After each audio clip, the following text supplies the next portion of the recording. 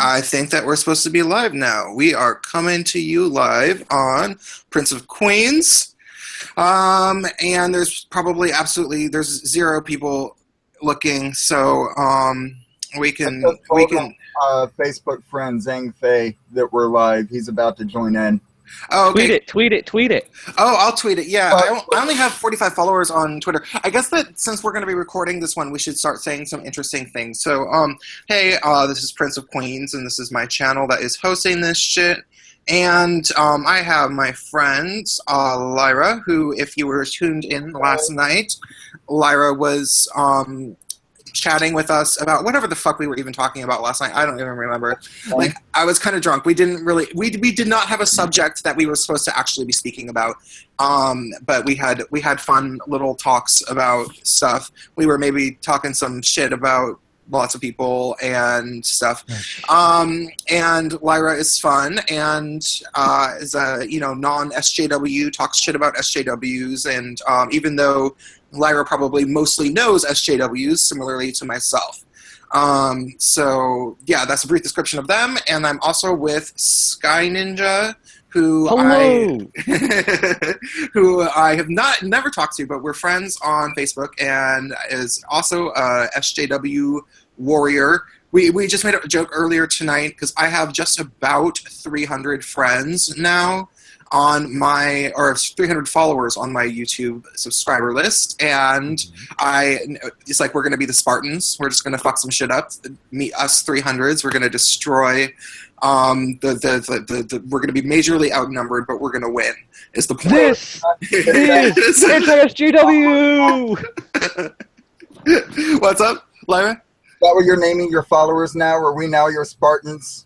Okay, how about let's run with that. Let's run with that. I will be totally fine with being called the Prince of Queens and the Spartans. That would be sweet. Well, that would be pretty going epic. on in Sparta anyway. Yeah, so why don't you guys describe yourselves? Why don't you start, Sky, because Lyra was on last night, and I need to really quickly write my friend Elle to make sure that she has the invite. Okay. Oh, yeah, she wants to join. Sweet. Okay, cool. I was gonna say, well, what do you want me to say to all of the wonderful people out there? Besides, hello, I am Sky Ninja. I do gaming reviews and social commentary, and my most popular video is currently one where an SJW gets all sorts of triggered because some guy was wearing a Trump hat. And I had to throw in my commentary because, of course, I did. Yeah. I live in a temple up in the sky. Where? None of your business. But I see you humans. And if you think something like, oh, this must be from Legend of Zelda, well, I did like the Legend of Zelda series, so maybe. Oh, was that like what was Ocarina of Time?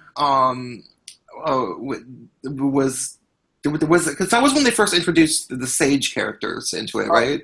No, yes. Well, no, wait. Honestly, I would say the sages were introduced in A Link to the Past with what's his face that gave you the boots. Wait, was Link to the Past? Was Link to the Past? Was that Super Nintendo?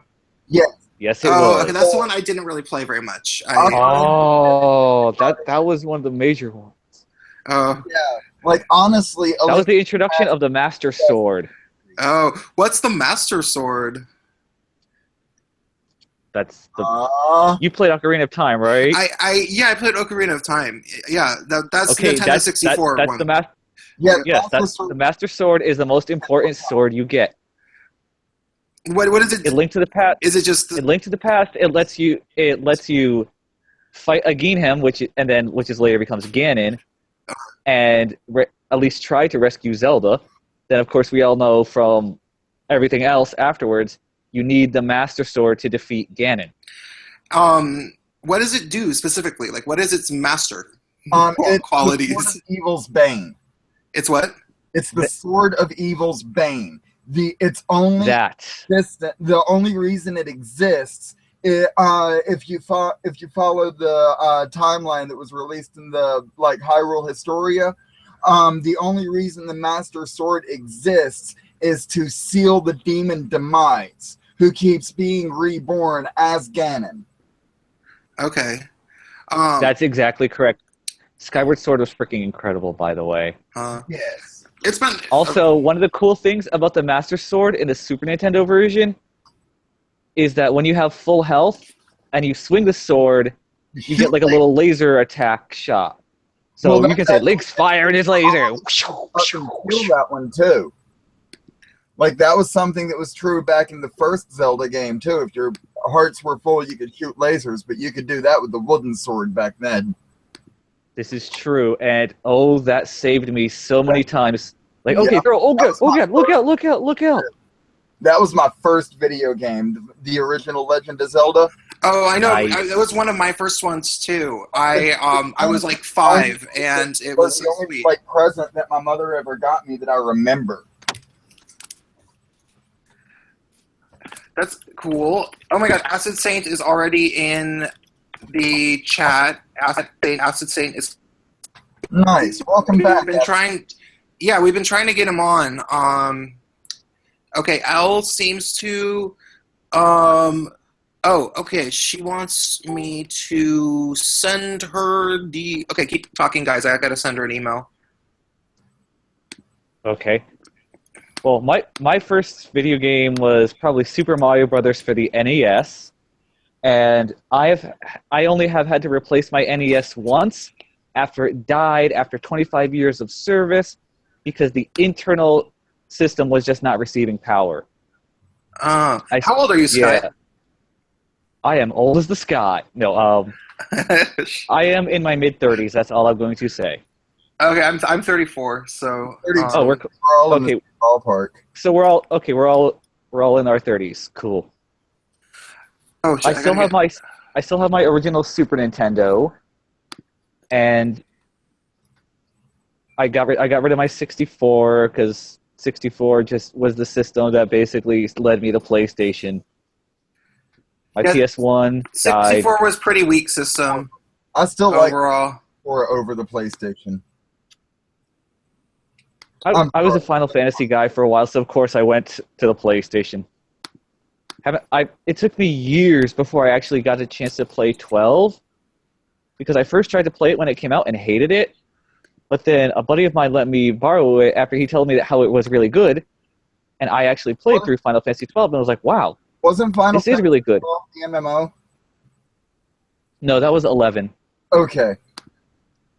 Yeah. Then And I think I can get a PC port of 12 now. I think I might have to get that and check it out. I know I've got a PC port of 13. And 13? Yazamat is a beast, and that's the understatement. I did not. I didn't play 13. 13's like literally a straight line for 19 hours and then 3 hours of world exploration. Lame. Yeah.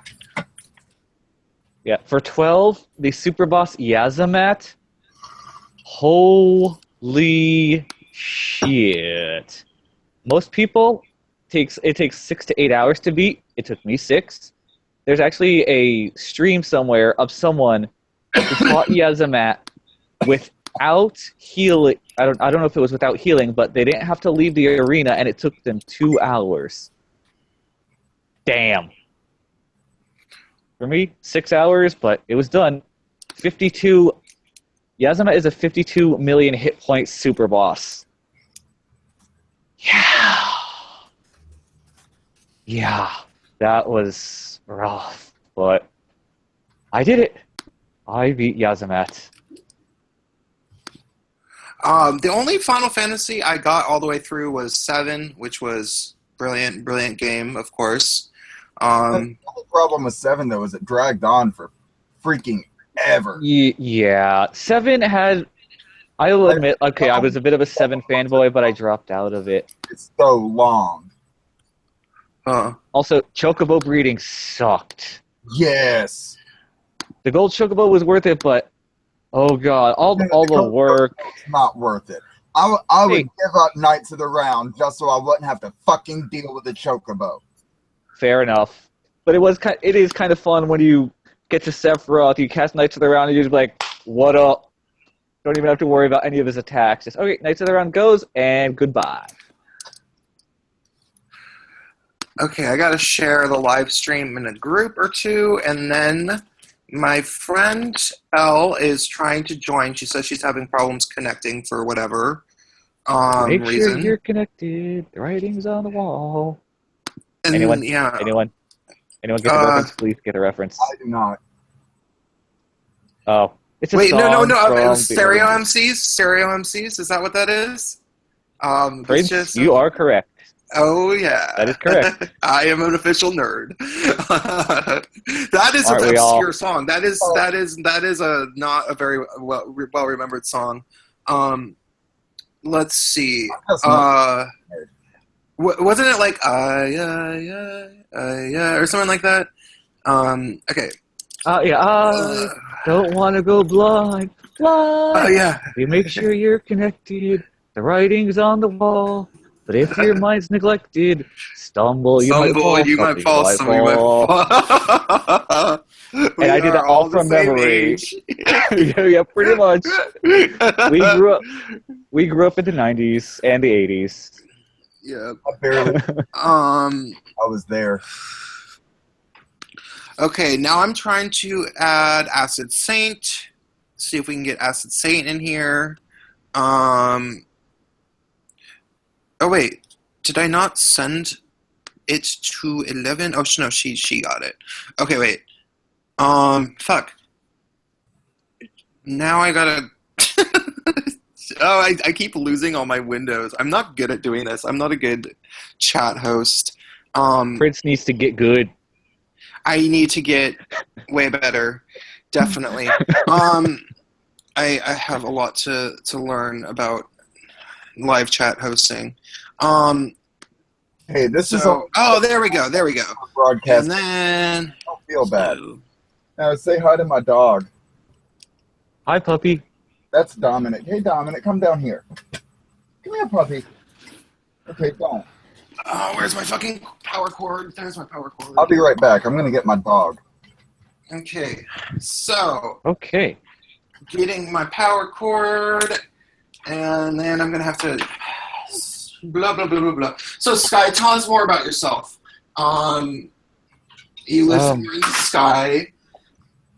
How did you find yourself into like anti-SJW communities and stuff? Like, when did you decide that you had too much?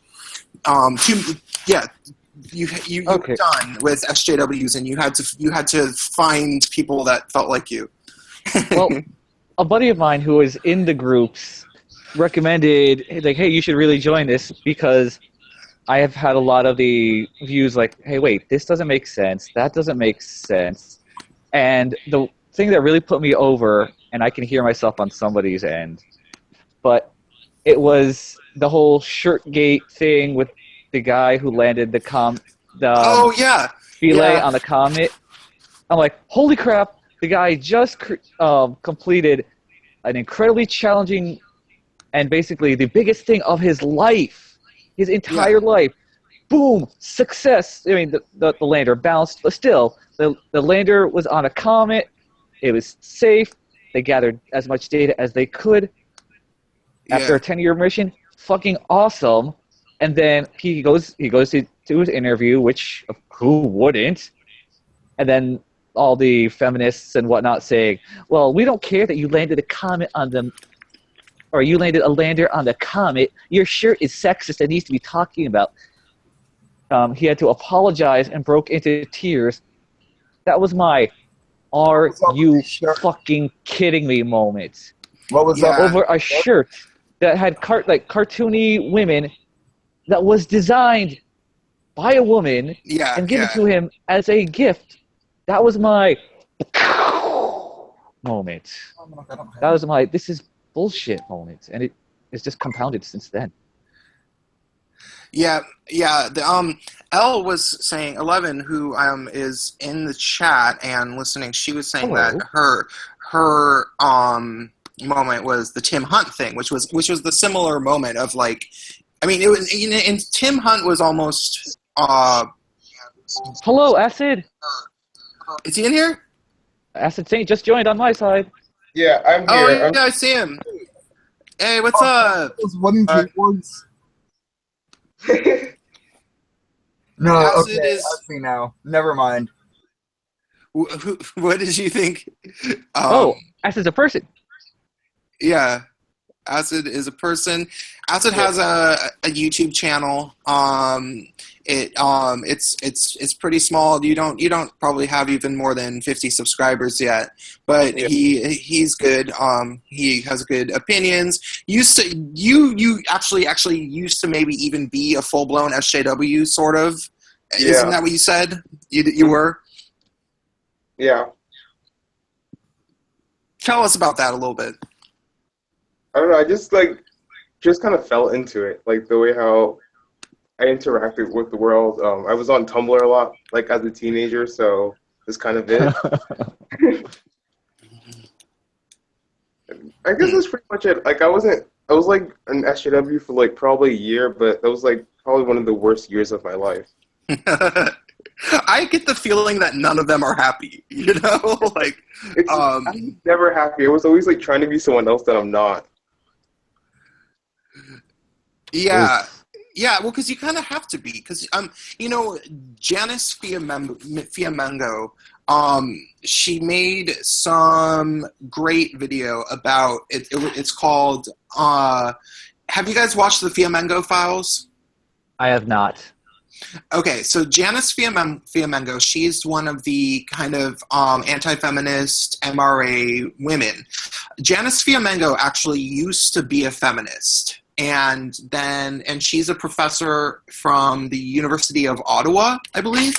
And I think she's just like a literature professor or something. But she gives talks. And I have to say, I really like a lot of what she says, but she does take things a little bit too far. Like, it's almost like she assumes that feminists are just wrong about everything, and she tries to find a way to prove them wrong about everything always, including like immediately when the Brock Turner thing happened, she like immediately jumped to his defense and was like, well, we don't really know what happened. We don't, and like, I'm not going to, it's just like, okay, maybe that's true. Maybe somehow he didn't actually have sex with pass that woman behind a dumpster and get caught by two people. Maybe you're right. But like, it's a little bit tasteless to bring that up immediately, and it kind of discredits her. Granted, okay, anyway. But still, she's still kind of brilliant. But when she talks, she sounds kind of crazy. You're like, okay, this woman's a little bit unhinged. So I wouldn't say that like that all of her videos are absolutely amazing. I mean, but I like her. When she's on, she's really, really on. And I'm sure that if I hung out with her, I would like what she had to say. So she has this video called "Feminism Wants Your Soul," and that video. Wait, feminism is Imhotep from The Mummy? Hold on to your soul.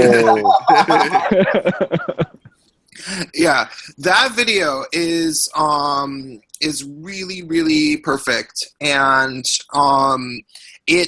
she goes into how it's a message for young men. And because social justice is not about social justice, it's about fourth wave intersectional feminism is what it really is. It all roots back to this philosophy that was developed since the late 80s in gender studies courses. It's not about social justice. If it was about social justice, they would talk about how it's black men who are suffering a lot more than black women in terms of violence and mass incarceration and things like that. And they don't talk about that at all. And they would talk about how it's gay men who get bashed and not lesbians. They don't talk about that either. And so, they're also not going to talk about the fact that, men only make up 40% of the student body in higher education institutions, and no, because that's equality. 40% of the graduation rate. Yeah. So men in general have a higher rate of suicide. They have a higher rate of work-related death, like accidental death. Yeah. So and they get shit on in the divorce courts. I know, not from experience I have had, but experience I've lived. A friend of mine who's in the audience has actually had that experience. He was shit on by his ex-girlfriend over his son for several years before he finally got custody. Shit. I'm so glad I have no kids. I am too. Like, this kid is one of the sweetest kids I've ever known. Okay, so I posted it on Twitter. I've posted it. I'm still hoping that Elle can get in here because she made a whole new account just to get into this. But what's your? I didn't finish telling you guys about the. I was gonna say, what's your Twitter so I can retweet it? Oh yeah, I'm a common sense gender. Common Just sense write in the gender. chat. It's COM N, like COMN. Yeah, just in the chat. Sense. Oh yeah. I'll just type it in the chat. You're right. Good. Thanks, Acid Saint. Found you. Stupid. Oh, you found me. Cool. Right. Yeah. Let's follow each other on Twitter. So and I want to try to post this into a few more groups. So you guys keep talking. But Okay. I was yeah. I just retweeted it, so it's out there for you. Sounds good. Sounds good. Okay, I'm following you now. Cool. And oh wait, I think I was already following you. Because I Probably. just unfollowed you. So, You jerk. So Jesus. Someday I will get all of this stuff set up before I start streaming, and I won't just be going to all the people who are watching because I feel bad about that. Dear audience, this is the best. Yeah, everyone is learning. It's part of a process. Yeah. So Acid Saint, why don't you just talk a little bit more about yourself, because I would like my audience to learn more about you, because I like what you have to say. Your videos are a little bit like, it seems very stream of consciousness, like you just kind of go up there and you sort of speak your mind, and that's cool, and I would like to hear more from you. Like, about me as a person, or like my channel?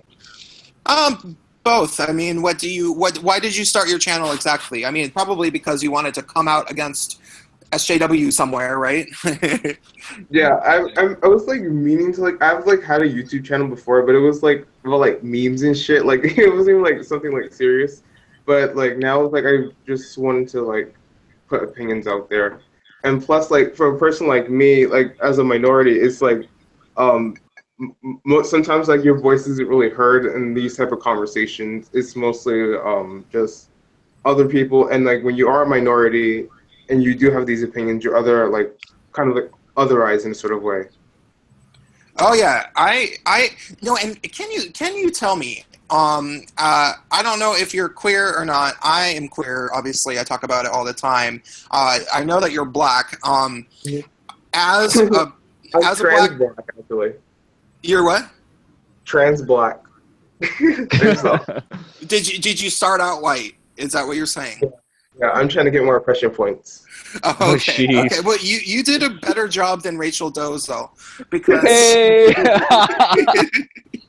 I really believed it.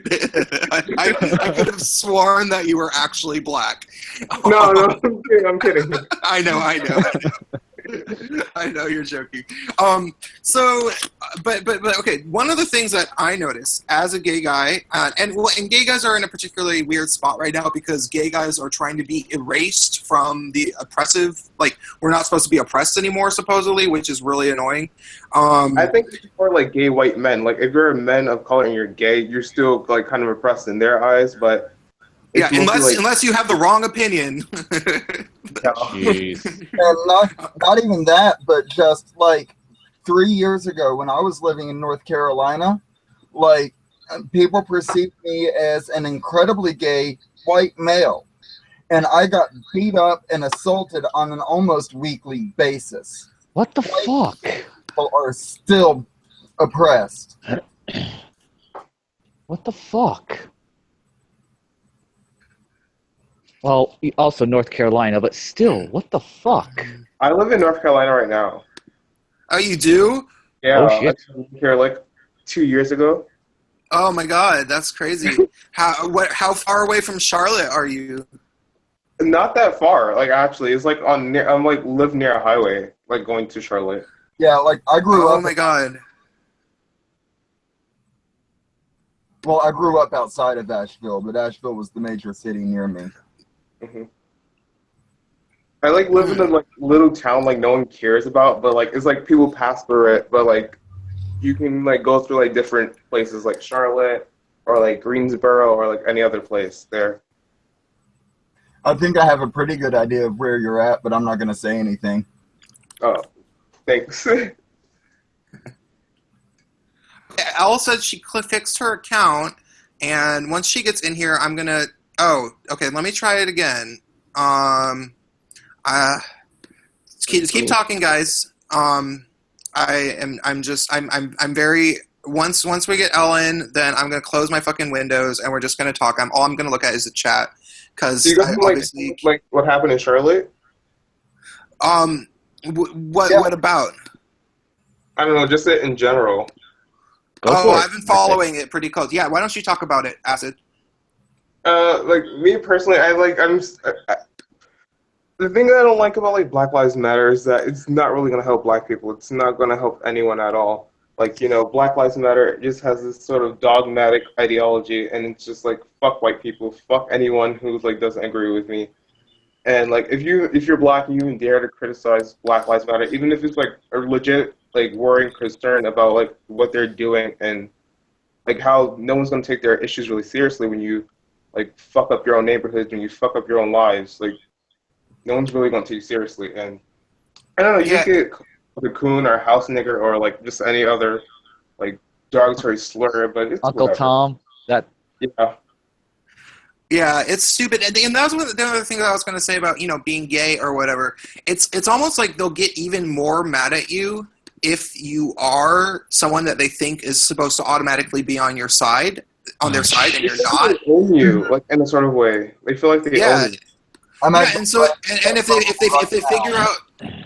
if they figure out that you disagree with them and you're like a minority and you have like 10 friends in common with them on Facebook, they'll want to ruin you.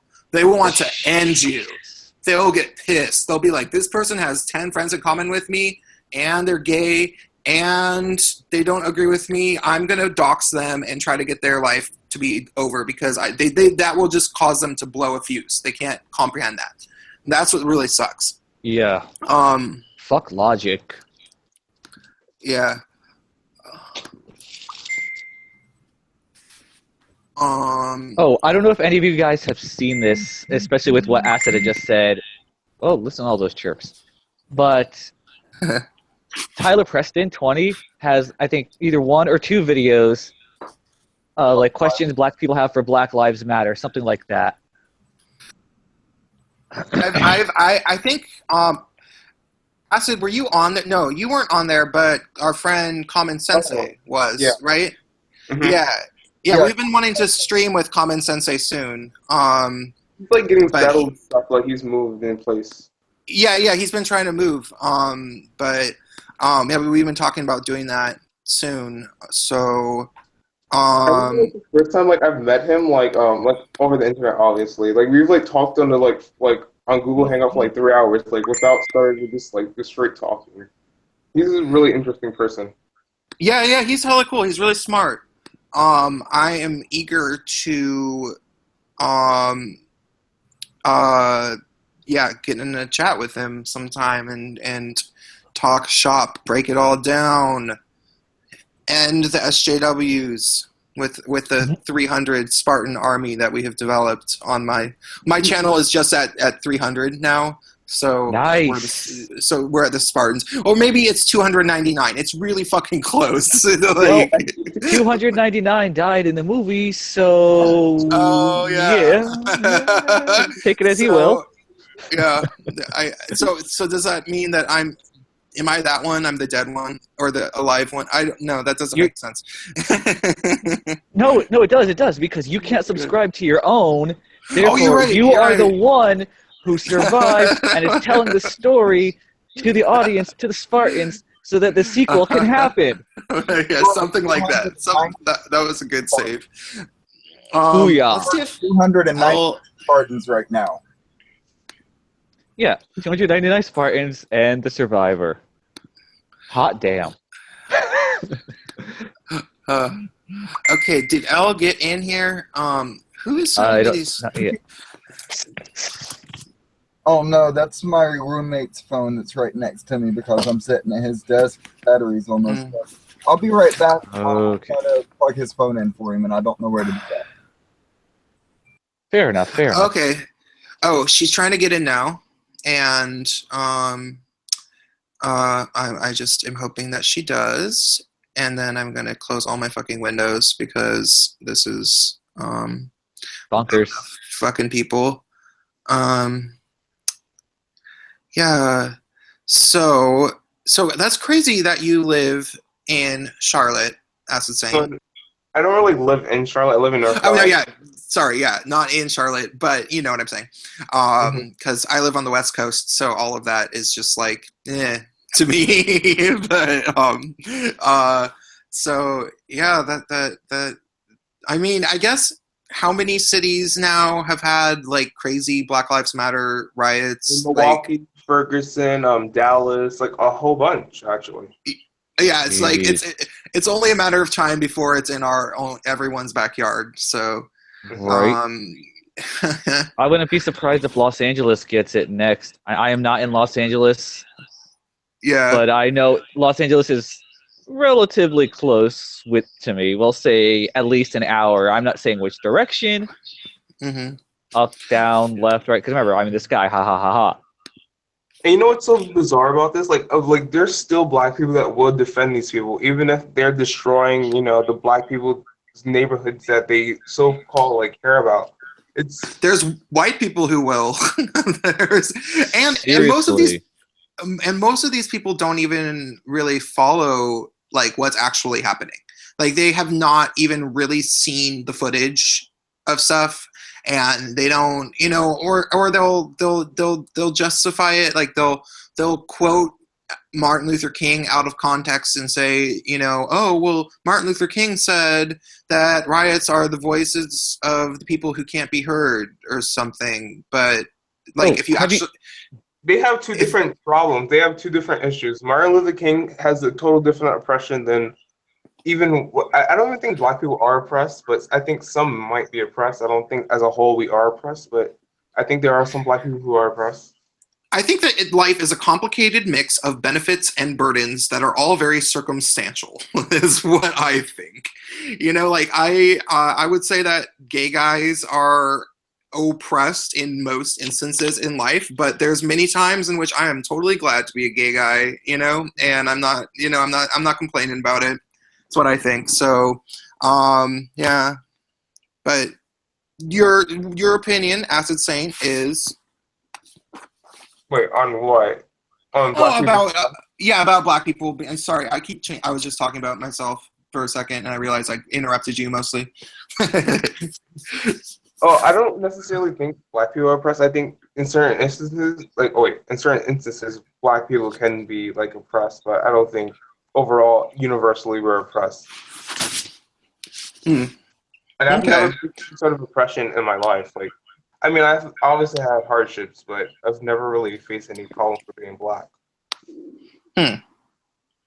Well, that's lucky. I sure have faced issues of being gay, though I have to say it hasn't been so much over the past 10 years.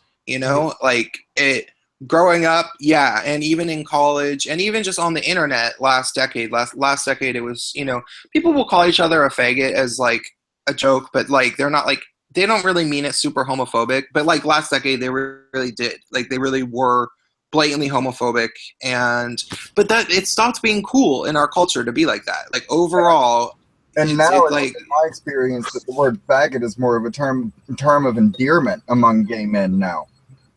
Amongst gay men, certainly. But there's, like straight men, like if you watch channels, like if you watched Bearing or what? Like Leafy is here. Oh yeah, Leafy. I haven't noticed him say faggot that much, but I'm not surprised. No, like every second I just hear him say faggot. I mean, I don't care, but it's just an observation of that. Yeah, Leafy's just is a shit talker. That's all he does. That's what he got famous for. me. I don't really know what to think of him. I think he's just a troll. Like, I think he doesn't mean half of what he says. That, like, really I don't. Yeah. people, and that he's just doing it to piss people off. And here I am. I haven't watched any Leafy ever. You're not missing out. Okay, cool. My friend Casey wants to join. He's nice. He was on the stream last night. So let me grab him. And I don't know why Elle can't get in. That's pissing me off. I was excited to have my first cis female guest. And she's cool. She's someone that I've known for like 20 years or so. So that would be very cool if she could get in. Maybe her connection just hates her or something. Yeah, I think her connection hates her because there's fucking 4 of us in it. It's not my fault. So I am gonna. Elle, can you hear me? Can you hear me? I am probably gonna close out the windows besides the chat. If you want to get to say something to me, just say it to me in the chat, and hopefully you can get in. But I'm going to close out my Facebook and everything for now because getting messages is distracting me and it's making the stream not particularly interesting. And now there's 8 people watching, so I need to try to be an entertaining host. So, yeah, so I'm going to close everything out now. Okay, yeah, so... wait, let me just make sure that Casey got it, and everything.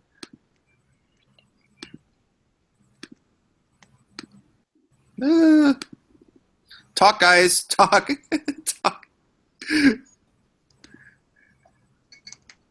Now everyone's being quiet just to spite you. Nobody can think of anything. I'm sorry, I was like typing something in the chat.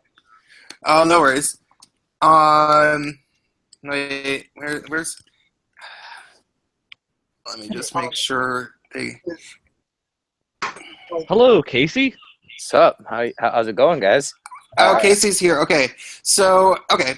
I'm going to close all the windows. Yay. Okay, so there's 5 of us, 9 viewers. I think that we're good to go. It's a good even split, guys. It's good stuff, guys. Let's talk about shit. Yeah, let's fucking go. Let's get into it. I love your little like Sherlock guy there. That's cute. Yeah, thank you. Yeah, so, and Molly was fun. Casey was who I met Molly through last night, the other woman on the chat. So Lyra and Casey and Molly ended up becoming buddies. That's cool. And everything was cool. They had a nice time chatting about makeup. There was a while where it was like they were just like girling out on makeup, and I'm like, oh my god, really? Like, I was just like, dude, I could see where it was going. I could see where it was going when I was watching because I was watching while I was falling asleep, and I was like, oh fuck. Oh shit, Princess fuck, he's gonna get caught into this shit for an hour. You're gotta get out. Am I really that bad? No, it was. I would say Molly was a little bit more into. I think that started when I went to the store and I let you guys just talk, and I came back and she's like showing this gigantic color palette, of, like eyeshadow and shit. And I'm like, oh god, I am gonna buy that shit. Princess created something. Yeah. Well, I'm glad they had a good time chatting with each other. So, let's decompress. What has happened this week in anti-SJW land and stuff? We've been having the Charlotte riots, which I think is a very funny little phenomenon because, I mean, obviously it's really, really bad, but the whole story of what happened and what maybe didn't happen, and, you know, was it a book? Was it a gun? Dude, it's all been fucking confirmed that it was a fucking gun at this point. I mean, they released the body cameras at this point. Yeah. I don't get it. I don't get like how this guy. Again, do I need to do the book thing again? White people are evil. Let's riot. That's what. Yeah, fuck it. And his wife is she's on her own camera telling him, like, his name's Keith, I think was his name. Yeah, Keith. And she's all like, Keith, don't do it. Keith, don't do it. Don't you do it, Keith. And like, it's like, okay, what is she talking about? Yeah, and it's like, oh, somehow somehow it was the cops' fault. You want to know what's really disturbing about that video? Is that her reaction to him getting shot. Yeah, she didn't have no type of reaction. She was so monotone. I was like, this bitch is cold. She was like, I didn't see the video. So. He better not die. He better not die. How in the... No. If I see someone get shot, I'm going to be like, what the fuck? Yeah. That's going to be my reaction if I see that in front of me. Like, I saw a video of cops shooting these two guys who had put their hands down from their head because there were like two cops barking orders. They didn't know what to do. And the next thing I know, I see the hands drop down, and then the cops shoot them. I'm like, what the fuck? And that was just on a video. In reality, I'd probably be losing my mind. Yeah, you can't just see something like that, like, oh no, don't do that, or however. Yeah. I would probably feel like that personally, especially if it was my husband. Like that would be a little bit of a extra. Like, granted, we've never been through that. We don't know what you're gonna be like when you see your husband. I mean, because it might not seem real to you. You might be like, no, I'm in a movie. This is the dream. You know what I mean? Like, so we don't for certain. You're reading into this, man. You're reading into this. I'm super. Well, I agree with you guys. I agree with you guys. But there is a chance that, because people say they say the same thing about cops. They say if you're a cop, you don't just shoot someone like that. You don't. But at the same time, you don't know. When you're there, if you're a cop, if this is your job, and you are scared that someone's going to shoot you, maybe you do just shoot them, and you didn't think that you would. And that's what people who've been on the force say. They're like, no one knows how a cop is going to react. So similarly, you don't know what's going to happen when you witness a shooting, and you might say some weird shit on camera that would surprise people just because you don't know. So that's the only point. This is true. What I find fascinating, though, about all this is the accusations of racism on the cops that shot him part. Yeah, of course. Are we going to really talk about this shit now? Because... and here's another thing. What I find fascinating. Yeah, and the daughters are all you see the daughters. The black officer, or are we talking about the female officer that shot? The black officer, the black officer in Charlotte. Yeah, the black officer started it all.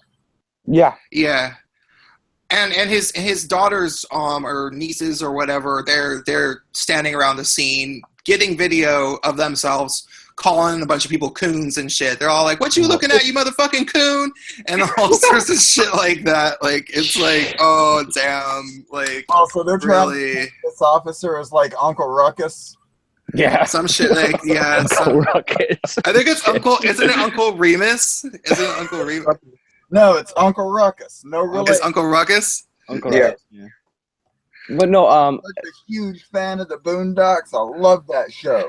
Oh, the Boondocks. Stinkmeaner's the best fucking character. I knew that was Boondocks. I love the Boondocks. Yes, the Boondocks. I was thinking because in Uncle Tom's Cabin, it's Uncle Ruckus is the self-hating black man that's basically a slave to Ed Wuncler Sr. Yeah.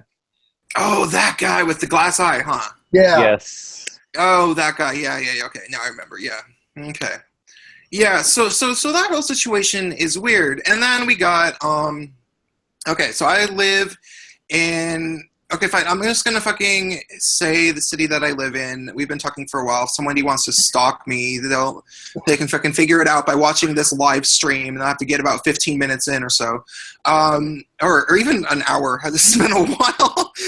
So I live in Seattle, and this is home of the Seattle Mariners. Seattle is the most awful SJW city. It is so fucking terrible here because the reason why Seattle is so bad is because Seattle is all aging hippies, and it's like it's I would say even worse in the Bay Area, which I have also lived in. And the reason why is that because the Bay Area at least has diversity in it. Like, there aren't really black people in San Francisco anymore, but there's a ton in Oakland, which is, like 20 minutes away by train, like a shit ton. Like Oakland is like one of the most highly populated places of black people, and there's a ton of Asian people in the Bay Area, and there's a ton of Latino people in San Francisco still. Like, there's, so it's very diverse, and there's and also the population of the Bay Area changes a lot. People move in and out of there very quickly.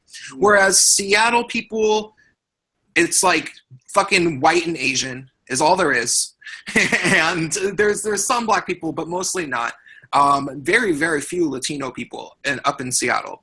And they are, like, we were the most overwhelmingly Sanders state of, like, all states. Like, we had something like 76% Sanders in the primary voting. Wow.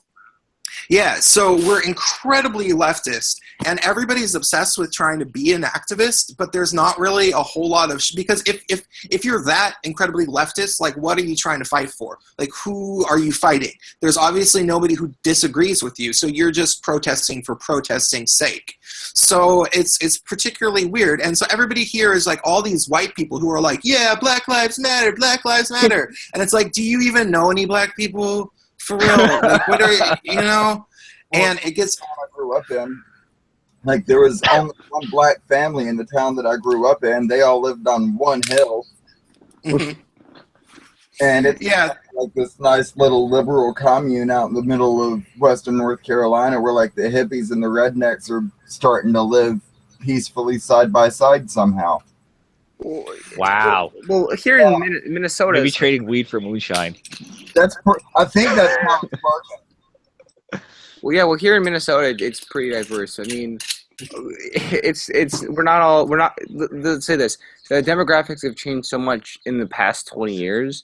You wouldn't be able to recognize it if you moved away, like 10 years ago, and moved back. You'd be like, "What the fuck happened here? Why is there a huge Somali population now?" Oh shit. Okay, you guys, I'm not finished talking about Seattle. The thing is about Seattle that I was gonna say was that there was a controversy from one of the obscure players on the. Oh, yay! Elle's here. Yay! Oh shit! What up? She used her real identity. Yeah. Can you hear me? Yeah, I can hear you.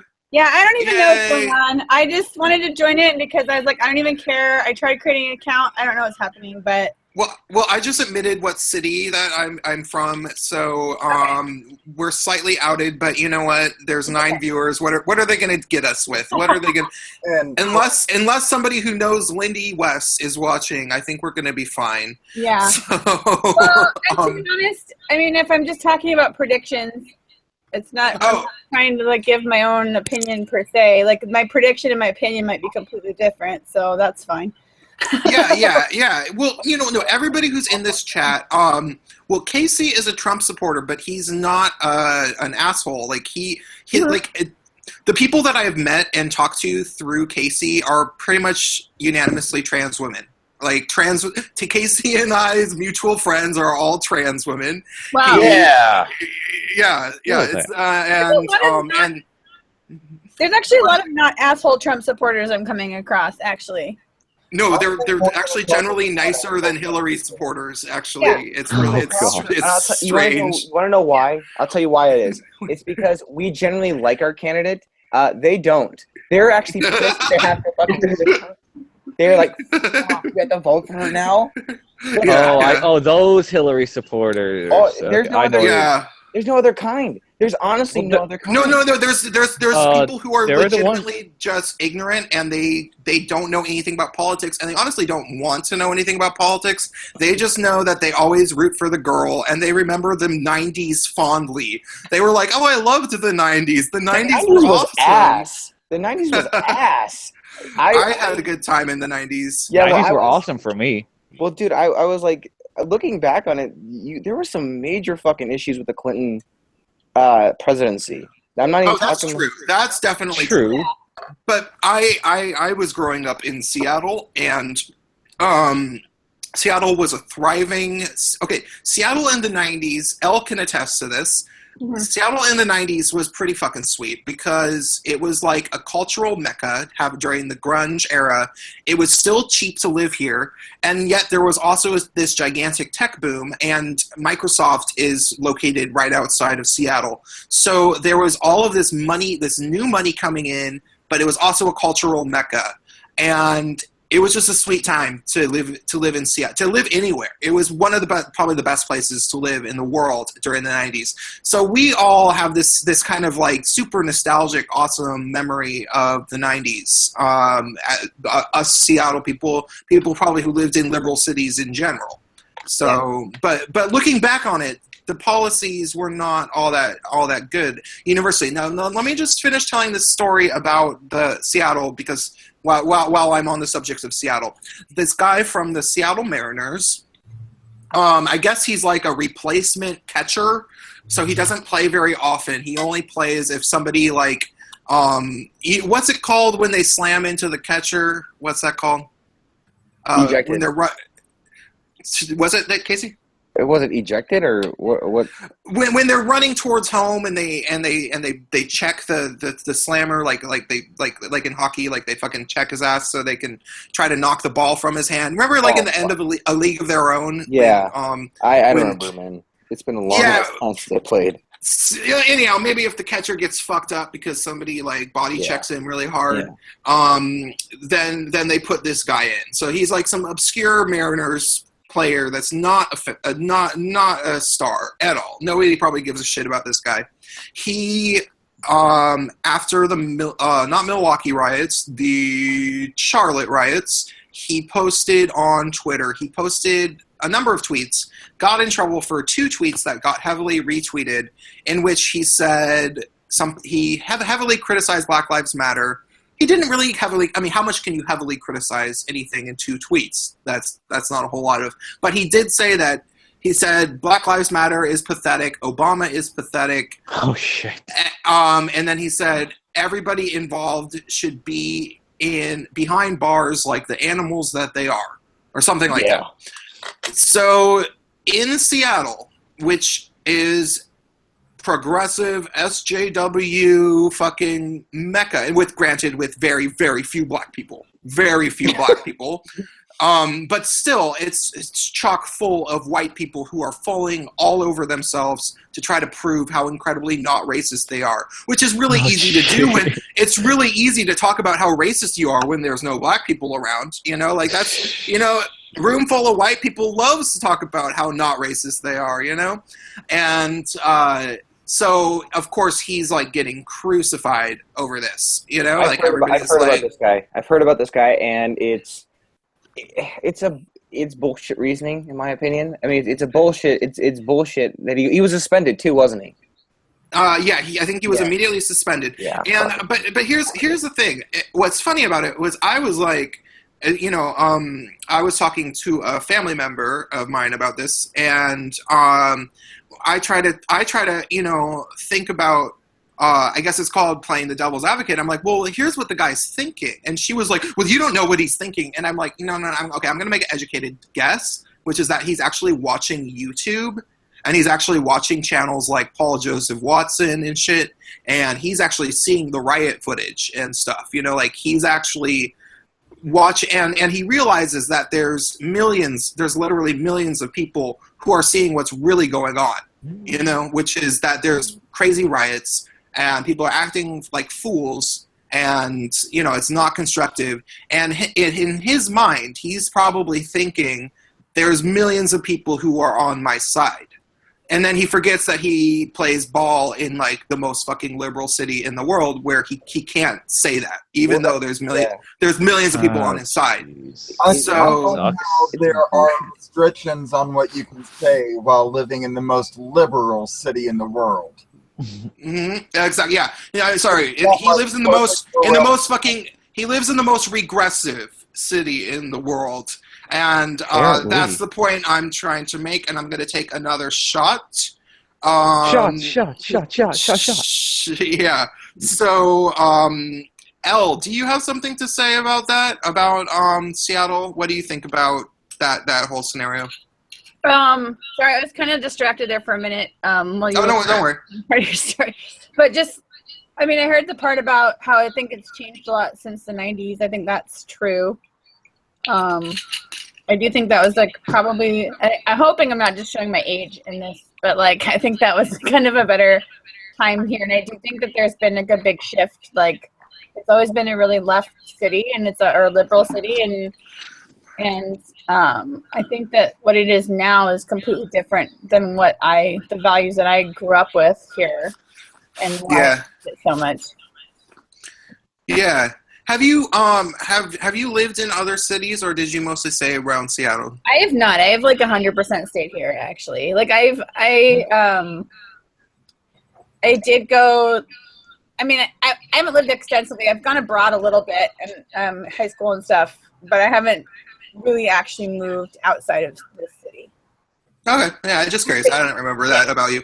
Yeah. Elle, as if anyone is just tuning in, Elle and I went to elementary school and middle school together, and we've been, but we didn't see each other past like 1996 or so. Yeah. But we've been Facebook friends for probably like 3 years or so, and we reconnected a few weeks ago. We hung out and got really, really drunk, and I think totally annoyed. Nice. We went back to her house, and like I don't think I left till like 4:30 a.m. and like she lives with two people, like her boyfriend and some dude, and we were just like being loud, and like I think they were kind of annoyed. In retrospect, I was like, oh my god, it was really late. But yeah, so and I was like thinking like, oh, it was like 2:30 when I went to bed or something, and then my boyfriend was like, no, it was like 4, and I was like, what? No, and I was like, oh yeah, we did close the bar. Yeah, no, we closed the bar, and then you're like, well, I have more beer at my house, and I'm like, let's go. And your boyfriend totally woke up and like started eating in the middle of the night. It was well, yeah, which I do too. But he was kind of like giving us like a little bit of like he's like and I was like, hey dude, and I was not even thinking about any sort of politeness at all. Like I was just drunk and like, hey, nice to meet you. Like, I think we were drunk and we're like, let's watch Alex Jones because that seems like a good idea. Yeah. It was a fun night. We had a good night that night. And my card wasn't working. Now. What's up? Like he's in my YouTube feed now on the TV downstairs, and I think that wasn't true before you came over. Oh, okay. Sorry, go ahead.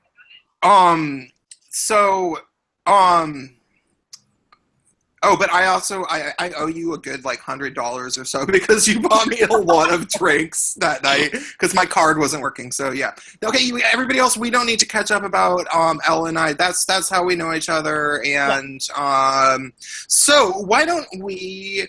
Is there any other debriefing about SJW news over the past week or so? Do we need to talk about anything? Sky Ninja had a big video about the woman who was freaking out about the Trump hat, but I don't know what needs to be said about that. That's obviously just I know. Did anybody watch any of the Milo Yiannopoulos speaking engagements over the past week? Anybody? Yes. Like a drag queen. Yeah, the drag queen one. And the death of Twitter. Oh yeah, and what about the death of Twitter? What about the death of Twitter? Let's talk about that for a second. The death of Twitter? I've never used Twitter.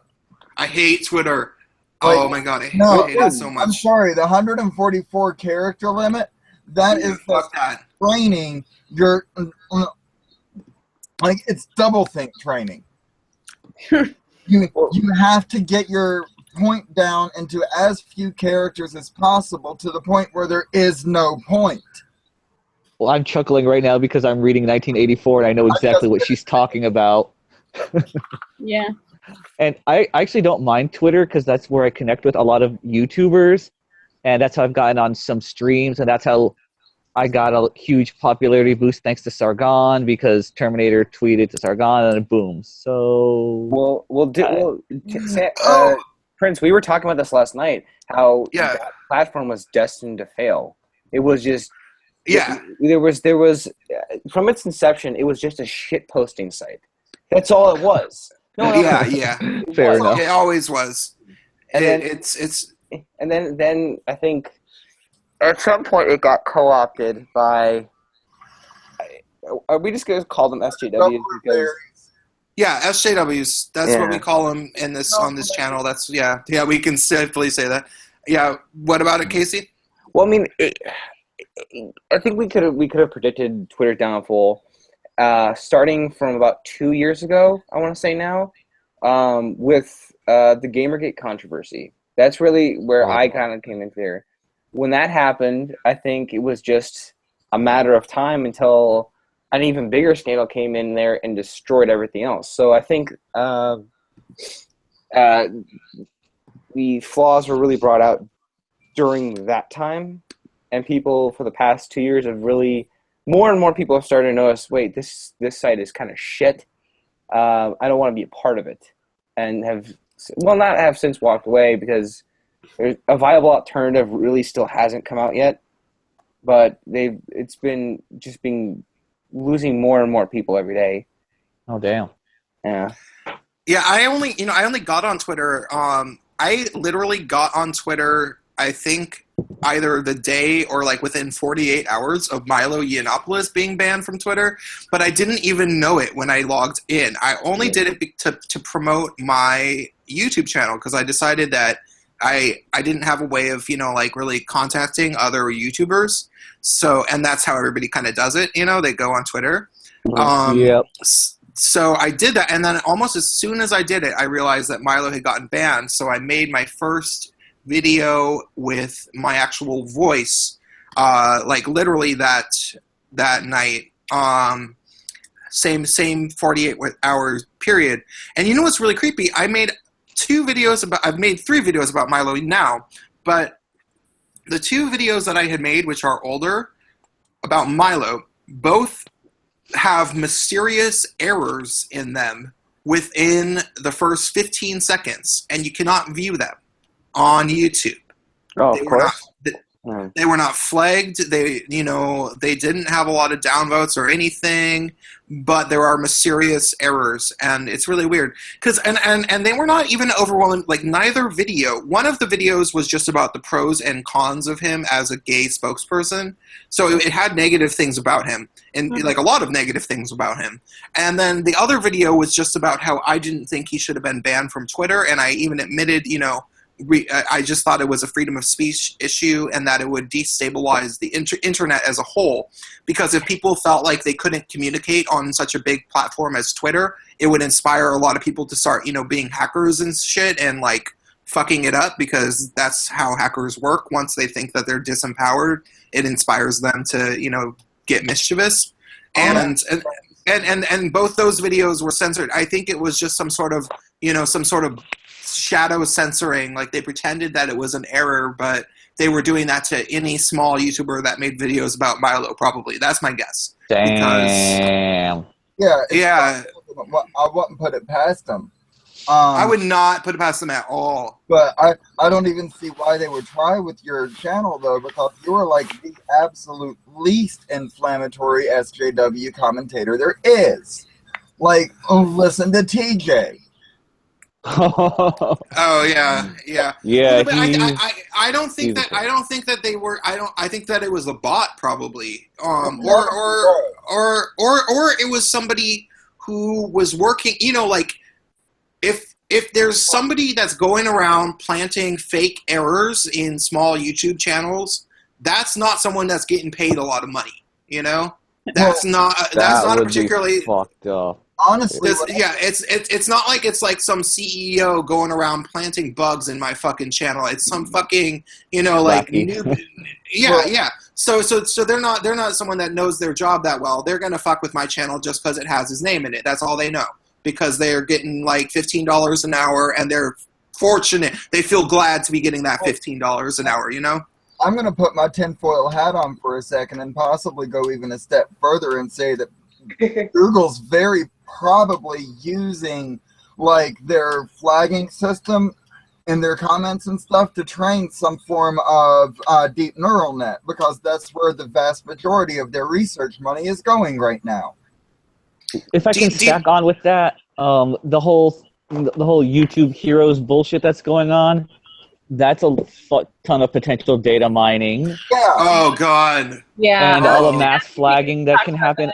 Yeah, that's not going to get abused at all. Well, no way. It'll be perfect. Go look at the initial launch video and look at the downvotes on that shit. Nobody's Was it like buying 600,000 down now? Last I saw it was like 500 something. Well, yeah, it's going crazy. I think it's nearly 1 million now. And did you guys hear that they actually changed what was in the video? Like they literally changed the video text, and some people caught them. I forget who caught them. Armored Skeptic and I think Competing Forever.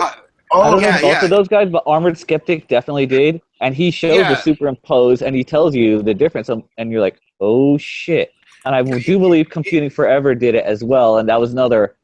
What did it say? Shit. Sky, do you remember exactly what it said originally, and then what they changed it to? It was like originally it just said like negative. You know, if you want to be a hero, you can flag videos that have negative content. Yeah, that was the first one, and then it was something like report inappropriate things correctly. What were you gonna say, Elle? Oh, there's a feature where you can, I think, mass flag videos too. Yeah, that's a level. That's when you reach level 3 because it's a game.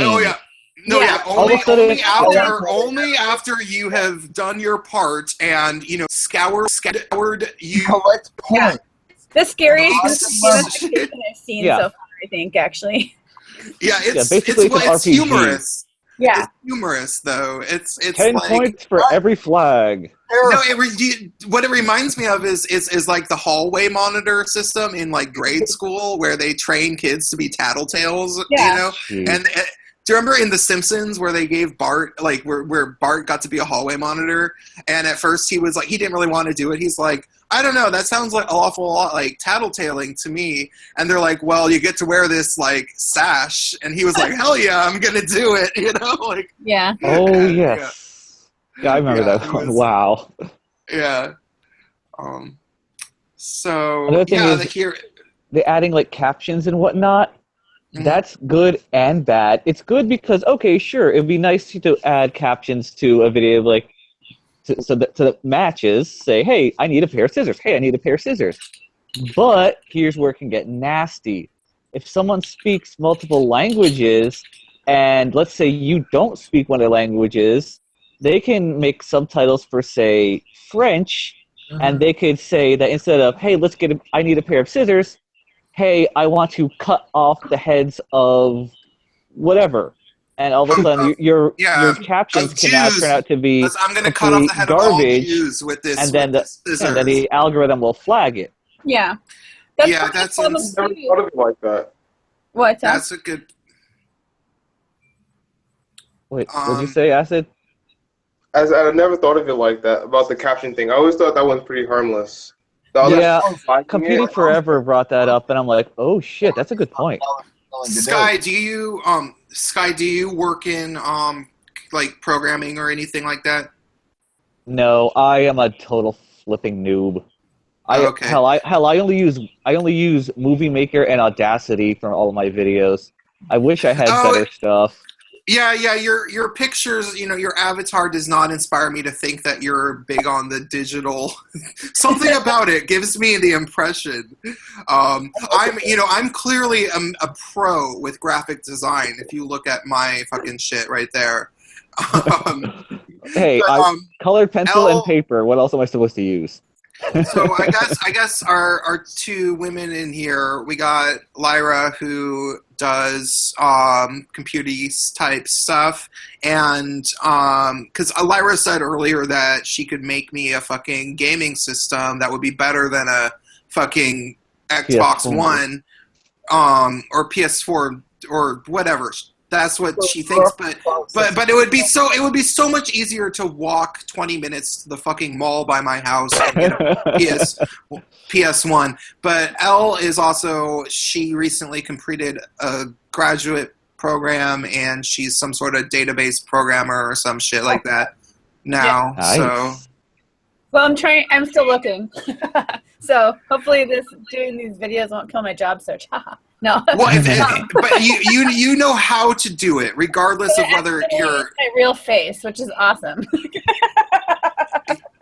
Well, I'm advertising your skills. No, and honestly, honestly, people at this point, I think at companies are starting to realize that our opinions, like our anti-SJW, we're right. Like we're gonna be on the right side of history. And you just used that one. Oh, you guys, no, but we are. We very much are. We're like the people who don't get it yet. It's like, oh, well. If you're not, that's not really a world I want to contribute to very much. So, no, I mean it's at this point you're okay, but it's at this point is, do we sacrifice our potential product success for a small minority of people that may feel offended over what the user base may say or do? I mean, you're going to see more of it happen where people are just going to be like, well, yeah. Fuck these SJWs. We're just gonna deal with our core support.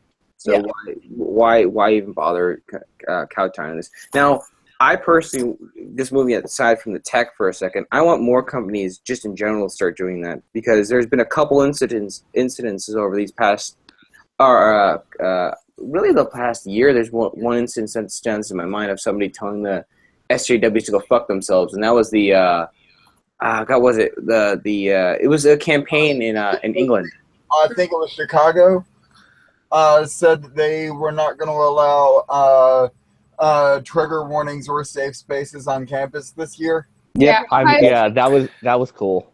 And the University of Chicago is a good school, so yeah, it gives me some hope. Because they're like, no, we're not going to go. I'm sure they have, because academics, they all know each other. It's not like academics don't cross-pollinate with other academics. Mm-hmm. University of Chicago, I don't think it's technically an Ivy League, but it's up there in reputation.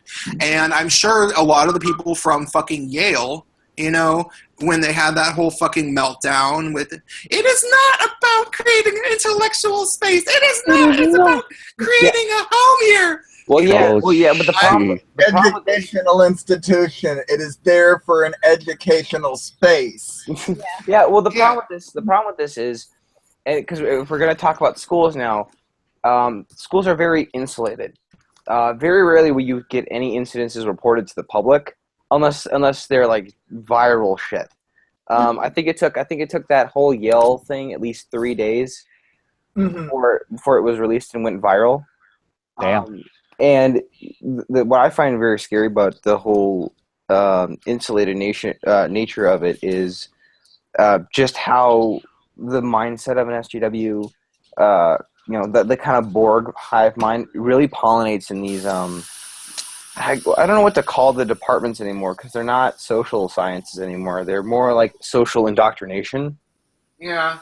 That's not unfair to say. That's not unfair. Although I do think that a lot of people are right in saying that humanities are maybe worse, because I do think social science still at least tries to rely on statistics and things that I think they're easier to influence or to have your ideology be part of those numbers in social sciences, because it's not like hard sciences where there's there's an objective mathematical, but there's at least not as bad as humanities as the mix. Yeah. So I think Jonathan Haidt said something about that social science is in the middle, and a lot of this is coming out of the humanities. Yeah, I agree.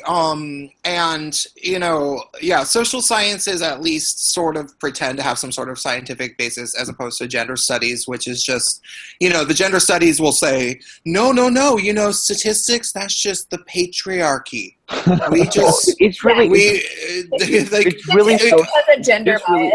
It's just really sociology. It's not. In defense of that, though, I know a person who's both a statistics instructor for a community college in North Carolina, and he also teaches chaos theory mathematics. What? He says that statistics is the art of making numbers lie. Oh yeah! Wait. Well, what's the quote? Well played. Well played. There's a quote from there's a great quote from Mark Twain, who said, "There's lies, damned lies, and then there's statistics." Yeah. Yeah. Yes, I think we've all heard that one. We've all heard that, but it can be retweeted. It comes down to the methodology that people use. Now, if it's just basic, we're just gonna sample this number and we're gonna have very straightforward questions, and you're fine. This is what pisses me off, because I've gotten into arguments with people, specifically the feminist club at my school, about this shit, because I had to take a rape prevention course. Oh God, you did? I had to do this. When was that? Whoa. Recently, I had to take it this past month because. Oh my shit. God! Okay. You didn't post about that on Facebook. I don't want to. I don't want to. Well, no. The thing is, but Casey, now you're in a safe space. Okay, so here's what happened. So I had to go in. I had to go in and basically sit there while they basically gave out the bullshit statistics of 1 in 3, 1 in 4, and 1 in 5. It was different for the 3 days I was there. I constantly. I'm like, okay, if you're gonna lie, then lie consistently, and make sure you get your bullshit straight. But I even brought one of the more skeptical feminists over, saying, look, if in order for any of these rape stats to be accurate, we'd have to look something like the fucking Congo. It would have to be weaponized rape. It would have to be that. You would have to be in a state of warfare for this. So keep going. The methodology, because I don't know. Does anyone remember? Does anyone know why the methodology was wrong? Oh, I remember exactly why. I put this into my. No, I do. No, I'll tell you guys exactly why, because I just made the last video that I made, which was okay. I just got to remind everybody, and this is a perfect segue to go into, because we're supposed to be talking about the debates, and we've been dicking around for like an hour and a half. Oh, so go. But this is a good segue to get into our actual topic that we're supposed to be talking about, which is that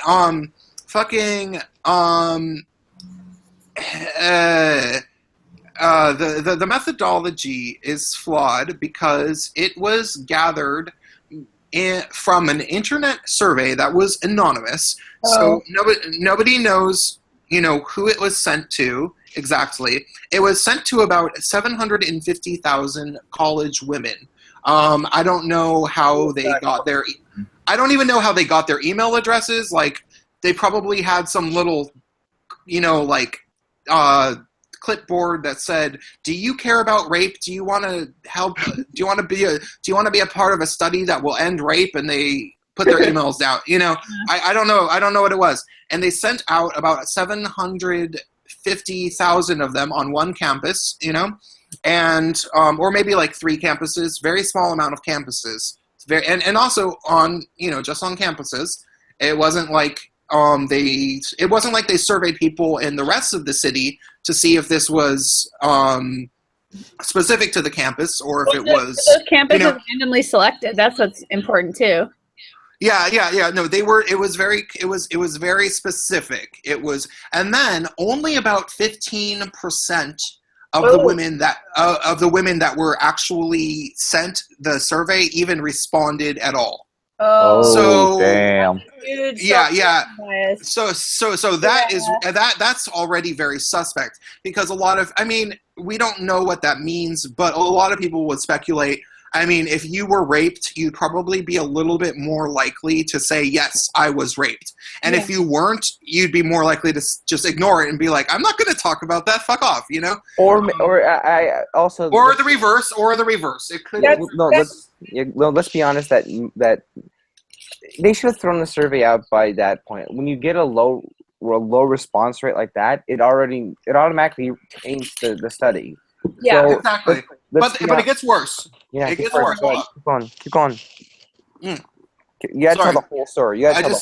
Story. I just took a shot. Jeez.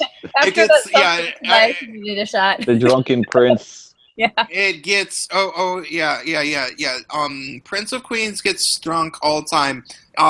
Do as I say, not what I do. So okay. My roommate comes in and sits next to me for a minute. Is it your roommate? Yeah. Okay, yeah, totally. Cool. So, okay. So I am in the... Okay, so this is where it gets really bad. This is the thing. It wasn't just rape that they're talking about in this 1 in 5, 1 in 4, 1 in 3 statistic. It is actually rape and sexual assault. Now, what do they... Now... Rocky Islands, Japan. I'm sorry about that. Oh, okay. That was some Lyra shit. Okay. Yeah, that was actually some of my roommate shit. I'm using his computer. Don't worry about it. Don't worry about it. So, but let me finish the story. There's an earthquake somewhere in the world. Okay. So, this is the statistic. Not only did it only get a 15% response rate, which is just ridiculous and should be thrown out already, but they included not just rape but sexual assault. And sexual assault they defined so incredibly vaguely that one of the things that could be considered sexual assault was if somebody tried to give the other person a kiss that was not reciprocal. So the thing that's happened to the thing that's happened to everybody, and everybody who's ever had sex ever has had at least 5 kisses where somebody tried to kiss you or you tried to kiss them, and it turned out they weren't into it or you weren't into it, and it got really awkward. But it wasn't it wasn't sexual assault. It was just emotionally awkward because you thought that this was your friend that just tried to kiss you, and you're gonna you're gonna be like, oh, I thought that we were just friends. That's weird, but it's not sexually violating. It's just like, oh, this is really weird. That's all it is. And so they consider wait, let me finish, Lyra. Let me finish just so that we know the whole grounds of how bunk this statistic was. And there was things like that, and then there was things like, have you ever had sex while intoxicated? Have you ever had sex while drunk?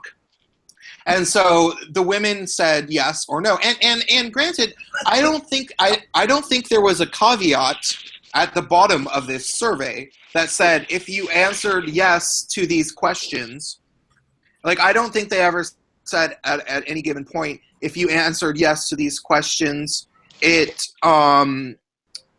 means that you were sexually assaulted. I don't think they ever said that. I think these women were just like, yes, yes, no, yes, yes, yes. And they didn't know what this data was being mined for. They did not know that what they were saying was going to be used to this dastardly purpose, you know? So it ended up coming back that they were raped as much as women in the Congo, according to this stupid bullshit, you know? And that's what it looked like. However, in December of 2014, the people who gathered the initial study, the statisticians who gathered it, published in Time magazine an article called Setting the Record Straight, 1 in 5 Campus Rape Statistic, and they published all of the flaws in their own methodology. Well, admitting, it's more than a decade later. I don't know when they originally gathered the information anyway, but they published in like almost 2 years ago now that their own statistic was flawed and that it shouldn't really be paid attention to.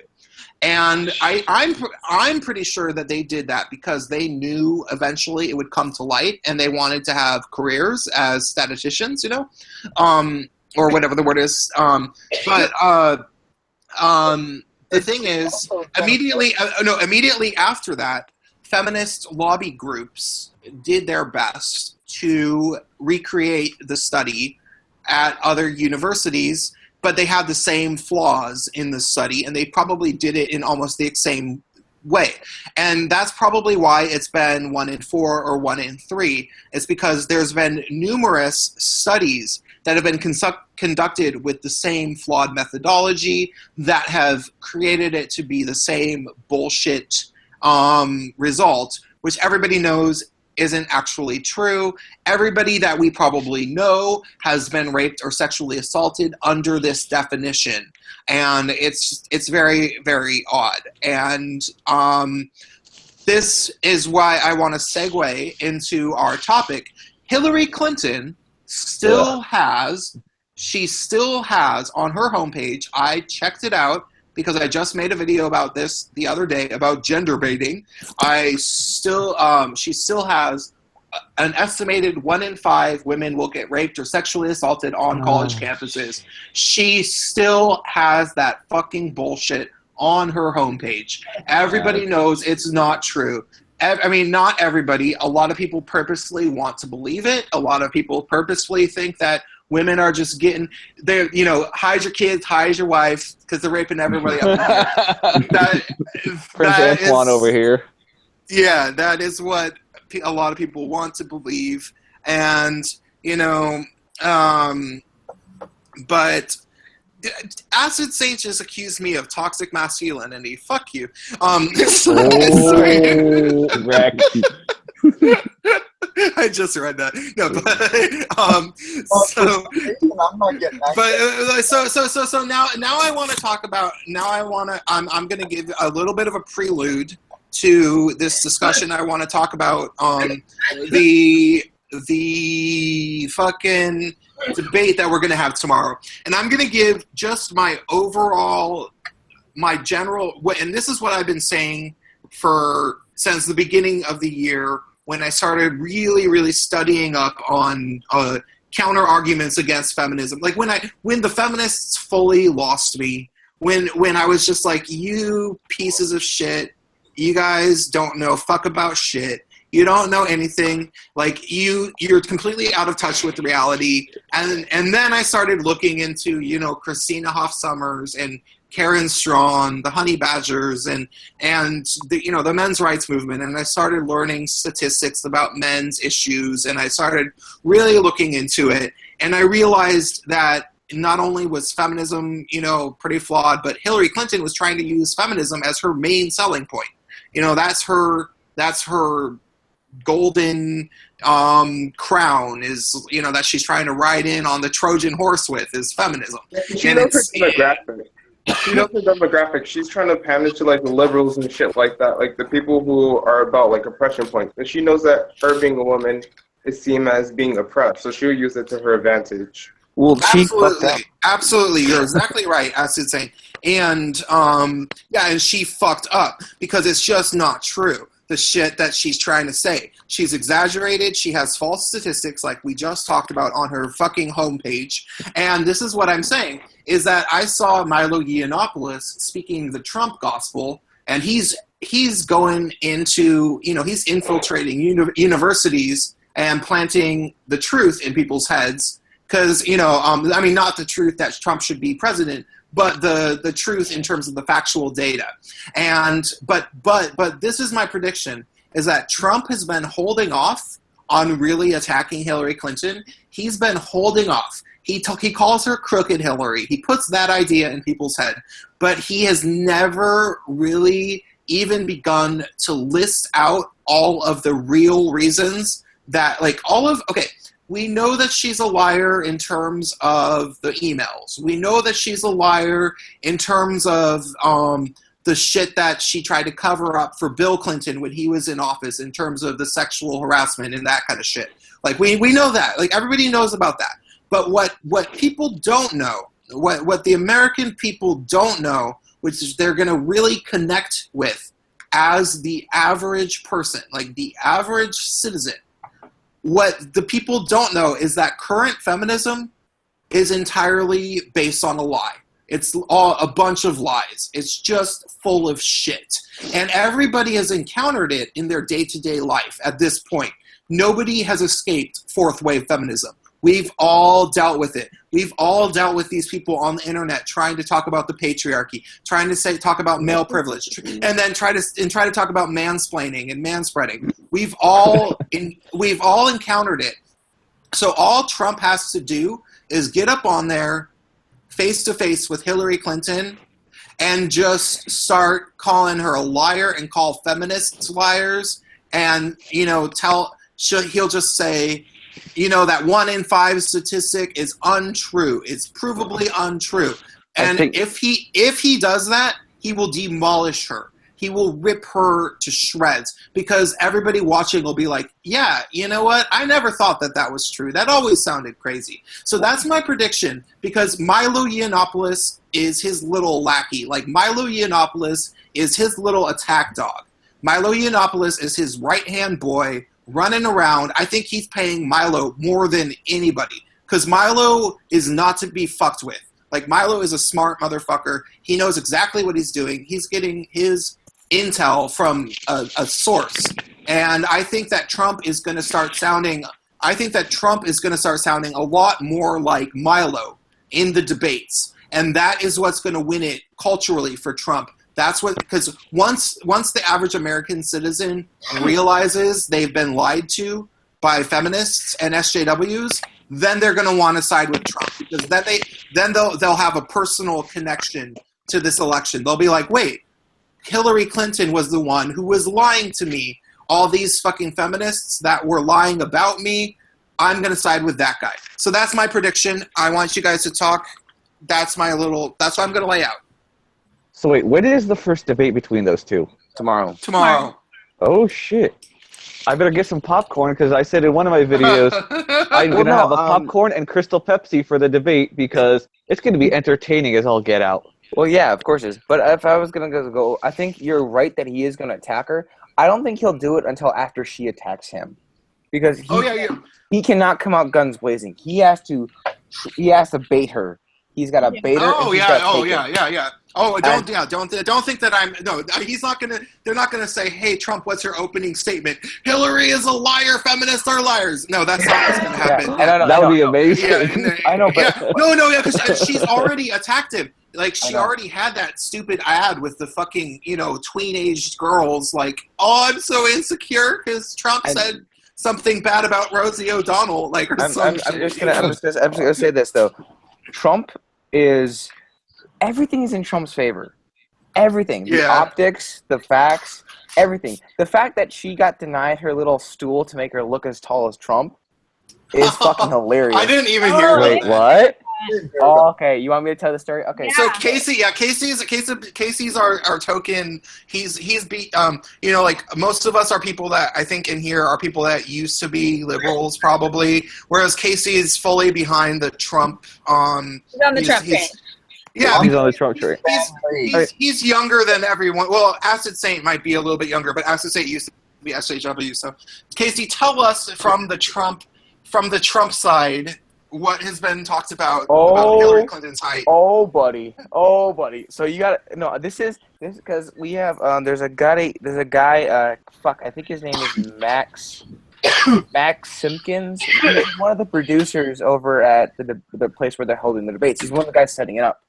And he took a snapshot of the two podiums. The one meant for Trump is much taller, much larger. It's built for a guy that's 6'2". The other one is the other one looks like it's built for a Smurf. So shit. So optics are already in Trump's favor. Yeah. People respond better to tall people.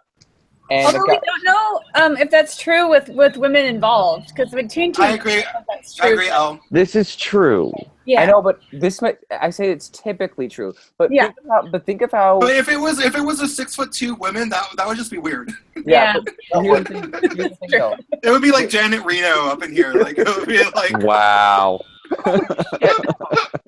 But I think. When it comes to this debate, you got to keep in mind, what do you think of when you think of Hillary Clinton? Which to me and to a lot of other people, that's Dolores Umbridge. That's Dolores Umbridge from the Harry Potter series. Yeah. Oh, I have never watched a single Harry Potter movie. I tried to pirate it on a streaming site. No, I didn't. No, because I stopped because of morality. Yeah, that's why I stopped. Yeah, that's exactly why. But no, I've never watched it. Okay, so describe Dolores Umbridge to the people that might not know. Think of the biggest bitch you can imagine times 100,000. That's Dolores Umbridge. She even looks the same, don't you think, Sky? That she again optics here. She looks like Dolores Umbridge. Exactly. I mean, I honestly wanted to jump through the pages of the Harry Potter books and punch Dolores more than I wanted to tell Voldemort to fuck off. Well, yeah, but the point is this. Sorry, go on. People this entire campaign have had this kind of off-putting she's always had this off-putting aura around her. She doesn't really have a very warm personality. Her voice is very stilted. And it's gonna all catch up to her in this debate. Whatever you want to say about Donald Trump, the motherfucker's an entertainer. The guy he is fucking entertaining. He demolished every single fucking Republican in the debate so bad. He is going to drag the fuck out of her. Because at this point, it's pretty much the United States versus Hillary Clinton. Oh, shit. Yeah. And it's crazy because the stats are, like, in her favor anyway, but I'm excited for the debates. It's starting to change more and more. The Charlton riots happened at the worst possible time for her. It happened at the worst fucking time for her. They saw the response. They saw especially the governors that backed Trump there. Some of the senators that backed Trump from there. They look like fucking heroes now to people saw that because they called them the National Guard. Damn. People are again optics. This is getting. And another thing that messed her up was the constant lying of her health. Her health is a major issue. Oh, and the Democratic Party corruption, like everybody knows about that, at this point. Oh, it's just like, dude, Bernie Sanders could have been her saving grace. Like he could have been brought on as VP. Fuck Liz Warren, who's a fucking cuckoo, could have been brought on. And I still have hope for Elizabeth Warren. Let's not trash her too much. I think that she's under a lot of pressure for her own political career, and she knows that she can be useful in the fucking House, and but no, it's just I have very little patience for her. If Sanders had become the VP for Hillary, that's the only way I would have said I'll vote for Hillary because I'm voting for Sanders, not Hillary. I'm not voting for Hillary or Trump or any of them. Fuck them. Do you think? I'm curious about the Casey, right? For Trump. So I'm assuming you're further to the right. I'm curious from your perspective, if Sanders had been VP, would he have been too far left for you? What do you mean? Like, I would think that for Sanders, a lot of people I've heard on the right criticize him because he's just too far left economically for them. Guys, I'm going to go to the bathroom real quick. Talk about this for a second, just so you know. I respect Sanders. Well, I respected him. I didn't agree with his economics plans, but I respected the man because he generally seemed like a very good man and a guy who you'd want in the Senate. You may never agree with him on economics at all, but you respected him. It was during one of the initial debates, or a little further on, to where it was getting down to like three of them. It was the debate before it was just the two of them. That he said white people don't know what it's like to live in ghettos. I'm like, yeah, but because I saw the true character of the man. I think I saw the character of the man who was desperate. Yeah, I saw a guy who was really desperate, and not just that. But the fact that the DNC links had been leaked the day prior to his endorsement of Hillary Clinton, and he didn't immediately drop trow and tell him to kiss his Jewish ass, saying, I'm not fucking supporting you. You fucking rolled me. What the fuck? Yeah. And the fact that he campaigned long after that. I respected Ted Cruz. Do I like Ted Cruz? Fuck no. But when he endorsed Trump, he did what he thought was expedient, and I can respect him. I can respect him on that front. But his reasons for finally going for Trump were a bit more reasonable than what Sanders cited, which was Donald Trump as an evil Nazi racist bigot. We can't have him because that doesn't work. That killed it for me. That doesn't work. And I voted for the guy in my state's primary. And then everything that happened, I'm like, no. First I was going to say, I'll still write him in. Then he endorsed Hillary. And then he bought the $600,000 house at the worst possible time. I'm like, Sanders, you could have been so much. Yeah. Well, the thing is, people keep saying, she would be ahead if she had Sanders. Not really. I'll tell you why. most hardcore Sanders supporters would still see that as selling out. Yeah. Fair enough. They would Fair still enough. and it's not even just that. She would never do it because John McCain she would have been in the same position that John McCain was that his VP pick was the more enthusiastic one, and he was just the limp duck. Okay. I get you there. Yeah. That is actually a solid comparison. Yeah. Well, no. Think about this. If Sanders had been the face of that campaign, she would have been fucked. She would have been in the same exact position. Also, do you really want a 74-year-old being the VP? That was another thing that I couldn't get behind, was just how old he was. Like he's a couple years older than Trump. Hillary. Yeah, they're all older. I mean, I think Old. Gary Johnson's probably the youngest one of the four. And he has no chance in hell. Yeah. Just because of the two-party system. Yeah, but the issue you're always going to have with Sanders in particular, which I find fascinating, is that he couldn't. Oh, go ahead, Lara. He said, "What an interesting comparison you've got." Hillary and Trump representing the old guard, and the two youngsters, Jill Stein and Gary Johnson, that aren't even going to get a chance to get in. Well, the thing is, Trump is not the old guard. I would have agreed with you, but he's nothing like the Reaganites that have been populating the Republican Party. He is what is known as a paleocon. This is old school republicanism. This is Lincoln shit. Oh, so the good kind of republicanism. Well, yeah. Well, he's bringing. He says, "Fuck this. We need to go back to square one." He's calling out people that need to be called out. He's calling out the Democratic Party again, and not the opponents. He's calling out the party platform. Oh shit! I will certainly agree with you there in terms of his call-outs, in terms of his criticisms, in terms of the shit that he takes on against the Democratic Party. Definitely true. What we as prior leftists, people who now just don't know what to think, what we think is just like, well, what's gonna actually happen when he's in office? Like, what will actually happen? But nobody knows. Nobody knows that. Yeah, everybody in the Republican Party has no idea, and that's why they were all scared of him too. So yeah, that's you definitely have a point there, Casey.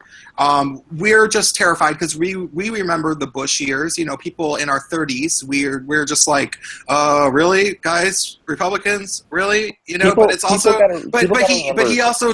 he destroyed the Republican Party. He made he went after the Bushes. He went after the Bush in Bush country. That should be a key sign for that. And now the Bushes support Hillary. So they're like, all the current presidents alive say don't vote for Trump, and I just look at it as damn. Yeah. I mean, have you guys seen any of the Scott Adams stuff about him? Yes. Because I actually thought that was a really interesting way that changed my perspective, and I think makes him a little bit less potentially scary. Actually, if he's right about a lot of that stuff. So wait, is Scott Adams the Dilbert guy that was on? Dilbert. Okay, so just in case anyone watching this doesn't know, Scott Adams is the guy who created the comic strip Dilbert, who is particularly brilliant, way more brilliant than you would think. I mean, Dilbert's a pretty great comic, but this guy is well trained in psychological manipulation. He understands hypnosis to a very strong degree, and he sees this election and Trump's rise to power as Trump being somebody that has placed hypnotic suggestions in people's heads in terms of how they think. I think the thing that Scott Adams is not really saying is that the Democratic Party, over the past 4 years, especially with all of the identity politics shit, like all the feminism and all the race baiting, the Democratic Party also tried to hypnotize the masses. I think that I think that more than anything, Trump is trying to wake them up out of their hypnosis, maybe replace them with a new hypnosis, but he's at least working with that angle. Yeah, he calls him a master persuader, and I think he said that Hillary's got someone on her team that has that ability, but it's not her. So like I think that's the thing with if we also have to compare the rise of Trump to if we're going to go to a historical part with this, Trump is populists arise in every turning point in every society. You had them in Rome prior to the fall, and they might have been served better if they had listened to them, because usually when the populist fails to implement any of their policies and they're killed, a dictator comes after, like a Caesar comes after. So my issue is if Trump doesn't win, which I don't think is not likely to happen, I think he's going to win. But if he doesn't win, who comes after him? Yeah. That should That's something. That's something I've been saying. Definitely is a thing to think about, because like Hillary Clinton, if she does go into office, will be the most unpopular, supposedly leftist or progressive. She'll just be so incredibly unpopular, and everybody will be like. And she's already terrified of the alt-right. She's terrified, basically, of the majority of the internet. She's afraid of Pepe the Frog. Yeah. She's afraid of fucking people who are on right. Left. Yeah. Well, the alt left is a new thing that we're trying to incubate that most people don't. I mean, even the people in the alt. I'm myself as alt left since I've heard the term alt right, because I don't agree with anyone, but I tend to be more liberal than conservative. Yeah. And I'm glad that you do. Lyra, are you part of the alt left groups that are on Facebook? Okay, because there's one that we have that's about 250 people. That's pretty good. I was just able to get into that one today, I think.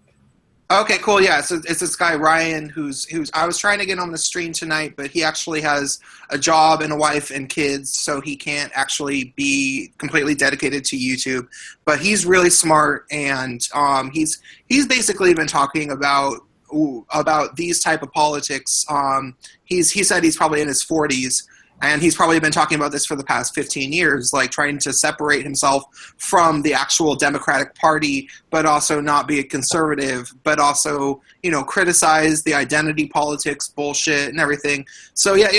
The alt wouldn't left, that be libertarian left, basically? No, it wouldn't be, because one of the things is that people that are alt left, one of the things that we very, very strongly believe as sort of a core principle is in future economics based around some sort of social distribution of wealth because of technology. And it's going to get to the point where we need to start having things like a universal basic income, because robots, AI, 3D printing, all those things, I mean, we don't have enough jobs as it is now. And it's just going to get worse and worse. We need to start. Okay. I'm going to put a link in chat that I think you should check out, Prince. Well, take me a second to find it, but I'm going to put it in the chat window. Actually, Lyra, why don't you send it to me on Facebook, because I'm not going to probably remember this chat. Okay, that is a much better idea. Just to jump in for a second, what I've kind of noticed about these two camps that are forming, these alternate sides to the common to the standard bearers, that either to the conservatives or the right, the alt right and the alt left, the issues that they bring up are very interesting in that they pretty much fall into what you would typically think of left and right politics, in that the right is more concerned about culture this time around, whereas the left is concerned more about economics. I find it very interesting, because it's the reverse. Well, I would say that actually a lot of leftist people are concerned with culture, but they don't understand the right's culture at all. They don't understand that at this point in time, most people on the right do not consider themselves homophobic or even transphobic or racist or anything.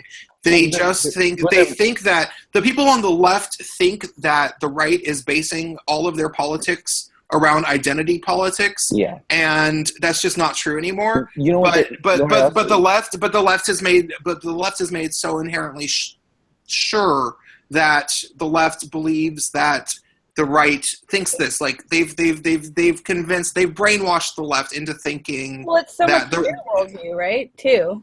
I mean, if you see what? the world through identity politics, you're going to think the other side is doing the same thing. Exactly. Thank you. But the thing though is someone on the right, and the majority of Trump supporters, I don't know if anyone's been keeping track, are majority are working class. Majority of them are really just are laborers. A lot of them. I heard that. They're white working class guys mostly, which was also true. That was also true during the Bush years, and it was this weird thing where Bush had major support from white working class people that were like, "Oh, Bush cut my taxes by 5%, and so I support him." And then it was probably a trick. Then it was probably ultimately they probably lost from that situation. Yeah, but here with Trump, there's a substantial cut to that. I mean, those tax reforms he shut up were substantial, and I was impressed by that.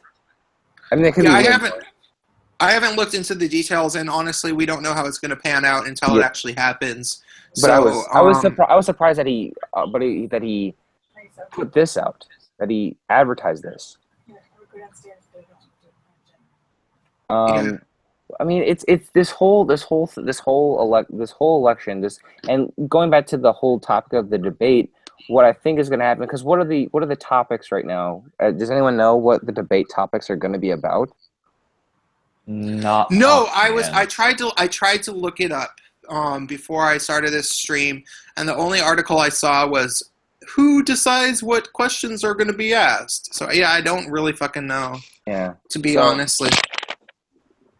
Yeah, but depending on if I can find out what these are, God damn it, because it really depending on what they are, they're going to play.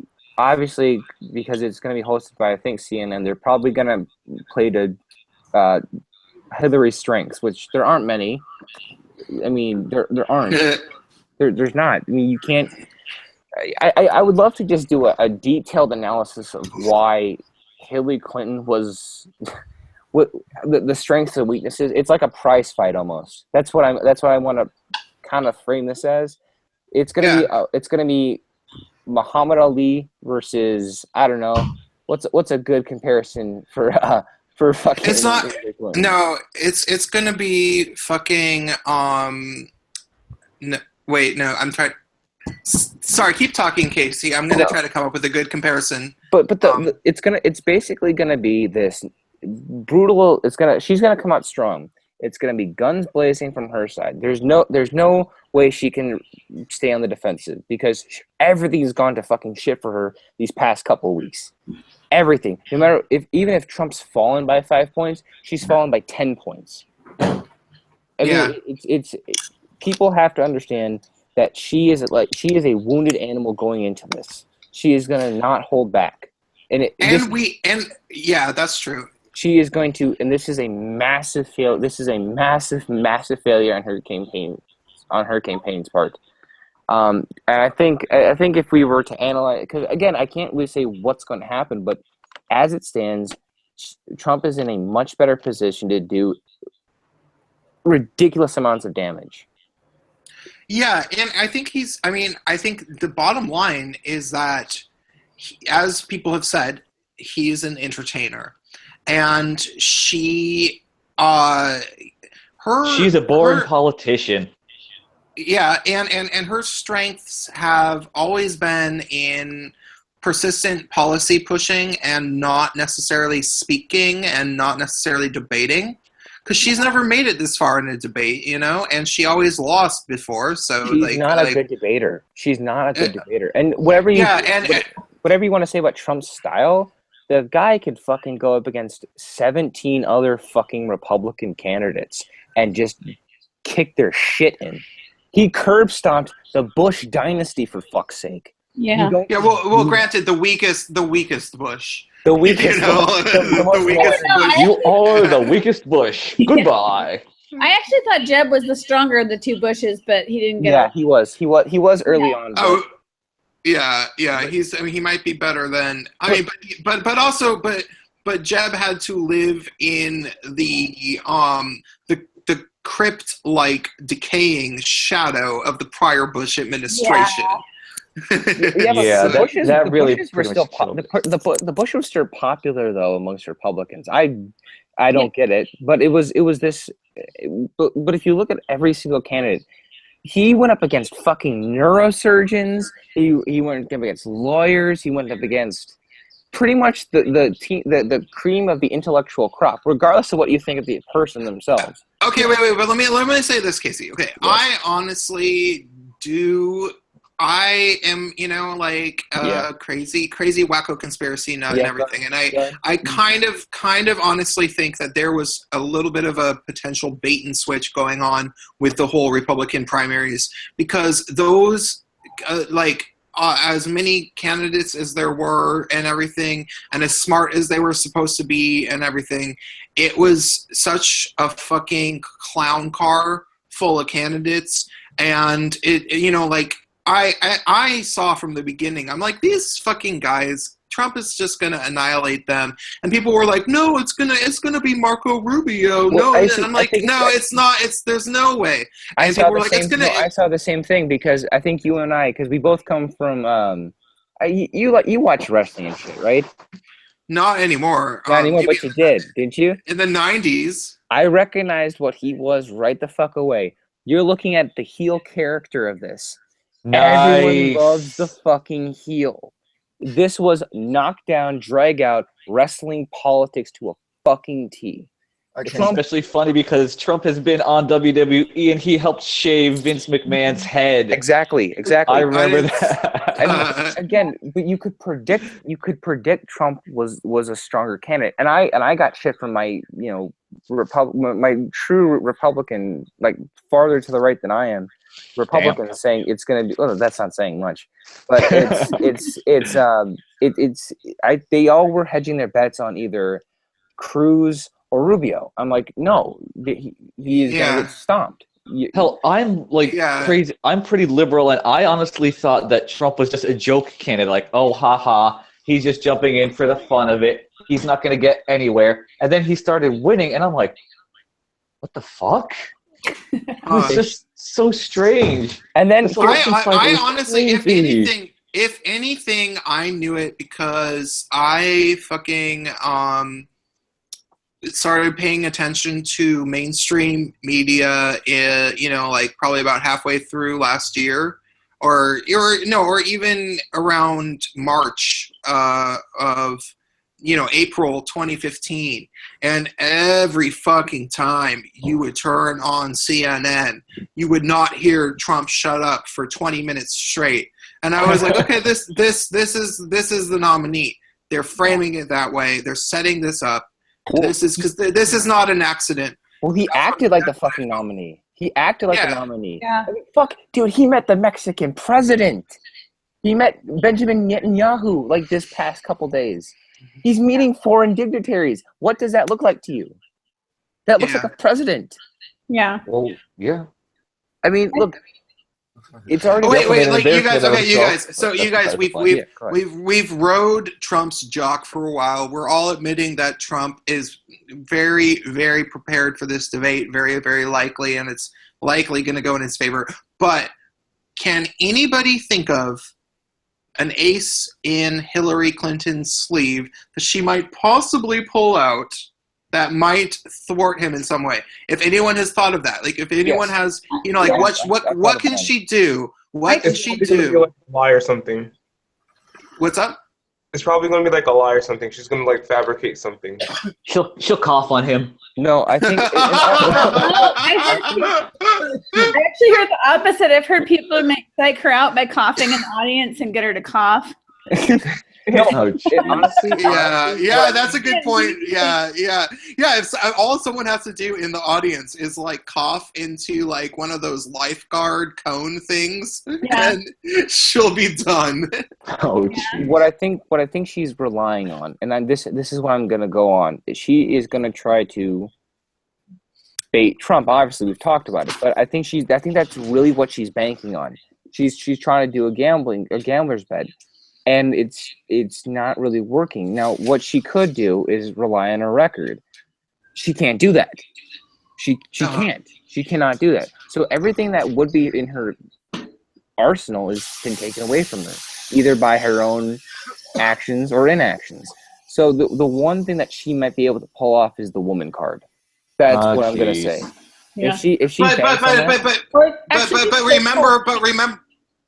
Elle, talk first. Oh, sorry. No, go ahead if you had something to say first. No, I'm gonna drink some water. So say okay. Something. I was just saying. What I also heard is that she might win. I think maybe it was even like Breitbart or something. I can't remember where I saw it around, but I thought it was pretty plausible that I think Trump won't attack her too hard because she's sick, and if he did so, she would get the sympathy card. I think that might have been partially Scott Adams and some stuff on the internet, but I think that's true. If he attacks her, like everyone knows that she's still like pretty sick, like, at least from pneumonia, if not something else. And so I think if he does attack her, he still looks bad because it'll throw sympathy to the sick person if he's like too brutal. But good point. That is a good point. But I think she could potentially twist that to her advantage. Like, and I think maybe it was Breitbart saying, sorry, like she'll win the first one just based on that. Like people will feel sympathy for her. Well, actually, I disagree. I think that's. Go ahead. They won't elect her, but she might win the first debate. Like, no, but all Trump will have to do is say, "Oh, you're coughing. I'm sorry about that," and yeah, he'll have to just give her a little bit of sympathy and act like he cares. It's not even just that. That'll also feed into the rumors that she's not fit. Yeah. She's fucked. Absolutely. Fucked. She is. Yeah. She has to go in here, and all Trump has to do, and it's going to come down to that handshake that they meet at the beginning. He has to just look her in the eye. It has to be a stare down. He has to stare her ass down, and if she flinches at all, it's done. Yeah. It's going to be it will be a stare down. It's going to be no talking. They're just going to grab hands, shake, and walk back. It's going to be a split second, but if he makes eye contact with her, it's done. I'm not saying he's some ubermensch, but she is not a good debater. She doesn't look at her opponents. Yeah. Mm-hmm. And I remember I didn't have a chance to watch any of the debates with her versus Bernie because I didn't have high-speed internet at the time. But I heard constantly that no matter what, so many people said Bernie won the debate, Bernie won the debate, Bernie won the debate, and the media gave it to Hillary almost every time. But if everyone else is saying otherwise, then how can Hillary win?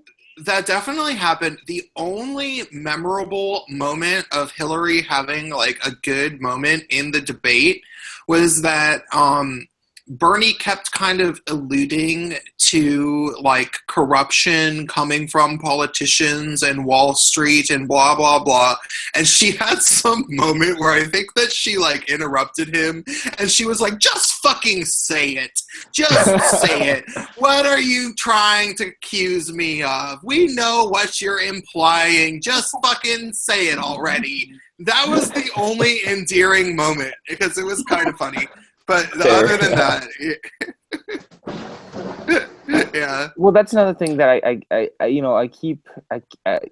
she's really gonna have to rely on whatever guile she has left in her, which is not that much. I mean, if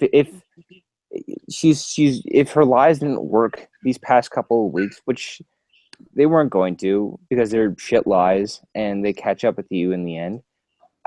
She had. I don't know what I could say that she could do other than rely on the fact that she's a woman, and not a particularly young woman.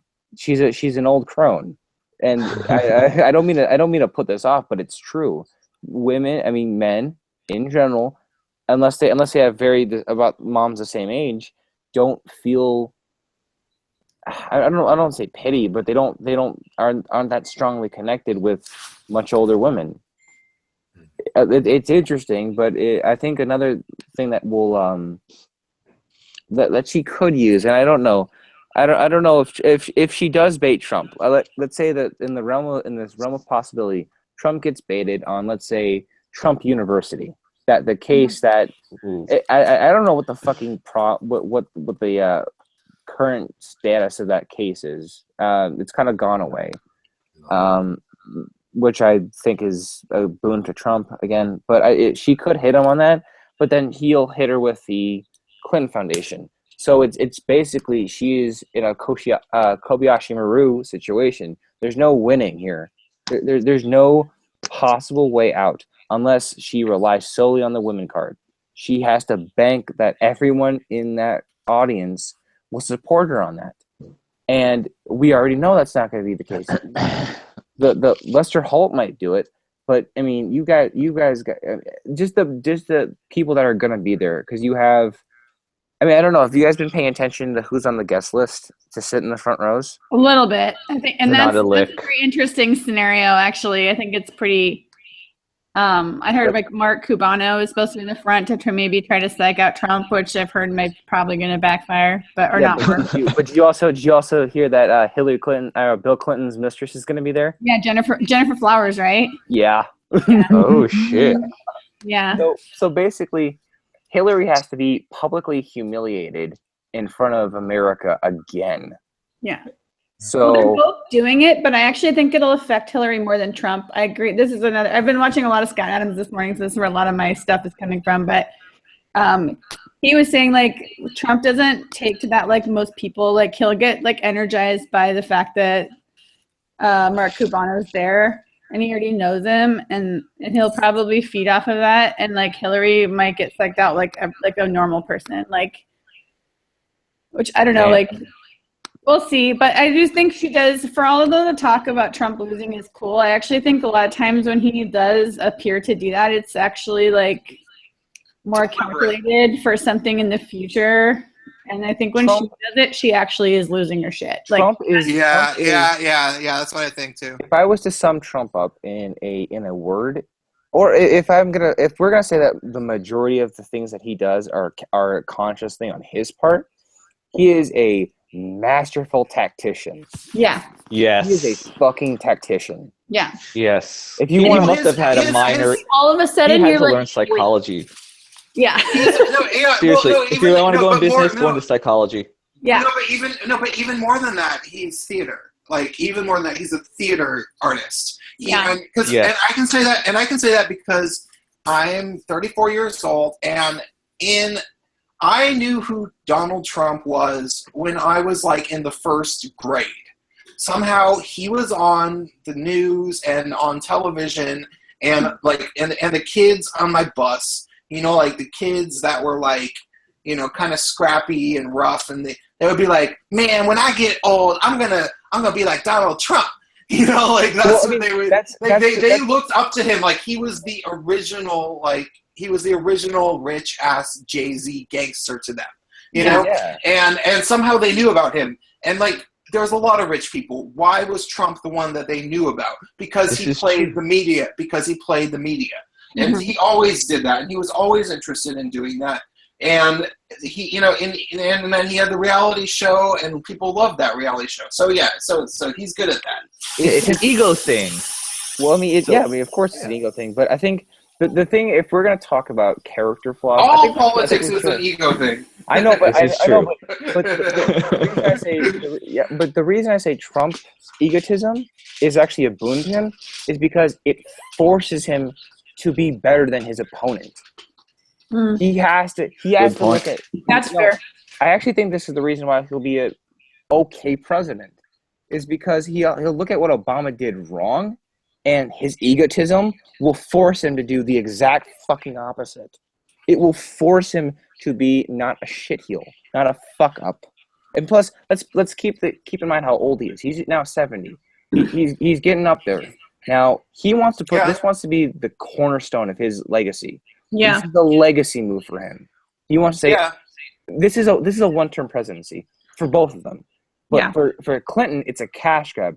For Trump, it's a legacy. No, but this is what I'm going to say, and this is I'll make a slight little analogy. Somebody wrote an article about how incredibly difficult this guy who was a Yale graduate wrote an article about why he stopped interviewing admissions for Yale, because in order to get into Yale, you have to be interviewed by 5 people that went to Yale and graduated or some shit like that.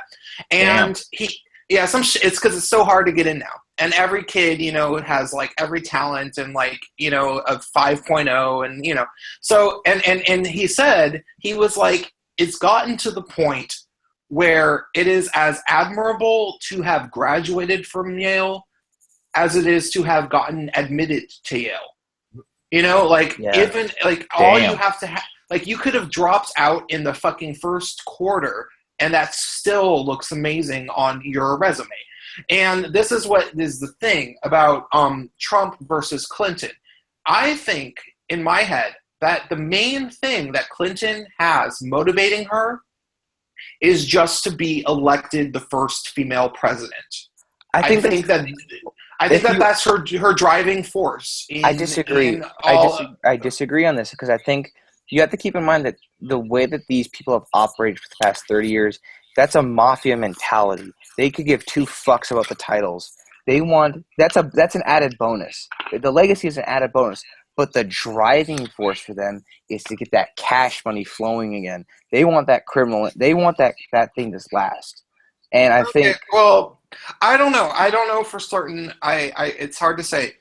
That is an interesting perspective, though, and I respect it. That is, I'm saying something else. No, I'm saying this pretty much just comparing them to the Gambino crime family. I have to compare them.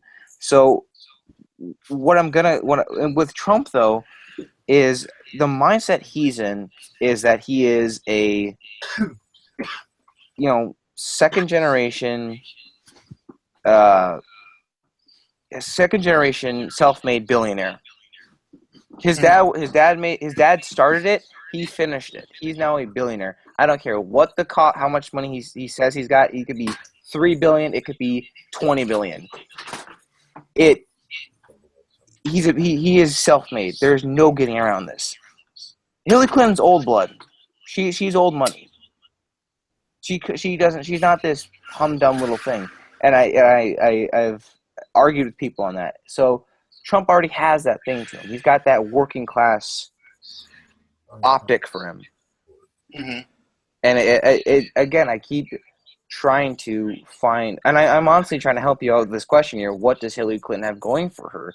And the only thing she has going for her right now is that she has a bit more of the black vote. Mm-hmm. That's the only thing she has going for her. So she really has to make Trump look like a racist dickhead.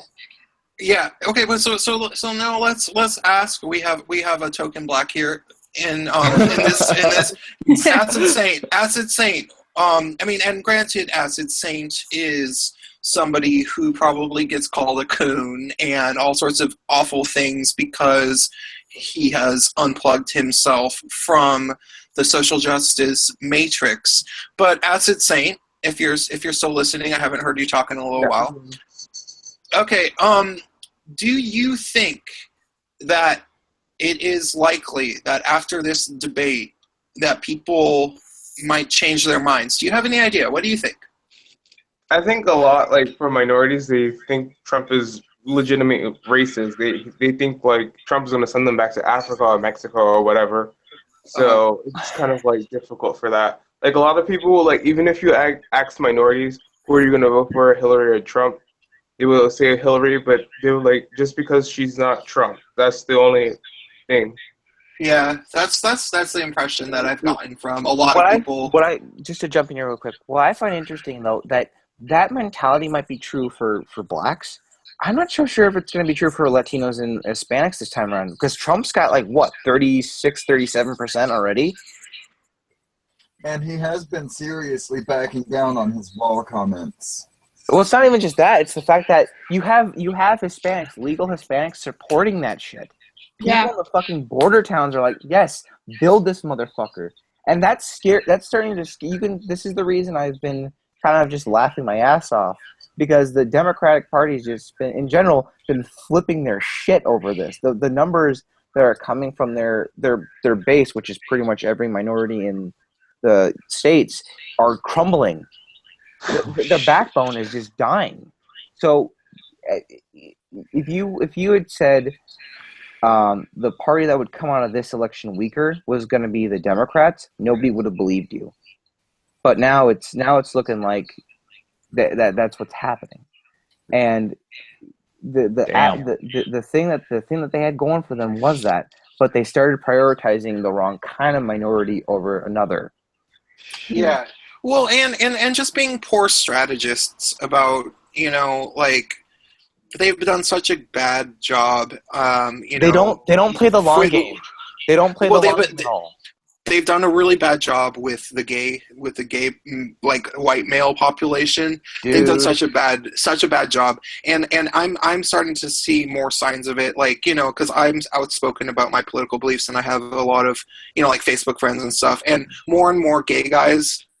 Who 3 months ago were just constantly virtue signaling and constantly saying, "Oh yeah, Black Lives Matter, Black Lives."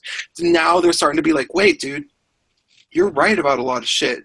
And then I give them my YouTube channel, and they're like, "Whoa, your YouTube channel is awesome. You're telling it like it is." And then, like the gay guys are starting to be like, "Yeah." It's intense how much we've been lied to, and I can't help but think, that, and I have a lot of black friends. I have a lot of friends that are, all colors and everything. I can't help but, and I've connected with a number of people, just by YouTube and stuff. There's a lot of new YouTubers who are black people who are fucking sick and tired of the social justice narrative. Well, and Acid Saint, you can testify. There's a lot of black guys who are like speaking up. They're like over it. They're like, no, fuck you guys. You're not. This is not what we want. Hey Sam, it looks like Base Mode wants to jump in here, and yeah, I'm a little out of my depth anyway, so I think I might tag him in to get in on this conversation if he wants in. Oh, Base Nerd. Yeah. Yeah, let him in. Yeah. All right, I'm going to drop out so, we can save bandwidth. And, if somebody else drops out later, I can jump back in. Okay. Yeah, cool. You're always welcome. Well, I'm not leaving. I'm going to stay listening. Okay, cool. Well, I've heard an interesting thing with both, especially with Black and Hispanic groups too, is there a lot of the social conservatives of the Democratic base too, and I think that's an interesting dynamic within the Democratic Party is that they assume because they're minorities that they're going to stick with the Democrats, and I think they bank on that a lot. But with this SJW stuff and things like that too, they forget that a lot of Hispanics are still Catholic, and will assimilate into American culture or want to, or there's a lot of Mexicans in particular and other groups that will that I think are more likely to do that in the future. And then part of the most conservative, socially conservative base of the Democrats is the African American community. Well, yeah, but you also have to keep in mind that I want us to move outside the U.S. for a second. Think about what's been going on in the world lately. The refugee crisis has really affected every politicking event that's been going on around the world. From Brexit, even though they'll never come out and say that was a huge part of it, it was. Oh yeah. It definitely was. But it was, and now it's going to start happening here because if Clinton does get elected, because they planted the whole 500 and some % of increased immigration from Syria, which has already been proven to be ineffective as far as on the EU's part. That's been sunk into a lot of people's minds. Even the guys who are, even the groups that are lightly supporting Hillary, if that comes to pass, it's always going to be in their mind. If Trump ever brings that up during any of these debates, and she's like, well, yeah, why not? Which she's fucking stupid enough to do it at this point, because fuck it.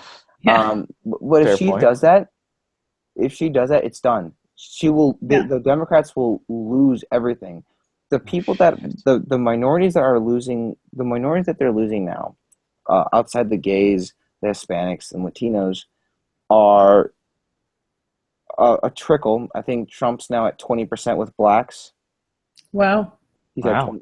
That's yeah. When you're for a Republican, that's huge, Yeah. and that's scaring them even more. This is the reason you're starting to see that their outlets are starting to flip out even more. They're not catching themselves on lies. Like CNN is just, it's a constant daily shit with CNN. Once respectable journalist outlet is just constantly rolling out bullshit lies after another. Stuff that's observable.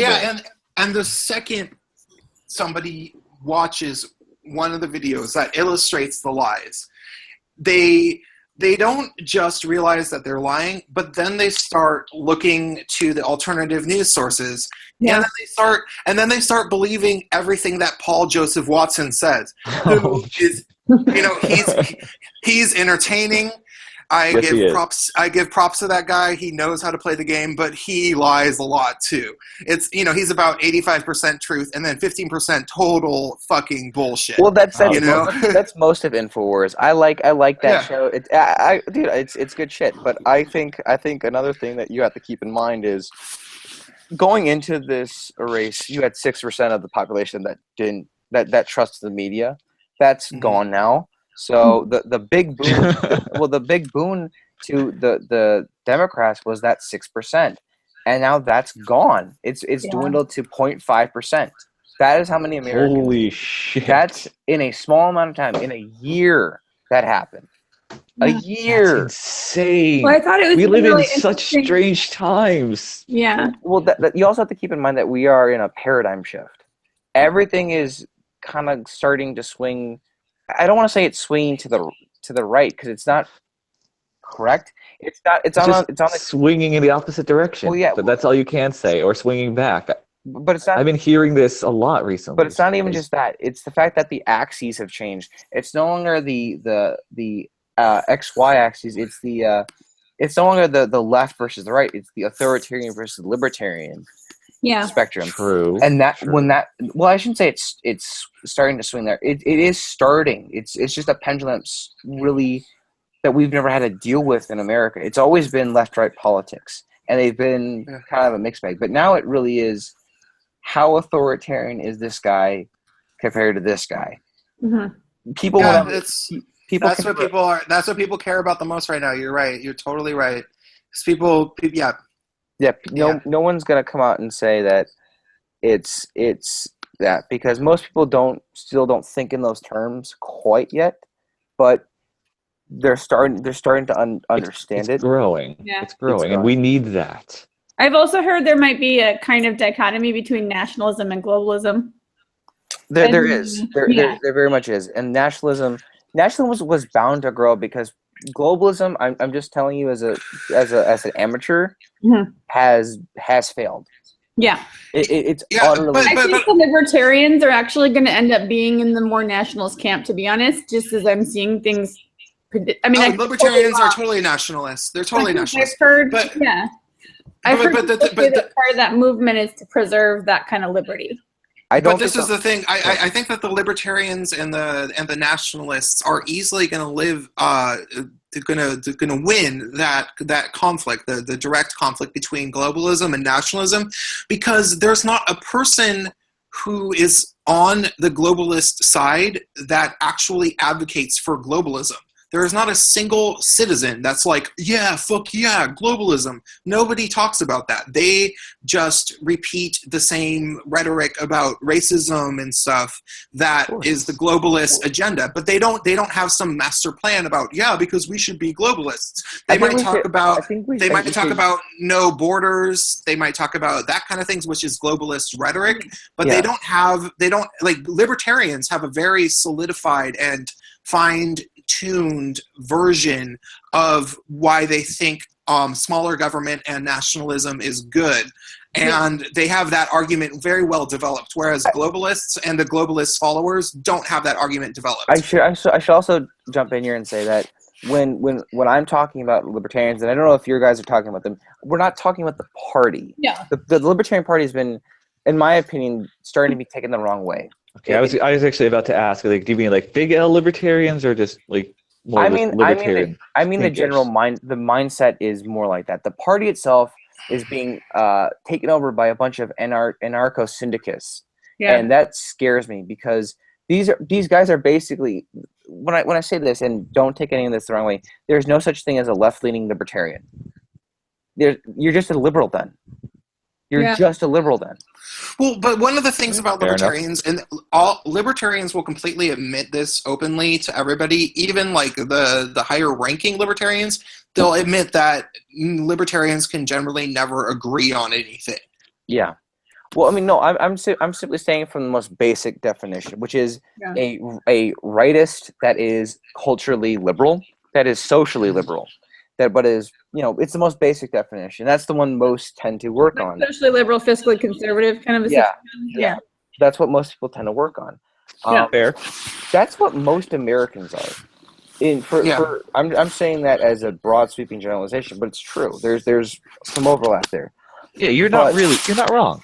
Yeah, the thing that I find interesting though is I think it won't be a libertarian party per se, but the Republican Party will have a massive reformation. I'm going to say the next 10 years, you're going to see a very different GOP. You're going to see I don't mean to hype up this party because it's going to be a truly progressive party. It's already completely different since the last 6 months. Yeah. It's nobody ever would have ever expected, if you asked them a year ago if they would have thought that at the RNC, at the Republican National Convention, that they would have had an entire Twinks for Trump party, which or whatever it was called. I know that guy. I know that guy Lucian Wintrick, who is the Twinks for Trump photographer.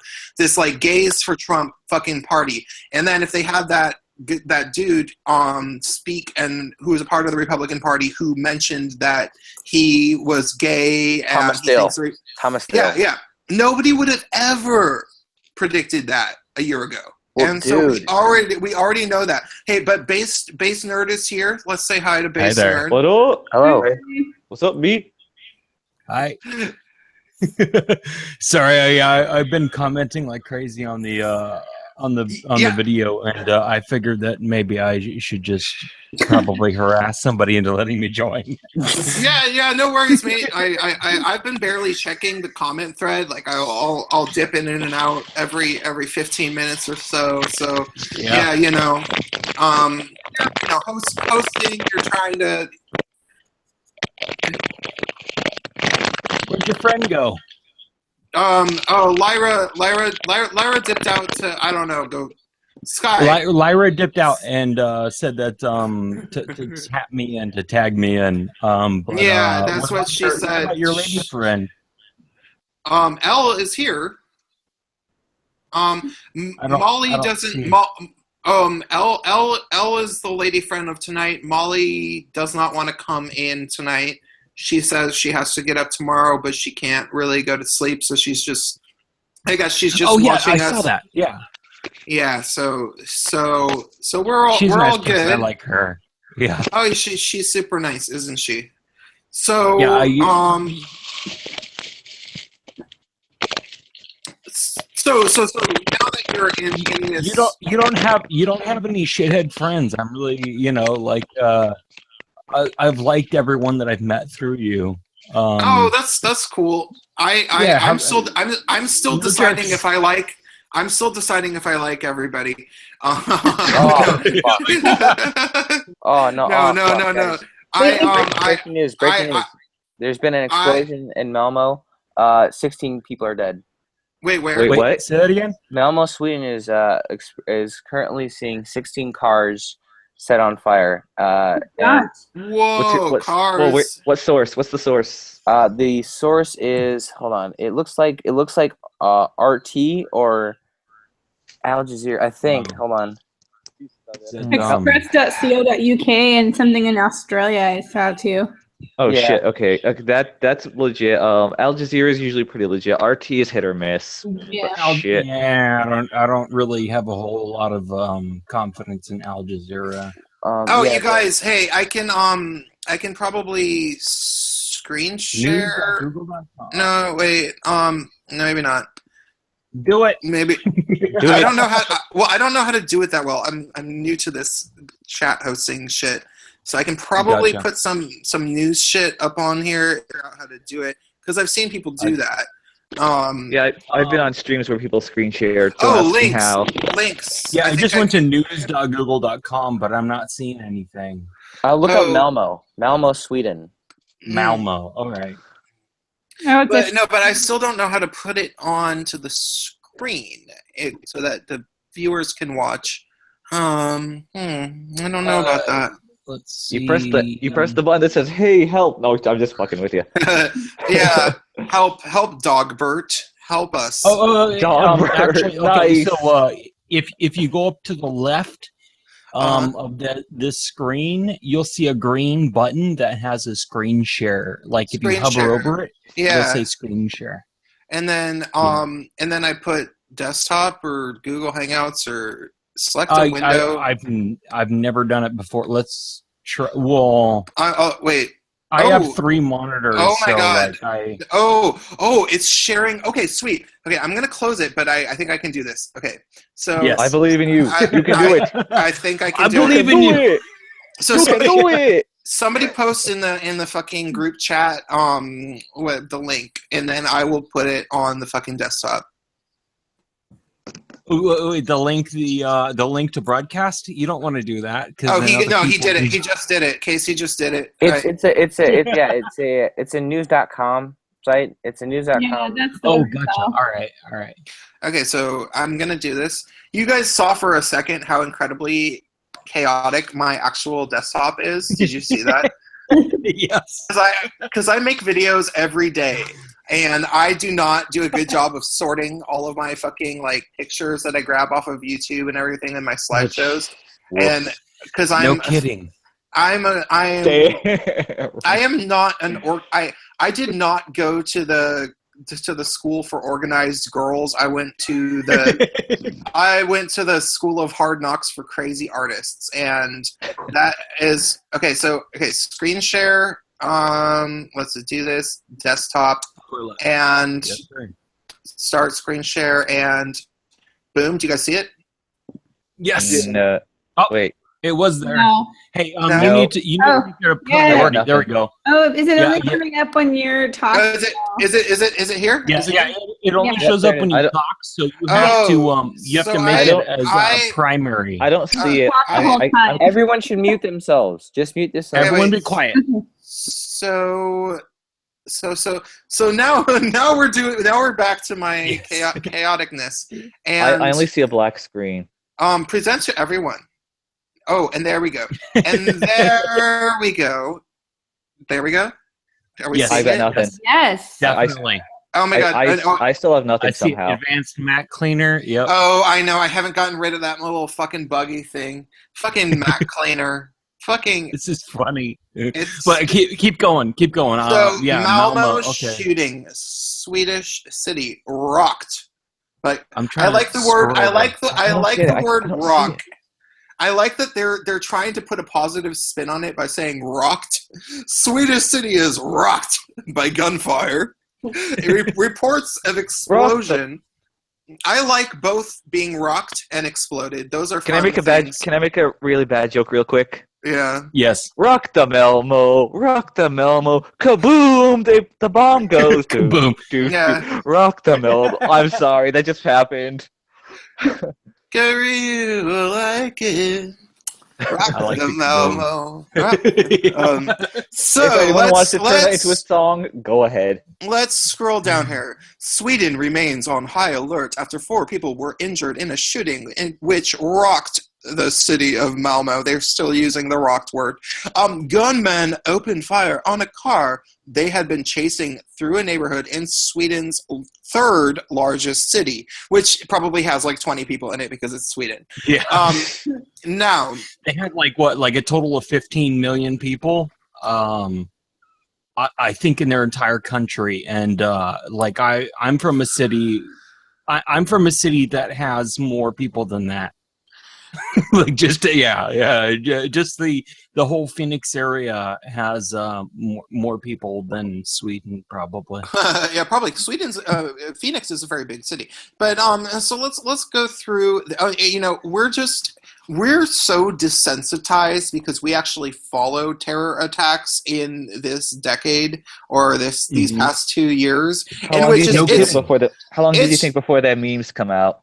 Oh God, yeah, Pepe. The thing with this, you know, by the time I scroll to the bottom of this, we're gonna see Pepe.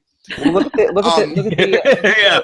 But look at the way Green Frog, known for shooting. Yeah. Yeah. There's gonna be some turbans with Pepe like fucking spray painted on this side because Pepe is responsible. Pepe is responsible for everything bad that happens in the world these days, apparently. So. But look at this though. Look at the way what they're saying with theirs. The Swedish police are treating this as an attempted murder. Swedish. Okay. Yeah. Oh, okay. Amongst a car that they chased and opened fire. Oh, hey, I can finally see it. Oh, you can actually. So there's a leg. So, gunmen opened fire on a car. They had been chasing through a neighborhood, just attempting to murder them in Sweden's third largest city. The gunmen fled the scene while 4 people were taken to a hospital, maybe different hospitals, taken to hospitals with gunshot wounds. Fox News reported, hiss, Fox News. Fox News was quoted, "We can't trust this anymore. Boo. Boo. That means Pepe. Fox News, just replace Fox News with Pepe." And it's white supremacy. Yeah, because the conditions of the victims is unknown. However, one person is understood to have suffered a head injury. Their brains were blown out, but there's like a heart beating or something. And you know, I'm not trying to be grim or anything, but they will downplay this. Oh, they are. Look at the line. Swedish police are treating the shooting as attempted murder, as somebody just said. One witness reported the shots were fired from a gray Audi, like we care, which drove off from the scene, but others said the suspects may have escaped on mopeds. So what? It was like the Third Eye Blind video for Semi-Charmed Kind of Life. They all just took off on mopeds because they were not the least bit organized. This was just an attempted murder. Had nothing to do with... What year is this? This had nothing to do with an attempted suicide or attempted murder. This was just something that happened randomly. Let's look at this photo. This is the most stupid, innocuous photo of a crime. This is not a crime photo. This is like a bit of tape in front of the bicycles in the background. We stood here for a little bit. I'm sure there was no carnage to take photos of. You just needed to take a picture of this dude that looks like a leather daddy in a cop outfit. Oh my god. He should be at the Folsom Street Fair, which is going on in San Francisco. Yeah, the Folsom Street Fair, which there's after parties going on right now for that with guys like that, fucking guys. And like that guy is literally in San Francisco sticking his hand in a jar of mayonnaise and sticking it up some other dude's ass. And he Why mayonnaise? Like what, can you explain that to me? Because the Crisco was already gone. Gotcha. All right. Hey, so it's a lubricant. Okay. I'm not finished. Wow. Wait, who's leaving? Is that Casey? I gotta head out, man. All right, Casey. It was lovely to have It was lovely to have your full Trump opinion on this live stream, and if anybody watches it, because this is actually I'm going to save this one. If anybody watches this, you get Did to you be delete last night? you'll get to be a boss. You'll get to be a fucking boss of predicting shit because you had a lot to say, and I appreciate that. Yeah, so thank you for being in this live stream, Casey. No problem. Casey, you are very awesome. I appreciate your insights. Yeah. Be And careful. if any girls watch this, hit me up. Any girls in Minnesota? Yeah, fuck that. Minnesota. I'll Yeah, drive well, to if I got to, if all right. Casey's if you Casey's find a any boss now. ladies in Minnesota, they're gonna be Somali probably. Oh, shit. That's where. All right. And I say this. That's where my mom's from, but you know, she's not Somali because we're white. Yeah. But you know, like it was years ago. But yeah. All right, I'm out, guys. See ya. Okay, bye, Casey. Love you. Bye, Casey. Take care. Bye. All right. Let me burp a little bit and then head into this. Other witnesses told Sweden's Expressen newspaper the shots were fired in bursts of 3 rounds. Okay, who cares? How do they know that? Yeah, I mean, that's weird. Yeah. Witnesses Someone must have been able to hear that. Witnesses reported hearing 20 gunshots, which is not a multiple of 3. Will you count? Yeah. Will you count? Right. Are they counting? Like I can't imagine an active shooter situation. I would be counting the shots like that. Yeah. Well, you know, you want to know when they're empty. You know, like Fair point. Yeah, I'm gonna assess. yeah, like maybe how many bullets are in maybe the clip? I'll have to do the math. No. yeah, like maybe if I have to kick this guy's ass, then when his gun's empty, of course you don't run at him. Otherwise, But that's a poor plan. Apparently, witnesses reported hearing 20 gunshots as a football derby was taking place about 7 p.m. local time. Police spokesman Iwa Gun. Wait, that's easily twistable into some sort of shooting reference. I can't think of it. Okay, Iwa Gun, who is kind of like, I don't know, it sounds like a supermodel. That sounds like a supermodel name. Like that person should have been married to David Bowie or Prince or something. So, police spokesperson Iwa Gun Westford told Expressen, "We have an ongoing operation in the area and have confirmed shootings with more than one injured." Okay, this guy can't speak English very well because it happened during a football derby between Malmo FF and Heisenberg's and IF in town. There are many policemen on duty in Malmo tonight. Okay, thanks for not telling us anything. The shooting came 2 hours before reports began circulating of an explosion in a kilometer away from the scene of the shooting, the Express reported. It is not known yet if the 2 incidents are linked. Probably, I would say. Yeah. You know, but we don't know fuck about shit because at least they're saying they don't know though, instead of like presuming that they're not. Like I feel like the New Jersey, New York thing, there was like a lot of people like being like, no, we don't think they're related. Like, but they didn't know, and I would prefer them to say like we don't know yet than like try to pretend like it's not.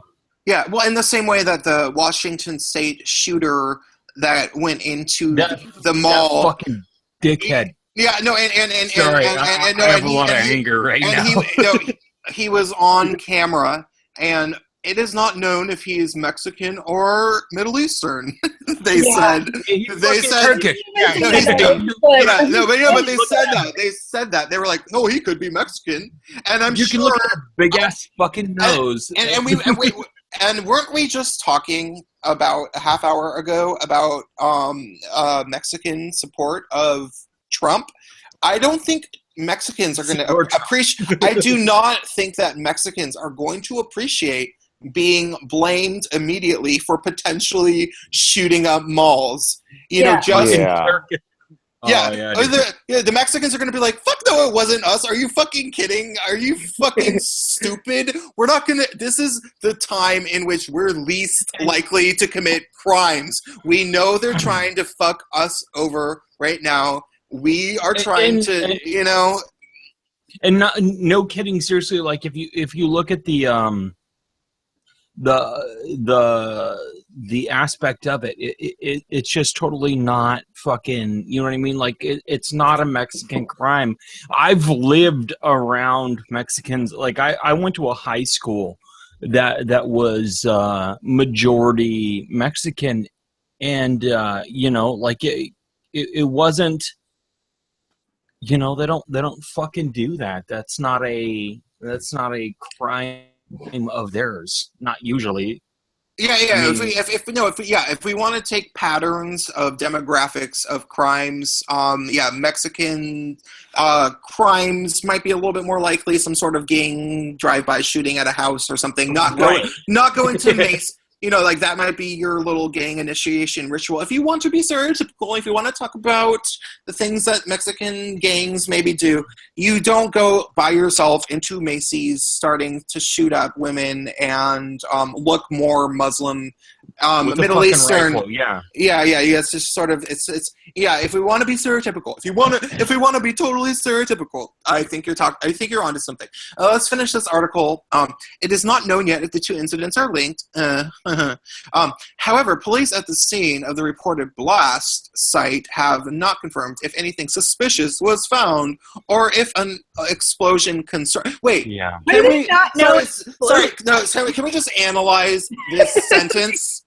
Sorry, can we just analyze? However, police at the scene of the reported blast site have not confirmed that anything suspicious was found or if an explosion occurred. At the blast site, we don't know if an explosion occurred. There was an explosion. Yeah, this is what media stuff. Yeah. I mean, It's so much worse than the bombing. Then was it a bombing? That's like, this is even worse. Like, they can't even tell you if it was an explosion. Yeah, we don't know if there was a bomb. We don't know if it was a bomb. We don't know if it was violent. We don't know if there was any fire or bullets or anything. But then there was like all this like explosions, but then not necessarily a blast. But wait, there was a blast, but then there was not. Okay, it was magic. Somebody cast a Harry Potter spell. Yeah. But Explodium. Nordic News reported that there are no indications the shooting is terror-related because nobody was terrified. Nobody at all was terrified by this.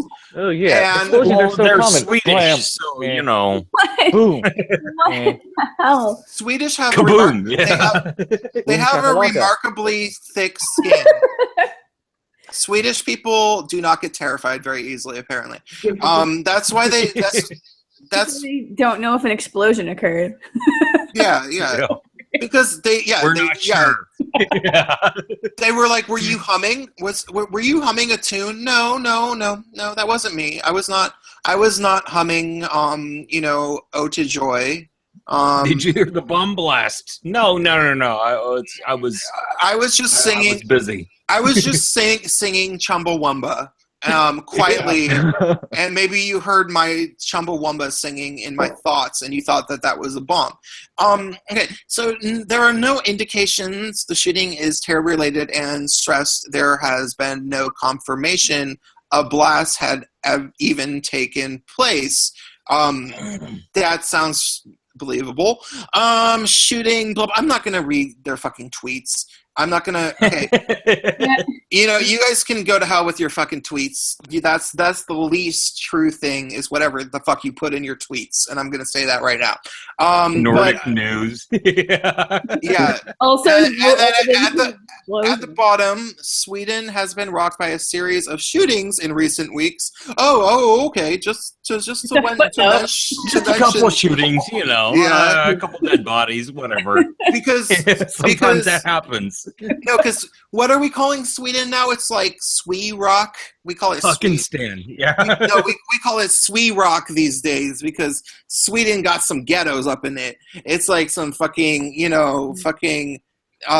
a little Minnesota. Yeah. No, it's like The Wire. It's like The Wire up in Sweden, and like the country's other major cities, Malmo has seen a rise in gun violence in the past decade, often connected to feuds between rival gangs. Oh, well, maybe they do. I don't know.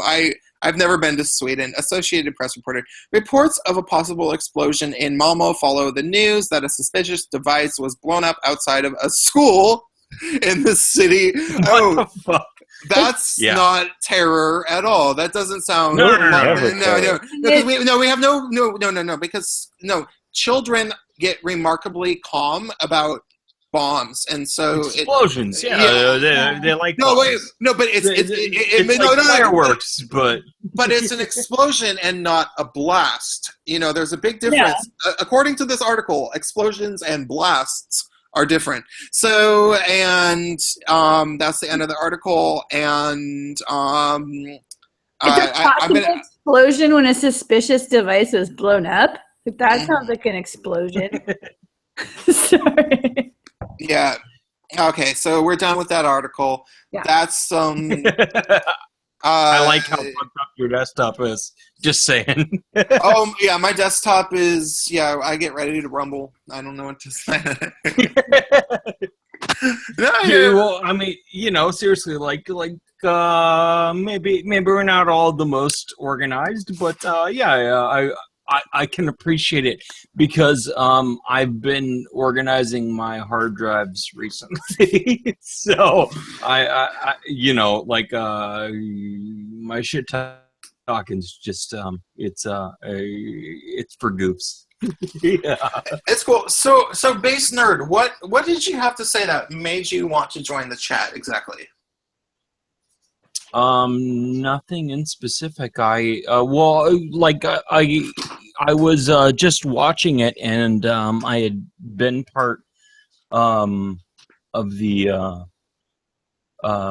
people watching for a good while now, and then I thought that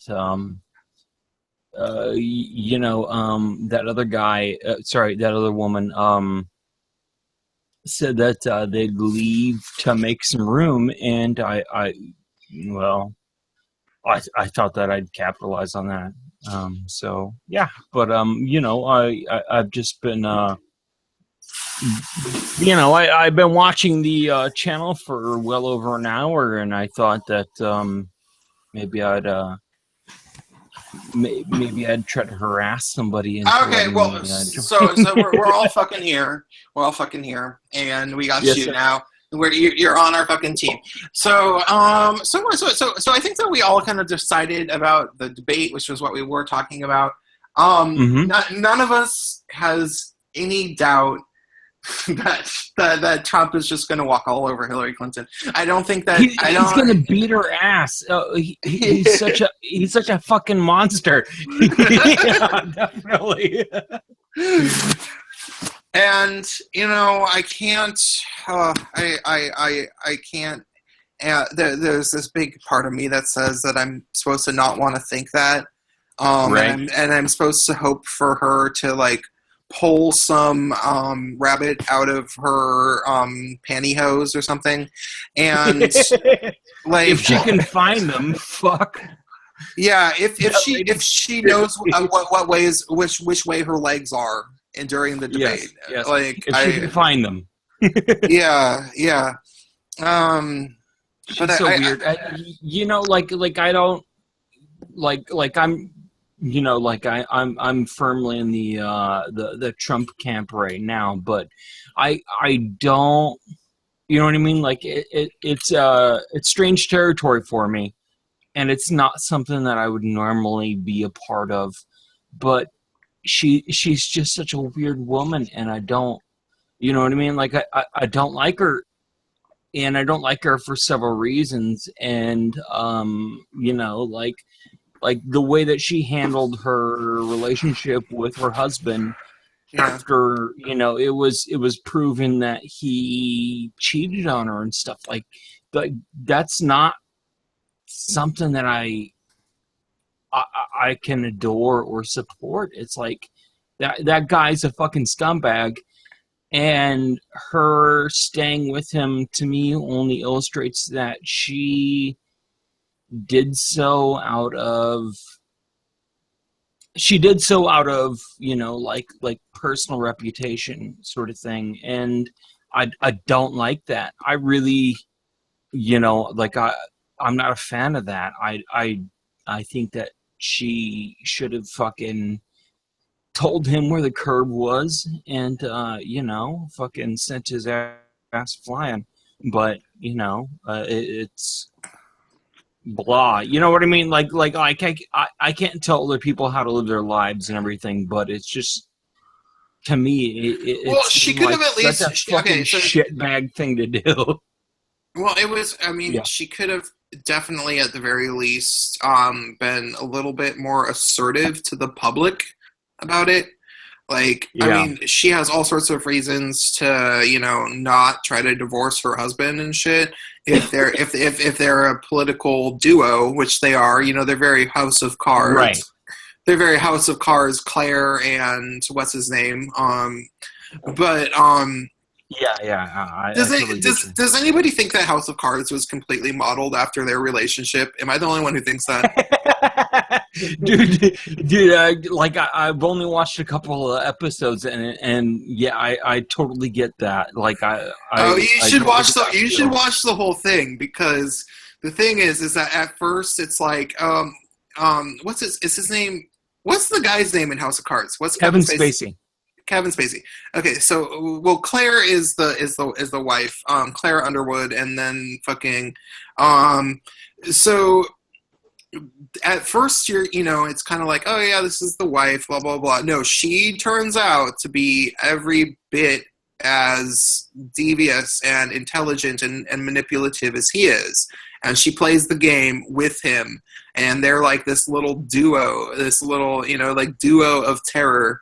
And they do it together, and it's very interesting to see her as the series go on, to work her angle. Like she sort of stays cool and acts like he's doing everything, but then after a while it turns out that she's every bit in the game as he is. And that's what I like to, fucking feminists will talk about patriarchy as if like every bad thing that ever happened in history was just some no kidding. Yeah.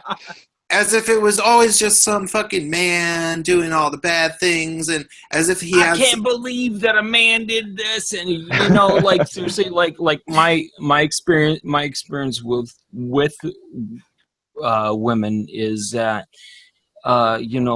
sometimes they might not be honest, but at the same time, that's everybody. That's humans. We don't want to address our our more fucked up motives or our more fucked up and it's just people, and it's not necessarily one gender or the other. It's just that we're human beings and we're fucked up sometimes. Well, and especially couples who are very intimate with each other, and they talk to each other as the primary person. So if people are like, oh, it was just the man, and like, what are they thinking that this, like almost every big powerful ruler or whatever, some guy that did some fucked up shit, Hitler had Eva Braun, like what right.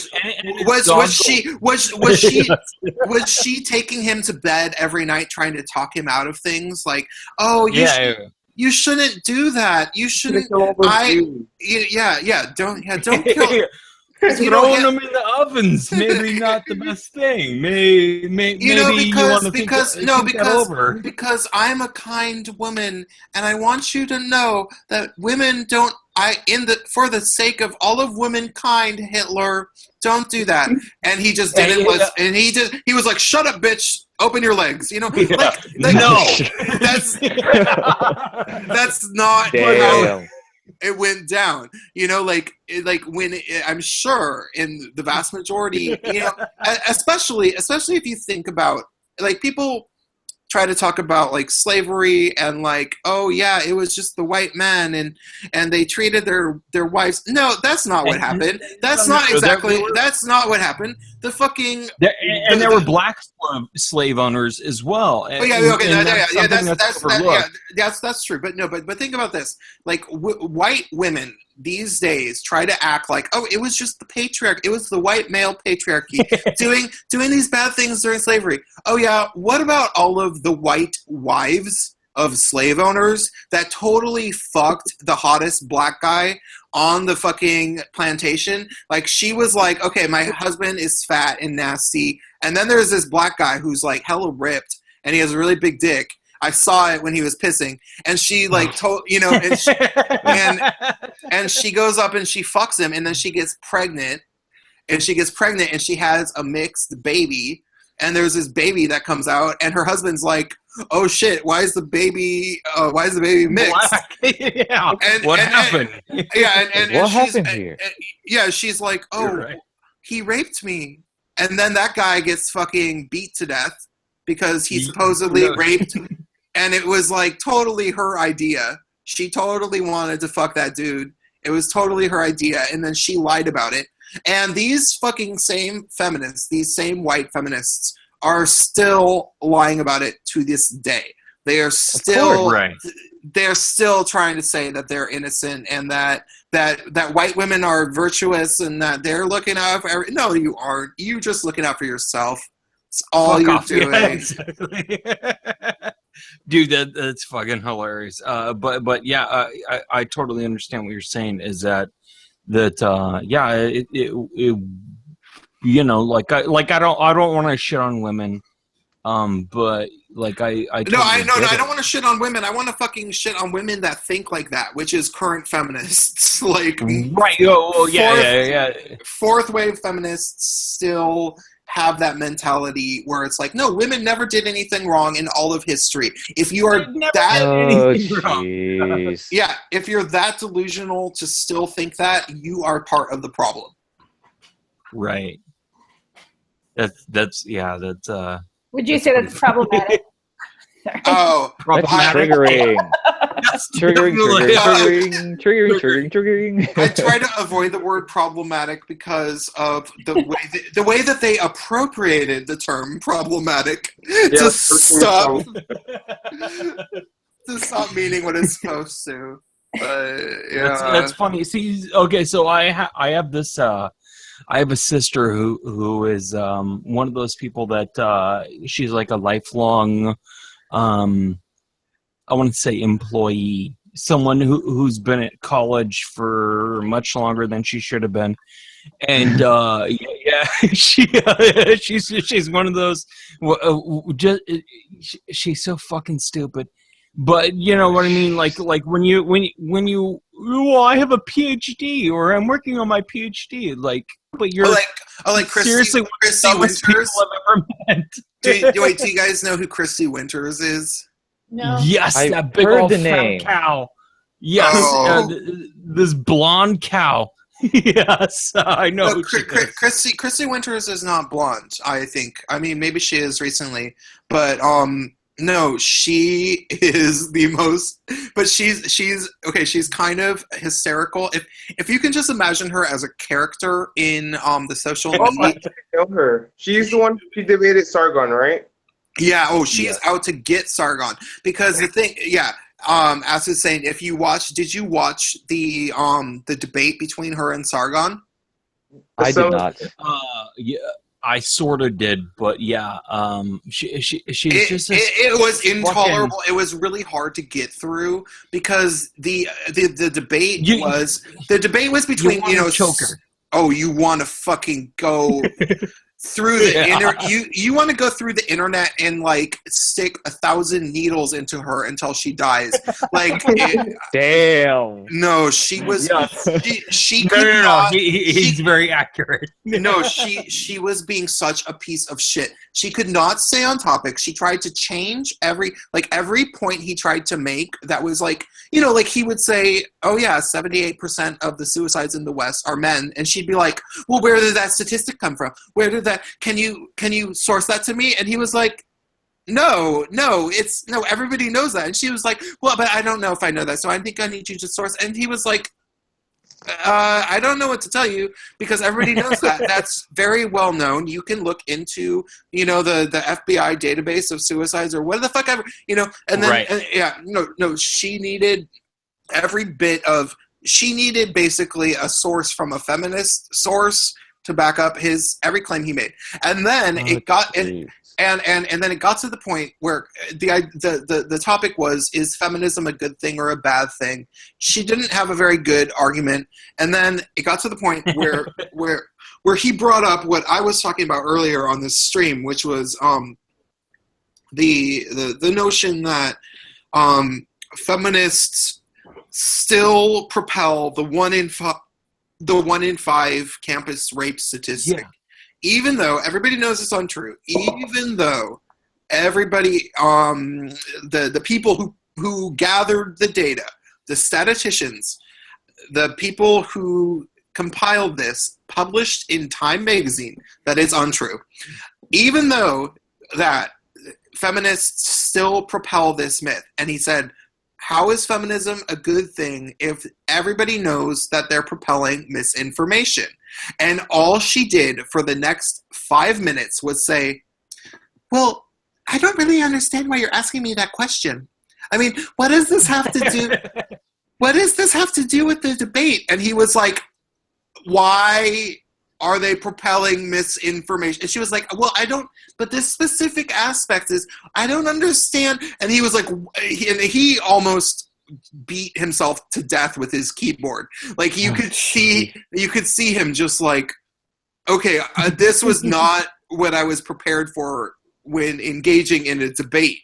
The like gears were grinding to a halt, basically, in his mind. Yeah. It's like, wait, what do I do at this point? Like, how do I deal with someone who is not just irrational, but is going to great lengths to deny reality? And then he got angry, and then it kind of made him look bad, because he was like, "You're a fucking bitch! I want to kill you!" You could sort of see, you could sort of see it, But it was and then after that, apparently, okay, so the people on his side thought that he didn't do so well in the debate because he got angry. He didn't, get her to concede or whatever. But Christy apparently knew that she completely lost the debate because obviously. But then she went on a campaign to try to ruin Sargon. And she tried to scour the feminist internet she tried to ask every feminist in the universe if Sargon had ever done anything bad to them. And she tried to ruin his reputation and character assassinate him and say that he had, potentially maybe done some bad thing to some feminists or something. And so he's actually, like, when he talks about her, if you ever hear him talk about her, he'll almost generally only say positive things, because he knows that she will try to latch on to anything and say that, he's talking shit about her. And so he makes these very sarcastic statements about Christy Winters. Like, he's like, yeah, he's like, Christy Winters funny. just, it's actually really funny. He's like, Christy Winters just said today that, something blah, blah, blah, blah, blah, which I take very seriously because she's a woman with a PhD that I have the utmost respect for. She is a high academic that knows very much about things. And I, that's all he'll say about her because she's already out to get him and she has she's the worst. Yeah. And end of story. Gotcha. Yeah, that's pretty interesting. I didn't know that she went after him, but like I can totally see that. Kirsty Winters is a fucking asshole, in my opinion. Yeah. Well, and anybody who's so delusional, like anybody who's going to have that type of argument to begin with, they're obviously not playing fair. Right. They will obviously throw sand in your face. So, like, that's who you're dealing with. That's, like, I don't know if you heard me talk about Kat Black last night. Kat Black is that kind of person. Like, she will not play fair. She will try to fucking do anything she can to destroy you. Yeah, but in a really cheap way. Damn. Wait, what? Acid? I like Cat Black, but she's like so into like that Tumblr social justice shit. It's like, ugh. Okay, Acid. I'm gonna tell you. Okay, I thought. Okay, this is what I'll say about Cat Black. She's very smart. I'm not saying that she's not smart, and I thought that as in terms of feminists, I thought that I liked Cat Black a little bit. I thought that she had some shit to say that I could kind of follow, but when I found a video of hers that was untrue, that I knew was untrue, and I engaged with her, she did everything she could to try to trick me into saying that I was saying something different.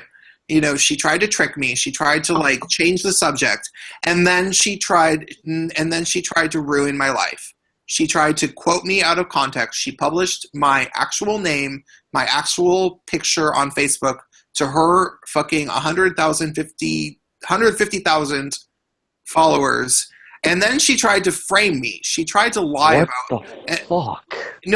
Then she tried to lie about what I was actually saying blatantly. It was this majorly sociopathic thing. And I had no idea she was going to do that because, like Acid Saint, I was under the impression that she was smart and that maybe she wasn't really that bad. No. She is smart and a sociopath. And if you engage on like social media, I like look at her YouTube. I don't see anything on social media, so I don't really know for that. Yeah. And honestly, if you watch her YouTube, it seems to make sense. Like you're like, oh, I agree with her. But she lies, and she knows she's lying. She knows damn well she's lying because she lied about me. So, because what happened was she made this video about how gay men supposedly frequently sexually assault and even rape women. Like what? that. What the fuck? Yeah. Be right back. Jumping off the top of the Sky Temple. Likely to rape them. Wait, what? Acid? Gay men are least likely to rape women. All right. Yeah. It's gay men rape. Gay men rape. Yeah. White women. No. What yeah. the fuck? No. It is the stupidest. And she literally made a like 10-minute video about that, and it had like dramatic music in the background. Hey, can you post her? Can you post a link to that video?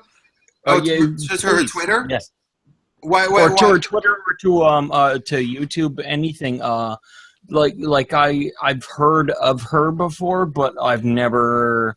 Oh, she spells her last name weird. So I'm gonna post it in this chat. I'll post her name, and you can find her.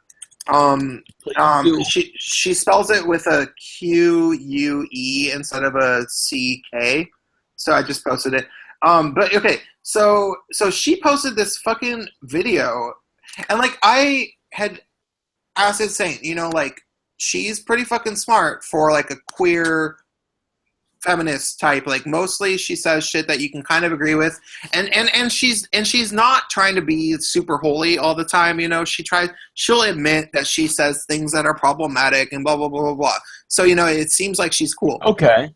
Yeah, but then she posted this whole video about how supposedly there's this rampant problem of misogyny in the gay male community, which is okay. Elle, are you here? Yeah. Okay, Elle and I talked about this a little bit. You can attest to the fact that, gay men are about what, like 2% as misogynistic as straight men in general? Yeah. Yeah, it's not really... As far as, like, the idea that they would, like, sexually harass you? Yeah, especially. Yeah. Yeah. Yeah. And it's... I mean, wouldn't it help if they were attracted to women? Like, I mean, I know you can argue it's about power and stuff, but like... But it doesn't really happen. You've been to lots of... you've been to lots of gay bars. It's not like they're like, No. I have, you're in my arena. I have for you. And the only way I can make you leave is by slapping your ass repeatedly. No. It's just not true. It's just anyone who's ever really spent time. I've been to a couple of gay bars before. You know, like it's not a a vestige of mine, but yeah. But you know, like it's never been a like misogynist thing, and also it's never been a thing. Like even as a straight dude, I've never, you know what I mean? Like I've never been a subject to anything shitty. Like it's always been, I will admit, it does happen sometimes that straight guys go into gay bars and gay guys start being shitty to the straight guy, and maybe, you know, like if there's a straight guy who's particularly cute and he doesn't know how to interact. Are you telling me I'm ugly? I have never seen. Oh snap! No, I've never seen Bass Nerd's face. He's just joking. I don't know anything about Bass Nerd besides his voice. But no. So gay guys will get shitty with the gay guys will get shitty with a straight dude. Like like they will do that. And I will tell you, gay guys are not the most polite people ever. I will not say that gay guys are always well behaved at all. But one thing they don't do. They're not is misogynists. They generally love their female friends and this is the thing people have to keep in mind is that idolize women. Like for any gay icon, you think of this women who've been there for gay men. Yeah, and not just that is that gay guys when they were in their formative years and they were coming out and stuff. Elle can testify to this. When gay guys first start trying to be honest about their sexualities and like maybe talking about like who they might, have a crush on, or if they're being honest, Elle sat next to me in math class when I was like 14. She can tell you that she probably knew I was gay before everyone else because we were friends and we sat next to each other in math class.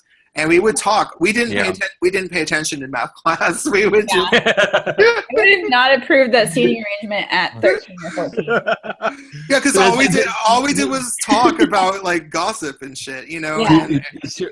And go ahead.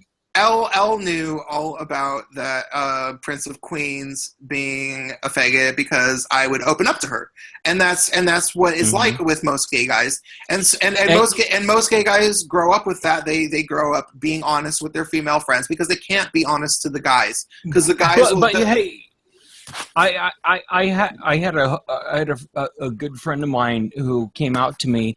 And I totally understand what you're saying. It's just that a little bit of my experience is different. But like I had a good friend who's like, hey, dude, like I think I'm gay, and I'm like, oh, well, like whatever, you're gay. It happened, it wasn't. It was But we had like a really weird sort of like non-binary. Non-binary. No, we had a friendship that was not typical, and he was just one of my good friends that like one day he's like, like I think I'm gay, and like it was. It didn't matter. Still to this day, I like my homosexual friends. And that happens too. And I'm not saying I had friends that were guys. Yeah. But now I'm smoking and I'm outside, so I can't talk that loud because I don't want to annoy my neighbors because I yell obviously when I get drunk. I'm just fucking You were loud. talking about it earlier, yeah. Oh yeah. No, I don't know. People, I have friends that'll be like, okay, so you can come over to my house, and I want you to hang out and everything. And then I'm like, okay, well, it's gotten to be like 9 p.m. I want to get some alcohol. And they're like, okay, you can't be here if you're gonna start drinking wine because you get really loud when you drink. It's funny as fuck. I'm Belgian Irish. Fuck off. Belgian Irish. Yeah, no kidding. Oh, 50% of me is Belgian Irish. So, yeah. You're a fucking white male. I'm a fucking yeah, right. I'm a fucking yeah, dude. yeah. I'm a lily white drinking Northern European motherfucker. So I come from stock that's from the north. My like I make jokes about Minnesota, but yeah, that's where my family comes from. So it's wait, but they're not Somalian. wait. So I want to ask Elle while I'm smoking for a second. Elle, tell people about your perception of my faggotry during the 8th grade. Oh, Please it's not do. too much because I think I told Prince when we reunited that recently that like I was not in any way surprised, but that I didn't like in hindsight I was like it could have gone either way, but like definitely wasn't like surprised. No kidding.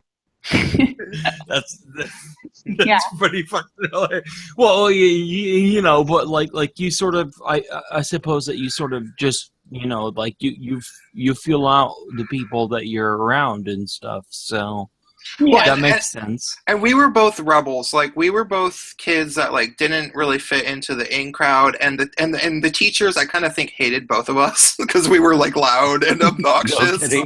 Only the one hated me. Like I didn't, actually most teachers liked me, and even if teachers didn't like me, I was friends with all the like administrators people, so I usually could get out of stuff. Okay, see, I couldn't. Sorry, I played that game better. You have the female privilege card. Female privilege. Yes, I think it was kind of more manipulative. Yeah. Because I did not try to manipulate. I was like, fuck you all, fucking go to hell. I hate all of you. Like that was me in middle school. Yeah, I had a lot of that too. That's funny. Except for I liked her. Like she was my friend. Like she was like, okay, you sit next to me. I like you. Cool. Yeah. Yeah, but I don't think it fit in with our peers as much. Like I think our peers were like. We were talking about this before. Our peers, for some reason, had a fast. Like the popular girls liked me for some reason. Yeah. But I don't think they really liked me. I think they just thought that I was interesting, and because I was all faggy and arty and shit, and they were like, "Oh, he's like cool, and maybe he's gay, so we should try to figure it out." Because they kept trying to ask me who I had a crush on, like all the time, relentlessly. Oh, geez. And so it was like they wanted to have a GBF, a gay best friend. Fag hags.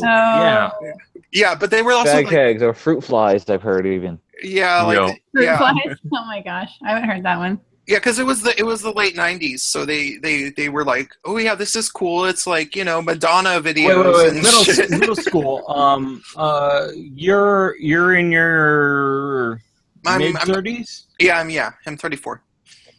34. Okay, yeah, like I'm 30 years old right now. I'm just curious because like trying to place people like with, you know, like trying to place where people are in their lives, sort of thing. No, I was much younger. Yeah. No, I'm kidding. She's like, yeah, I'm like 28. No. I skipped ahead like 5 grades. No, I'm kidding. Yeah. I was in the 8th grade at the same time he was, but I was like only 5. So yeah, no big deal. Okay, you guys, I'm gonna turn off my mic for a second. Okay. And So we'll now talk to it's her fine. instead, or this Sky guy. Yeah. That's me. I I am think Sky he's pretty Ninja. fantastic. Yes, Well, well, thank you. your drawing is fantastic. I'm gonna turn on my mic for a second. Sky has a channel that you guys should check out. You guys subscribe to his channel. He makes videos and he's funny. And Link me. yeah. Oh well, no, you can find it. Sky Ninja Speaks. Okay. Yes, it's really Sky Ninja Speaks. It is really that easy. And I have a video that I have to upload in the next couple of days and make about how Jill Stein is not going to be a good candidate. No kidding. I've already done Gary Johnson. I actually was pretty positive for him. I did Trump, made some jokes on Trump. Hillary Clinton was just, yeah, Hillary's probably going to be president. She's boring. Whatever. She sucks. That's pretty funny. Yeah. Sometimes I do game reviews, but I have a lot of fun with the social commentary stuff. Cool. Go for it, Elizabeth. Oh, So I had some friends. I was just talking about how crazy this is because on Facebook I realized like I have some friends that are all siblings and stuff, and like one of them was a Bernie or bust type, and was gonna vote for Jill Stein or still planning on voting for Jill Stein, and then the other sibling was pushing for Hillary because she thinks that like Trump is gonna bring about Armageddon or whatever, and they like unfriended each other. This has been like just this week, and I was like blown away because like I believe stranger came into some feed and was like, can't tell if you're trolling or joking when her brother was like talking about voting for Jill Stein, and then he's like, no, he's serious, like blah blah blah, and I'm like, we all live in Seattle, like Washington is going to Clinton, like everybody knows that. I don't understand why the whole West Coast is going to Clinton. Yeah, like why do you think this one Jill Stein vote is gonna like if he's voting his conscience is gonna like it's not gonna matter. Like I don't understand. You also have 5 fingers, and what is that thing you're touching? What's that? What is that thing you're touching with your hand? Me? Your picture. Yes. Oh. What is that? Like you have 5 fingers, so you're not like a mutant. Yeah. But yeah. I have no idea what he's talking about. I'm very confused by what he just said.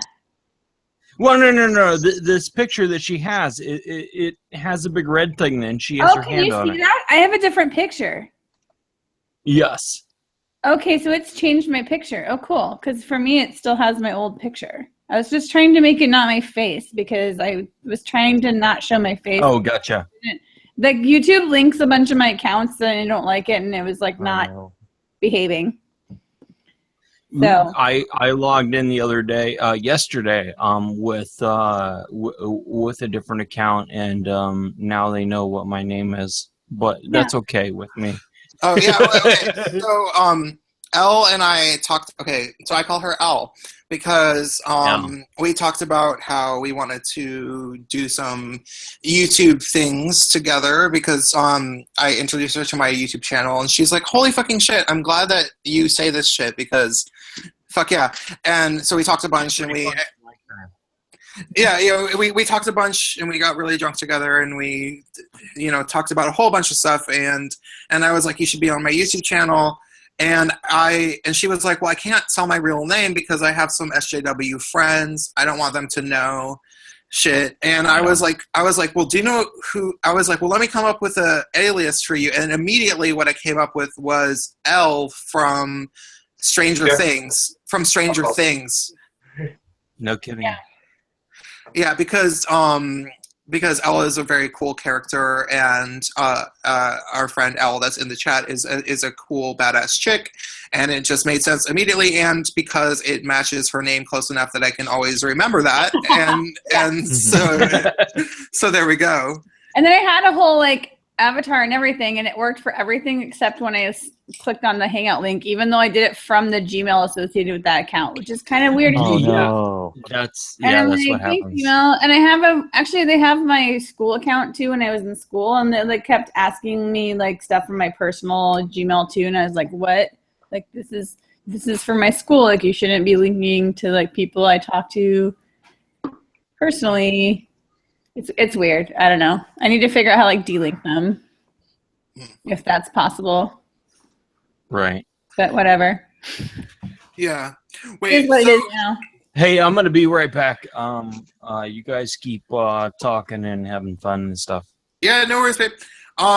So Elle, now that we have been in this chat for like long enough that I bet that if anyone tries to be a spy and figure out, who we are and whatever, they probably stopped watching, because when this gets recorded, it's gonna this is probably 4 hours into it. Yeah, no, I felt comfortable. I was like, nobody's gonna watch this whole thing. It's fine. Yeah. Yeah. Can we talk about this fucking this big wig, no pun intended, feminist that we know named Lindy West from fucking grade school that we have known this whole time? I can talk about her a little bit, yeah, because I don't think. Because you had the great line when we were hanging out before, which is that she published a book called Shrill, and you were like, bullshit. You were not shrill. I was shrill. Yeah, there was two of us. I feel like even for a long time that we would always get in trouble for talking too loud and stuff in class, and she was always the quiet chick in the corner. And so when she published, actually, I just didn't know anything about her. She seemed fine in school. I just didn't really know her very well. She was just she was not about. Yeah, it was not that she wasn't a. She cool. She had one friend, and then she was just really quiet. Yeah, she was fine. And yeah. She, there was some kids that were relentless good girls. Do you remember Stephanie Moniz? No.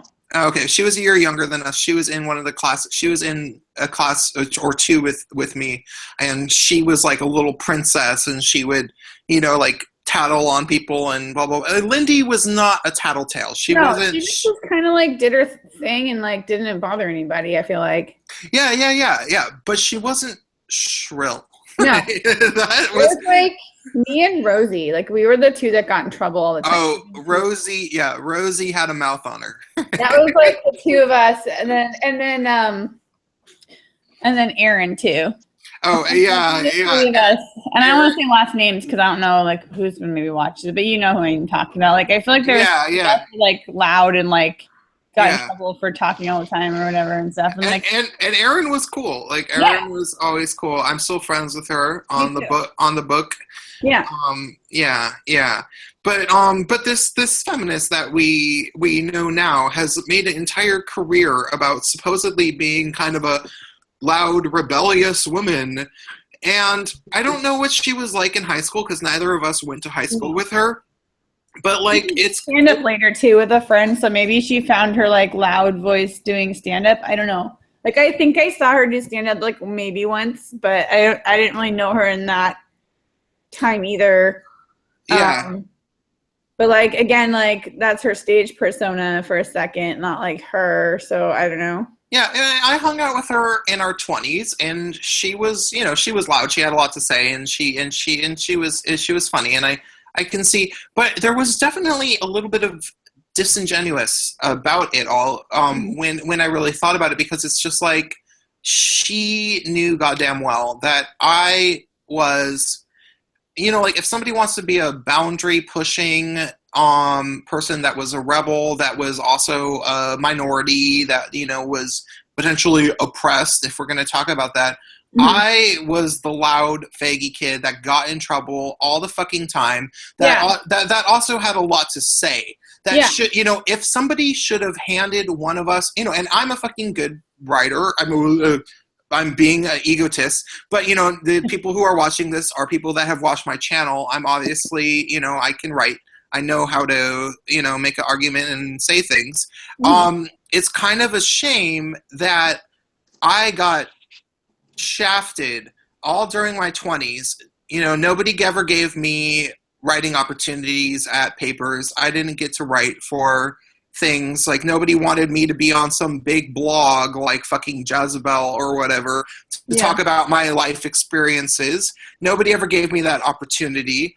And I definitely, I it's not like I wasn't putting myself out there at all. I mean, granted, I didn't really try to be a part of establishment things, but at the same time, I feel like people handed her these opportunities to talk about herself and her own oppression, and she even went on. This is what really sealed the deal, where I just felt that she kind of betrayed reality, betrayed what really happened, was when she went on NPR for the second time. The first time she went on about being trolled by that guy who I did listen to that. And that one was really good. That was a great program. A weird situation to be in too. Like that one was definitely like weird. Yeah. And that guy, that was a really shitty thing that the guy. Okay, if anyone doesn't know what happened, it was some guy made a video about, or not a video, but he found her father had just died. And he found a picture of her father and made a troll account on Twitter that's... Oh, shit. Yeah, and it said... And it was her father's... Yeah, it was her father's picture, and it said, Lindy West's embarrassed dad or something. Yeah. And it was like... embarrassed father of a fat woman or some really hurtful thing. And this is when she was well known in media.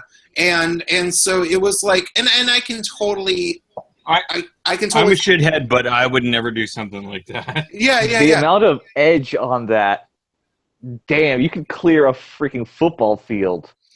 Yeah. Well, I know it's honestly so fucked up that it's like, no, I almost suspect that it was calculated and it wasn't real. Because then what happened was she ended up publishing a story about it, and she said, okay, you're not supposed to feed the trolls, but that was below the belt. That was something that was just so fucked up that it shouldn't have happened.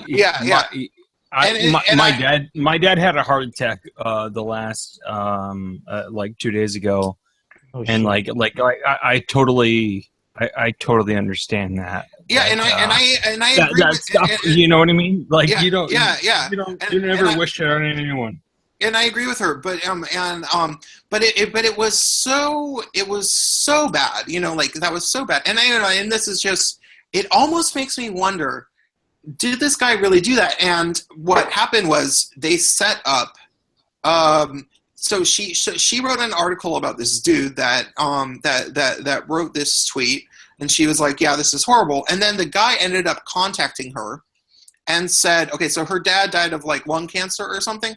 He contacted her and he said, you know what? I'm really, really sorry. Now that I saw your story that you wrote about it, I'm so sorry. That was like one of the lowest things I've ever done in my life, which is true. Like he should, if this all really happened, if this, and like I'm just posing this thought, he should have said that. He should have apologized, because that's a horrible, horrible thing to do. Right. To try to like attack somebody with that type of emotional manipulation at the same time is a terrible, terrible thing to do, especially if they are somebody that's already getting attacked all the time on Twitter.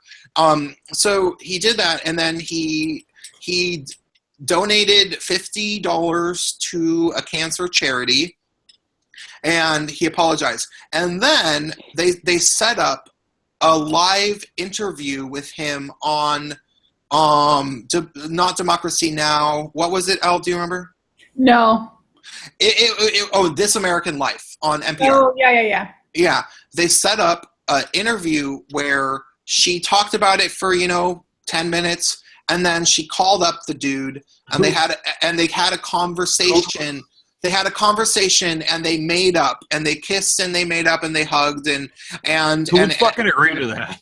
Yeah, and no, and not just that, but he went on to tell her abso-fucking-lutely everything that she wanted to hear.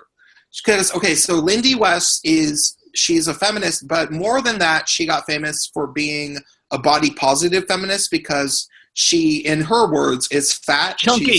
Yeah. So he said in the interview, he was like, "Oh, the only reason that I did that was because I was fat, and I am very fat, and I saw you." Speaking about being fat, and you were never ashamed about it, and I was jealous of you for being happy about being fat, and so I wanted to attack you, and they were able to kiss and make up based on all of this. Fucking yeah.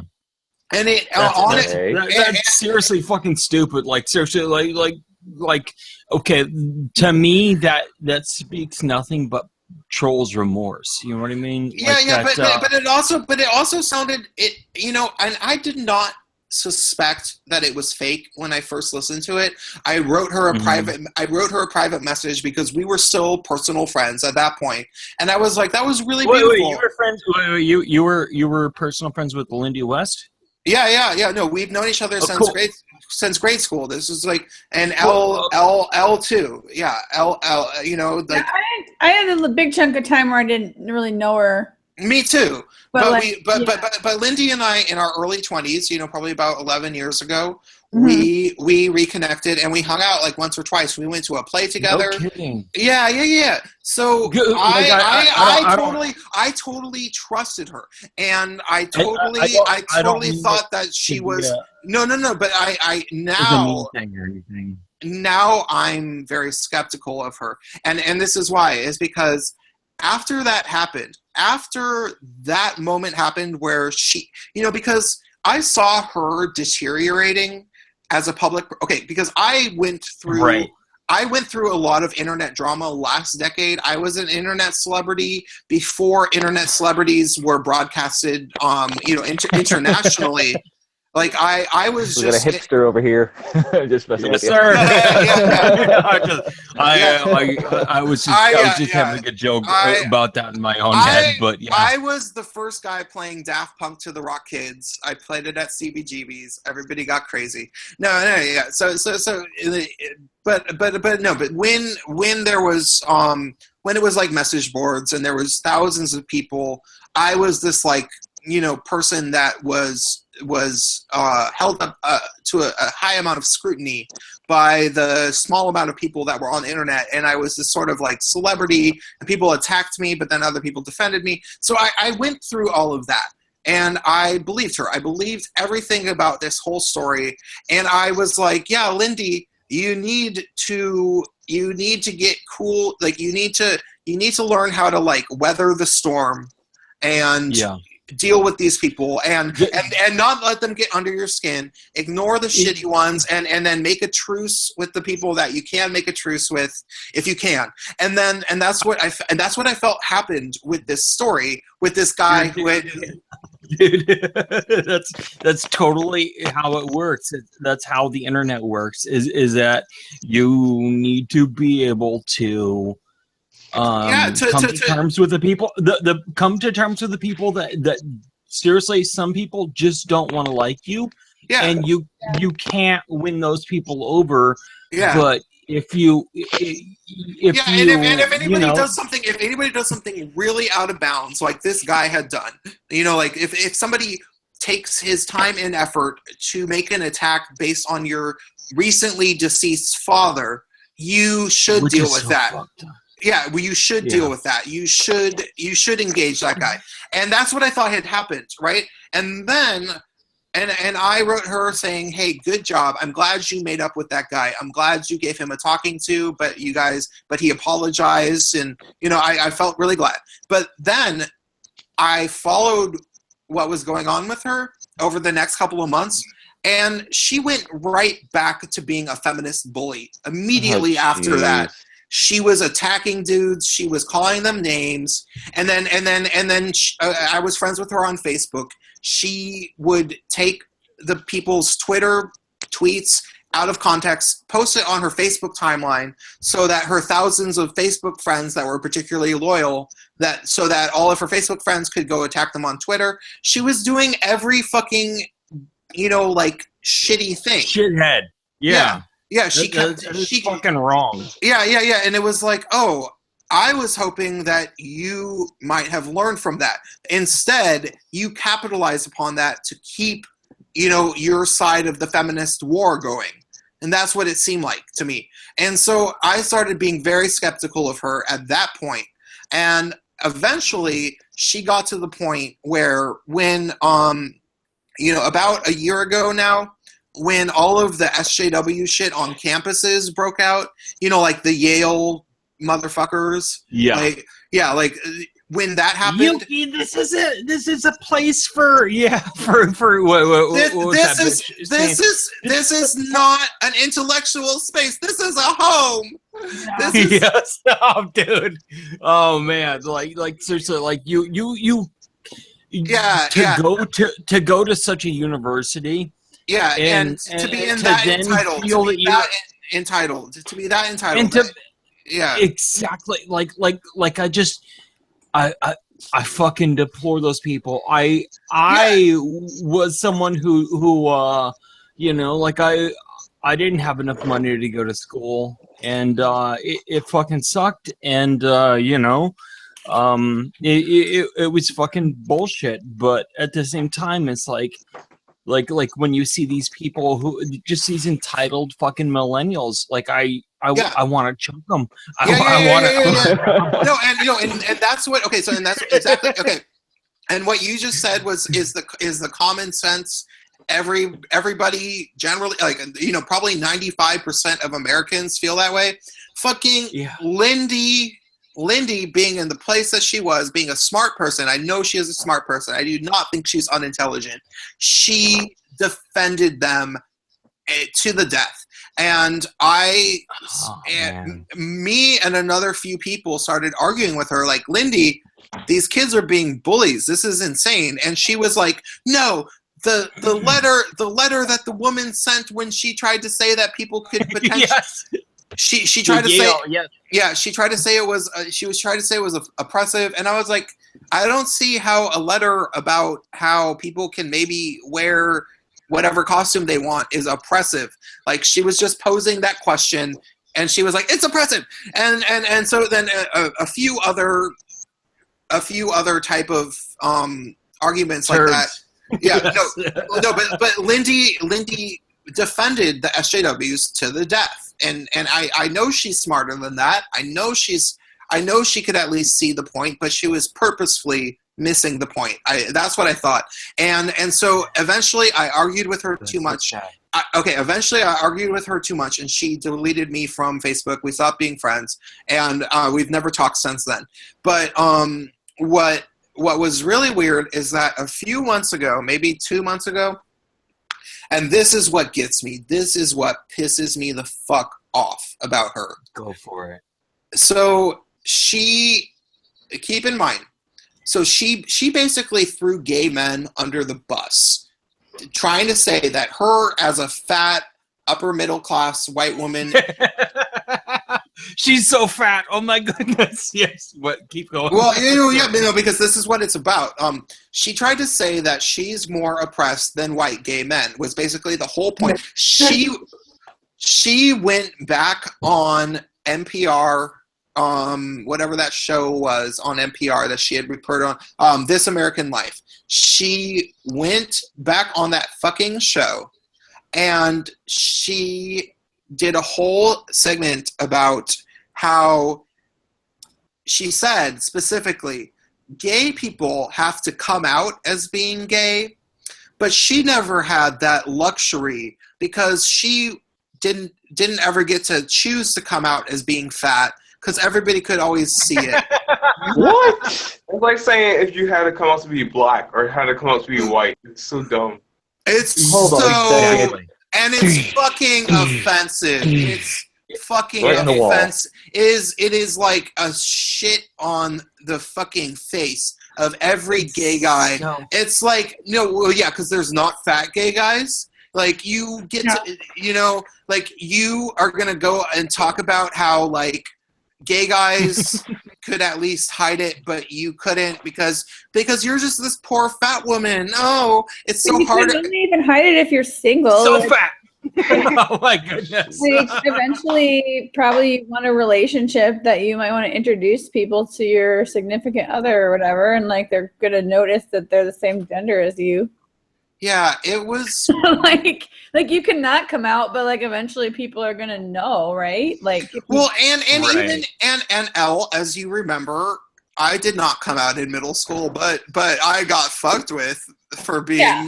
No, there's and I think that people like I do think that people like kind of know, like there's like, because there was that one girl behind us that we were talking about, like everyone knew she was, like she might be trans now, but like we were definitely sure she was like a really really dykey lesbian, and like at like 12, like Yeah. and like I didn't mess with her or whatever, I didn't care, but like I'm sure that she got fucked with all the time at school. Yeah, well, you know, And she probably didn't even necessarily know she was gay yet. Like, but other kids are brutal, you know. Like other kids pick up on that, and other kids are little shits. But also, that girl that you're talking about, like Teenagers are terrible. Yeah, they're the meanest people ever. Teenagers and toddlers. Like, yes. But but that girl that Elle is talking about was cool and nice, and and that girl was, and she was tough. Like, I don't think like the people, like dudes are not gonna fuck with a dykey ass young girl. They're not. They don't care really. But maybe other women maybe would make fun of her. But that girl that we're talking about, that girl would have beat their ass. You know, like that girl would have been like, that girl would have been like, what did you just say to me, you little stuck up little princess ass bitch? I will beat you down. You know, like, you know, and yeah, because no, that girl was. I used to have a friend. A lady friend who was one of those girls that you know, like if anything got fucking sideways with another girl, like I could always call on her, like, hey, you know, hey Kaylee, I need you to go beat a girl up for me. You know, like that sort of I totally get that. No, it was like, I need you to go fucking kick this girl's ass for me. She fucking punched me in the face, and you know I can't hit her back. So if you would please. But but the fact that this fucking Lindy West got on This American Life to try to say, basically in so many words, that she's more oppressed than gay men because she's fat. It's so it's so infuriating. You know, it's like, you know, because she got paid for that. You know, that was a part of her career to try to throw me under the bus, and she knew damn well she was doing it.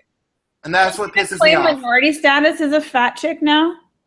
Yeah, they do. I don't even think you can, like, isn't there like an obesity epidemic in America? Like, I don't even think you can claim minority.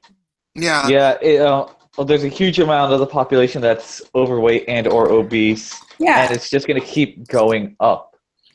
Yeah. Like, obviously, you shouldn't treat people like shit for that, but like, also, you're not even a minority, right? Like. Well, I don't know, but maybe now that Trigglypuff came out, it's going to go down because, like, oh, dude, he's so fat. Oh I my saw Trigglypuff and did like 10 push-ups after that. Yeah. Well said, oh Sky. My goodness. Well said, Sky. That's a good one. Yes. Yeah. Yeah. So fat. Yes. So yeah, that's a story about feminists that we've known, and you know, like how they are and how they. It's like because you can be a career feminist. You can get paid to say this shit. You can get. It can be a thing, and the second Anita Sarkeesian. Oh God, yeah. Right. Anita, you know, and the fucked up thing about Anita Sarkeesian is that she was not even a feminist until like she realized she could get money from it. McIntosh, yeah. It wasn't until Jonathan McIntosh was part of her you know, like her crew basically, and then she kicked him to the fucking curb immediately after he was no longer relevant, worthwhile to her, and to me that's fucking hilarious. I get plenty of giggles out of it. Yeah, the fucking feminists and their cucks fucking Steve Shives and all of those motherfuckers. Oh, dude, Steve Shives, man. He blocked me on Twitter. He blocked He's you on blocked Twitter? Yeah, He blocks everyone on Twitter. Come on. I haven't. Well, no, okay, but there is a Twitter bot that will block people. That if like so, say you are subscribed to somebody like Undoomed or somebody. Apparently, there's a bot that will block you from certain people based on the fact that you're subscribed to Undoomed. Wow. Yeah, it's kind of crazy. No, and I've heard who actually programmed the bot. It was a feminist named Randy Harper. Randy Harper is That a big name is fat very fucking familiar. piece of shit. She's Randy Harper is the cow behind the block bot for Gamergate. Yeah. She's this massive she beast. And she's one of the fattest people I've ever seen. Yeah, it's gross. I actually was able to connect with her on Facebook because we have some mutual friends in common because I'm that deep into the SJW land. And Damn, son. Dude! We call you the White Omar Epps from Into Deep. Fantastic. Oh, yeah. That's why that's why it's a creepy doll in my face, because I am in the fucking limbo between SJWs and I'm trying to use that to my advantage. You can't not be in Seattle, right? Oh yeah, well no, and everywhere else I've lived too. Yeah. I mean, I was in queer bands and shit with What? like black lesbians that were my bandmates. Who by the way, if I say that anyone ever figures out the queer band that I was in with the black lesbian, that black lesbian is fucking cool and I still love her. She's my girl. She's not a fucking SJW. She's fucking cool as hell, and that's why we were a band to begin with, because it was like we were queer people and we were like, these other queer people are kind of annoying and let's have a band. and the first song that we made together was called Man Boy, and it was it was her, this black lesbian, doing lyrics about, she was pretending to be a male who was completely misogynist. And and the entire lyrics of the song was my black lesbian bandmate being a total misogynist, and that was all the lyrics of the song. So that was the kind of queer band we were in. That was like 6-7 years ago, and it was fun, and that was actually cool. But what's that? Would you play? Did you play an instrument? I made all of I made all of the music myself. I am an electronic musician. Nice. No kidding. Yeah. You guys are Bass Nerd. Are you on Facebook? Are you on Facebook, Bass Nerd? I am actually not. I stopped using Facebook. Okay, so dude, but you should know, right? I've been a bassist for. I've been playing bass. I have a Rickenbacker. I have a sweet fucking bass. I don't know much about like actual instruments. I'm an electronic musician. But you should write me a private message on YouTube, and I will send you some of my SoundCloud shit. I actually would want to hear that too. Yeah. Well, actually, there's a music video of that song. Okay. Yeah, and it's cool, and that girl is cool. Like she unfriended me on Facebook because Cat Black talked shit about me, and people were probably writing her messages telling her to unfriend me, because that's what happens if you have a bunch of friends in common and an SJW talks about you. They will start writing messages to all your mutual friends saying, this guy is a misogynist. You need to unfriend him. And I think that's probably what happened. But no. An article on HuffPo about that recently, or somebody was saying that like they're trying. Was that you saying that? Might have been you. About unfriending all your like potentially racist friends. Yeah, that was your video. Oh, I have the block wall video. Yeah. Yeah. It's because people on the left are delusional enough to think that if they if they unfriend all of their friends that maybe said something offensive, then somehow they'll be better off, which is the most delusional thing to. It's so like, yeah, fucked just up. build up that echo chamber even more. Yeah. Yeah, they think it benefits, but it's like, why would you think that? It's not how you win. I think it has more like ideological purity or like disgust or something. Like they don't like. I feel like a lot of people think. I mean, if you look at like the argument against some of the presidential stuff, I feel like they think it's like contagious. That like racism is contagious or something. Like if you hear somebody say something racist, you'll be like, oh. Maybe I'm racist now. Like, oh my goodness, I heard it, and now I'm racist. Yeah, I totally get what you're saying. And it's one of those things that like it's just such a fucking bullshit premise. I'm a traveler of pole. Like I like A-Chance pole and stuff like that. But it's not that I fucking hate people. Like I have. Like I have Muslim family members, and it doesn't, like it doesn't affect me, I suppose, in that way. But there's a lot of bullshit. But I totally don't. I don't have any hate in my heart for these people. My only explanation is that they think it's like contagious because I feel like they're like, oh, if you like hear racist words, it will like incite your inside racism and then you'll really be converted to camp racist. Like, I don't know where all these like secret racist sleeper agents are, but that's because they're secrets. I agree. Yeah, I totally feel you with that. Like it's something that I just like it's not part of it's not part of me. It's not something that I hate or anything. Like I just I've been to countries that are majority Muslim. I have a brother-in-law who's Muslim. And I love these people. Like it's just sometimes that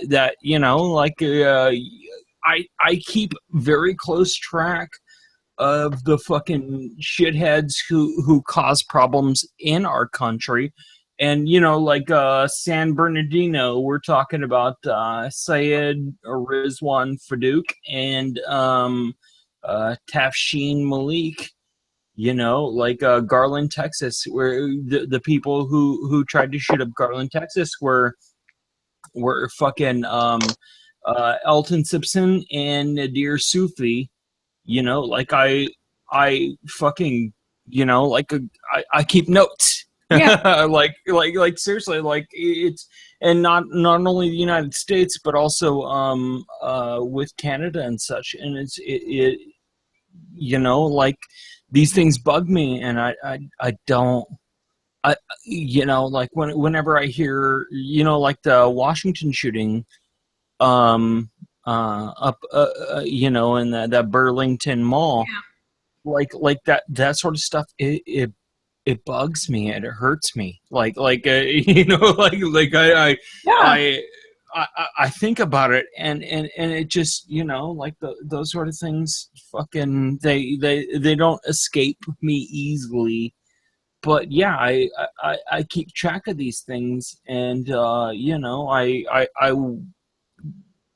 wish they didn't happen as frequently as they did, but if they're going to, then I think remember there was a thing that happened in Sweden tonight, but the explosion had nothing to do with the blast.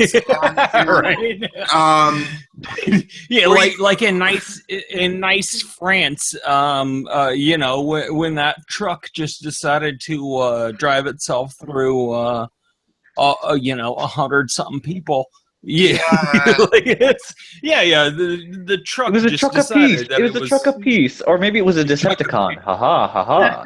Yeah, a Decepticon, maybe potentially. So it's it's not something oh fuck, I'd never want it to happen, but at the same time, it's like, it's when it does happen, I pay close attention, and I want to know more about the fucking criminals, about the assholes that cause such a problem. So Yeah. yeah, I don't fucking take it lightly, and I don't like these people, and not like these people. When I say I don't like these people, I don't mean Muslims. What I mean is these people that cause harm to others. But yeah, it fucking bugs me. It rubs me the wrong way.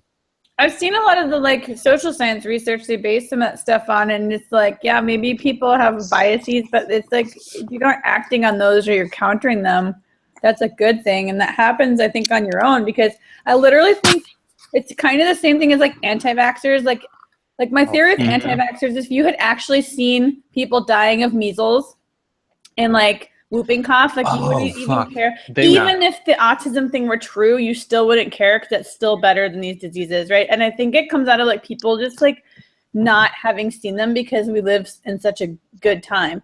And I think it's kind of the same with racism in a way. People don't actually see actual racists because the ones you have to worry about are ones that don't care if you call them racist. If somebody feels guilty because you called them racist, those are not the people you need to be concerned about. Gotcha. Yeah, that totally makes sense. It's the people who, if you're really concerned about being called a racist, you yeah, a racist, because you feel bad. Real racists are yeah. It's yeah, exactly. It's something that you're oh well, fuck, I don't appreciate being called that, and that that causes me bad feelings, that sort of thing. So it's one of those. Yeah, I totally agree with you. And maybe it's because people don't see that because they're so already in the darkest, which is good. It's a good thing. They're assholes, but I think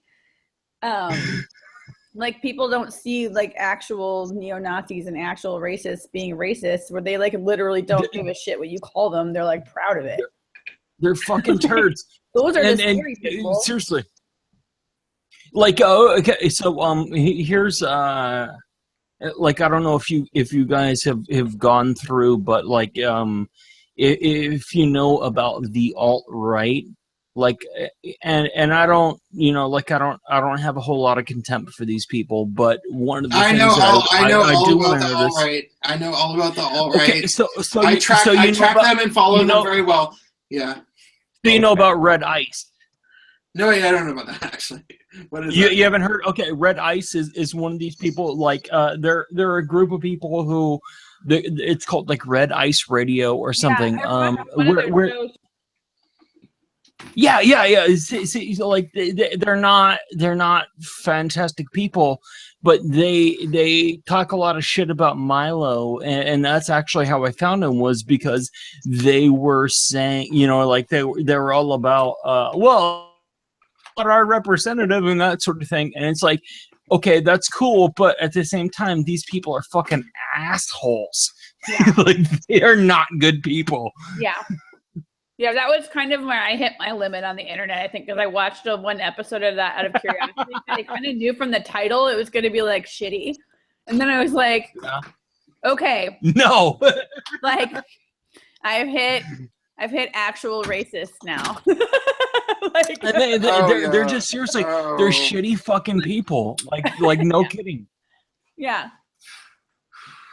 But yeah, Red Ice Radio. I have to say, okay, so wait. Don't go search for it. You're bored. But I listened to actual racists and it didn't infect me, so I feel proud about that. Oh yeah, that's not that hard. But one of the things that I will say is that I am very proud to be somebody that came from a full-on Sanders supporting, full-on SJW friend list over the past year and a half or whatever. Everybody that I knew was SJW. Mm-hmm. Everybody knew, and I was able to find a bunch of racists on social media, I was able to at least connect with them and hear what the fuck that they were saying. Yeah. And I have seen some grisly statements. People have said, like, well, I don't have a problem with genocide as long as it's the right people. And it's like, whoa! Like, Yeah, right. What the fuck is going on in your head? Why would you say that? But at the same time, it's like, but I'm absolutely not gonna like block this person because it's like, oh, well, I'm glad to know that I have made contact with somebody who actually thinks like that, because nobody that I know knows these people at all. So I'm glad. Keep your friends close and your enemies closer anyway. Like, isn't that kind of the same idea? If you block even your Lindsay West friend. I'm sorry. Yeah. I don't mean to be a turd. I just think it's funny. Or at least be able to hear them. You know. I think that one of the most important things is that the ability to listen to people that you may disagree with, and that you know, like it's super important to be able to hear opinions that you disagree with.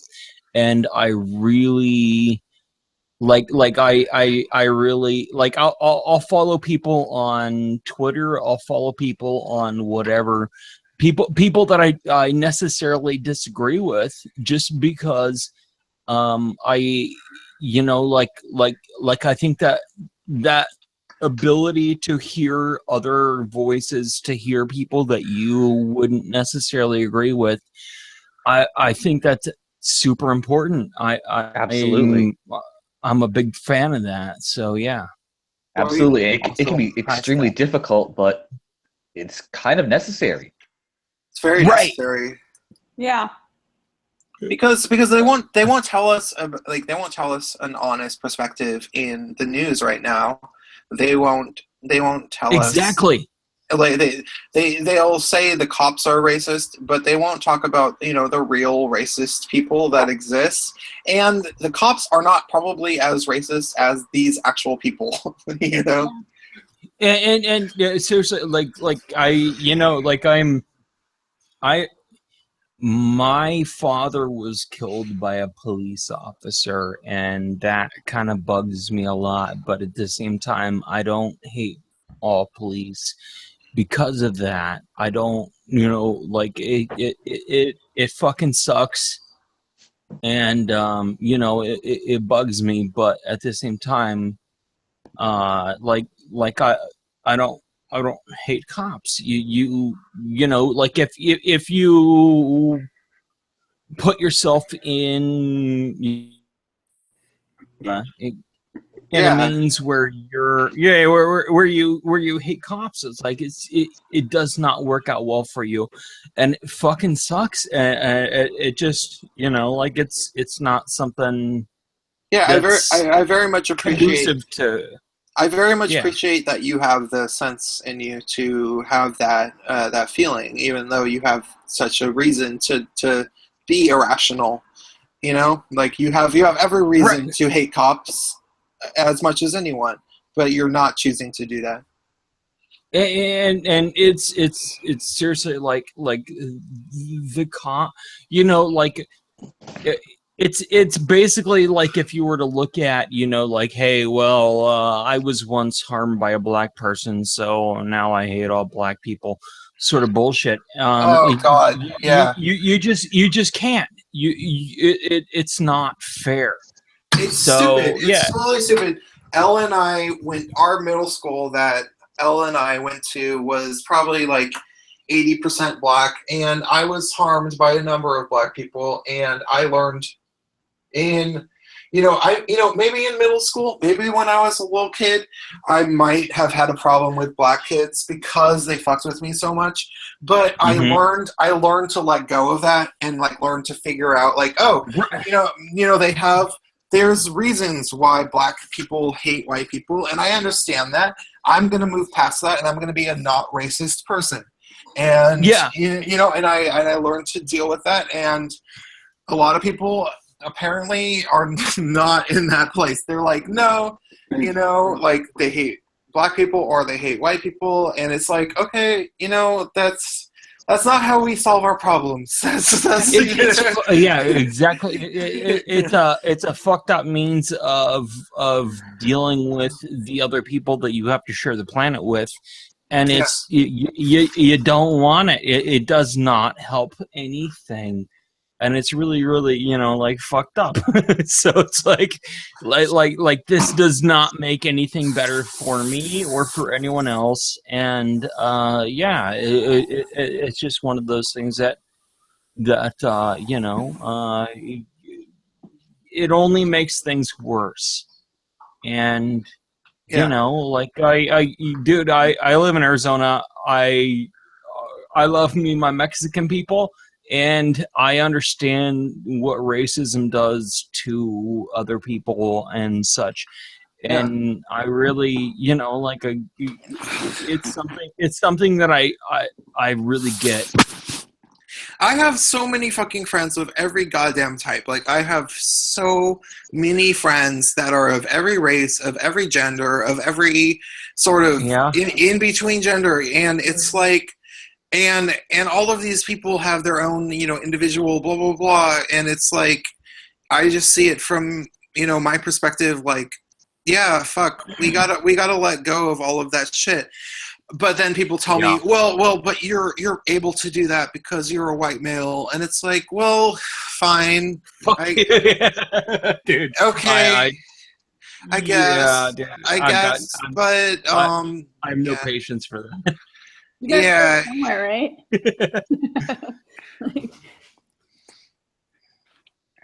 You know, like seriously, like, I have zero patience for that. You know, like I was raised by women, and I was raised by women, and I was raised by women in one of the shittiest neighborhoods in Arizona, and you know, like I've had my ass kicked before, and I'll have my ass kicked again, I'm sure, but like it's one of those things that it's just like I have zero appreciation for fucking anyone who wants to say that, you know, like that the prejudice is all that matters. Right. It's not. It's more complicated than that. And people these days, a lot of them try to say that the prejudice is the most important thing. You know, like they're like, dude, seriously, like prejudice is the most important meal of the day. Something like that. Say it again, Sky. What were you saying? Prejudice is the most important meal of the day. Yeah. It's like some fucking grape nuts mixed with some oatmeal, and you gotta take that prejudice when you wake up. Otherwise, you're not going to be able to do your cardio. So right, yeah. That's pretty funny. I like that. But yeah, you know, like sometimes things fucking suck, and you know, like it's sometimes you're going to be abused specifically for, you know, a condition that you can't help, but you know, like it fucking sucks, but you know, like it's such his life. I don't know, like.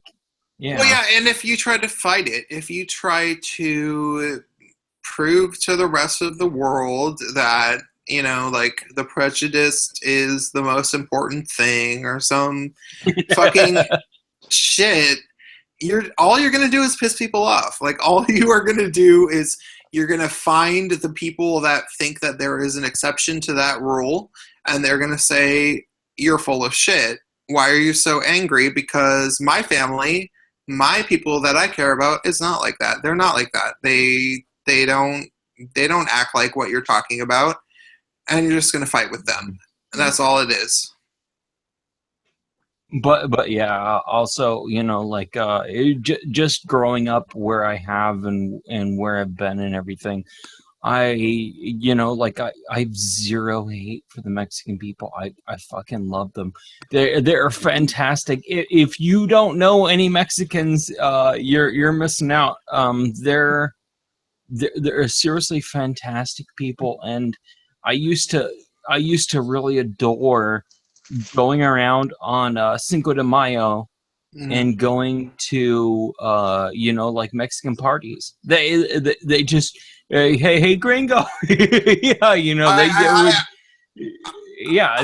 would be zero problem with me showing up to a Cinco de Mayo party. I loved it. I have a good story about Mexicans, which is that when I lived in San Francisco, I had this horrible couple months because there was this homeless guy who would hang out around. I was living right in the middle of San Francisco, like right where it was just like homeless person and crackhead central. And San Francisco is one of the right. when you're in that part of San Francisco, it's one of the craziest places because there's just so many crackheads and homeless people and shit. And so the cops can... A thriving homeless population. yeah. And mostly, and there's also a lot of people that live in expensive apartments. And so the cops cannot even really keep track of what's going on. They cannot track all of the people who get mugged because it happens a lot. Too many. But there was this white guy. He was actually a white guy. And he tried to mug me this one night, and it was probably about 11:30 p.m. And I was going to a bar. I might have been a little bit drunk. I might have pre-drunk at my house or whatever. Pre-gaming, yeah. I don't remember. Maybe I was. Maybe I wasn't. And he followed me when I made a turn around this turn when there was it was a specific part of the area where there's never cars. It was a very desolate little place, and he followed He followed me, and as soon as it got around the turn, he ran up on me and tried to say hey, you owe me money, try to say some, mugger shit, and I had never been mugged. I was not expecting this at all. And he tried to get all crazy with me, and he had his hands in his pockets of his jacket or whatever. And I'm street smart. I'm not a scared motherfucker at all. Right. I can fight. I know. And so I was I'm fuck 6.5 feet tall, dude. I've been around. I've been around. I've kicked some ass before, and I've had my ass kicked before. Yeah, but, and I'm a big dude, and Elle and I were in the same martial art instructor classes. Elle and I took classes from the same militaristic fucking kendo instructor. I know how to fight. She took karate classes with you? That's fucking awesome. Kendo. Elle and I both took from. Well, yeah, kendo, but. Yeah. But okay, so yeah. So this guy is trying to come up on. This guy's beat people up. Street fight. No, and I was telling Elle about the fights I got into in middle school, which she didn't know about because we didn't talk about them. We didn't talk about the fights I got into in middle school because we got in trouble. But no, so this guy tries to run up on me from behind while I'm trying to just walk to a bar, and he's yelling at me. He says he I owe him money, and I'm like, fuck off, I don't know who the fuck you are. And he is like, no, you owe me money, and I'm like, okay, fuck off. And then he runs up on me, and he gets within about 5 feet of me, and I'm a decently big dude, and I was yelling at him Kick him in the fucking neck. yeah. Well, I know, and I told him, I said, get the fuck out of my face. And he acted like he acted like he wasn't scared of me, and he had his hands in his pockets. and he was trying to like, he was trying to mug me. He was trying to get my shit from me.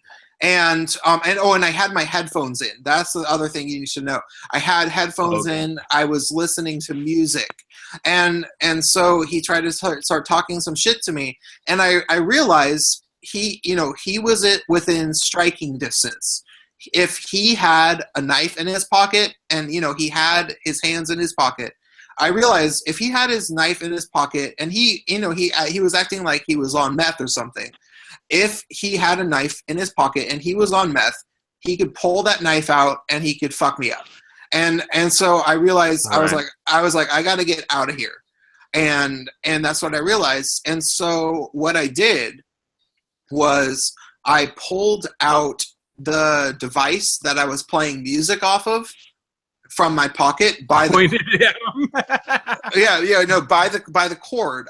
Because I had the cord in my hand. I pulled on the cord, and it was just an iPod Nano, like one of the small iPods, And so I pulled it out, and I purposely dangled it in front of him, and it honestly, and this was my little fight or flight remix, reflex. I pulled it out and I put it in front of him, knowing that he would be interested in whatever that was. And he swiped at it with his hand. He swiped at my iPod Nano. He disconnected it from the cord, and it fell to the ground. And as soon as it fell to the ground, he reached down to try to pick it up. Did you kick him in the head? No, I ran away. Fair enough. Yeah, because I'm like, this guy seems like a fucking meth addict. I'm not going to I'm not going to fuck around with some guy that might have a knife and try to be a meth addict trying to stab me with a knife. So I ran around the corner, and then there was some girl that was about to walk down the corner, and I was like, girl, you need to go the other way because there's this fucking guy in here, and so I told her, and then I went to the bar, and I told my friends, I was like, I lost my iPod Nano, and then people bought me drinks, and I got drunk. I forgot about it. Well, nice.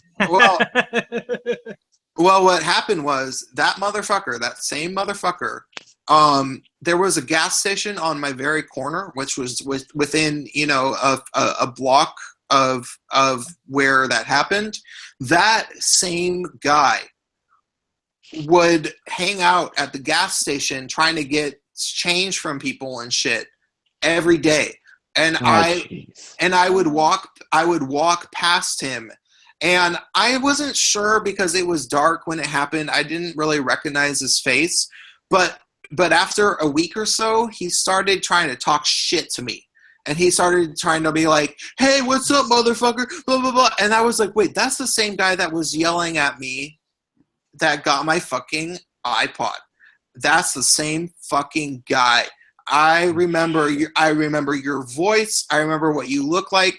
And he did that, and it went on for and it was a busy area, so I could ignore him.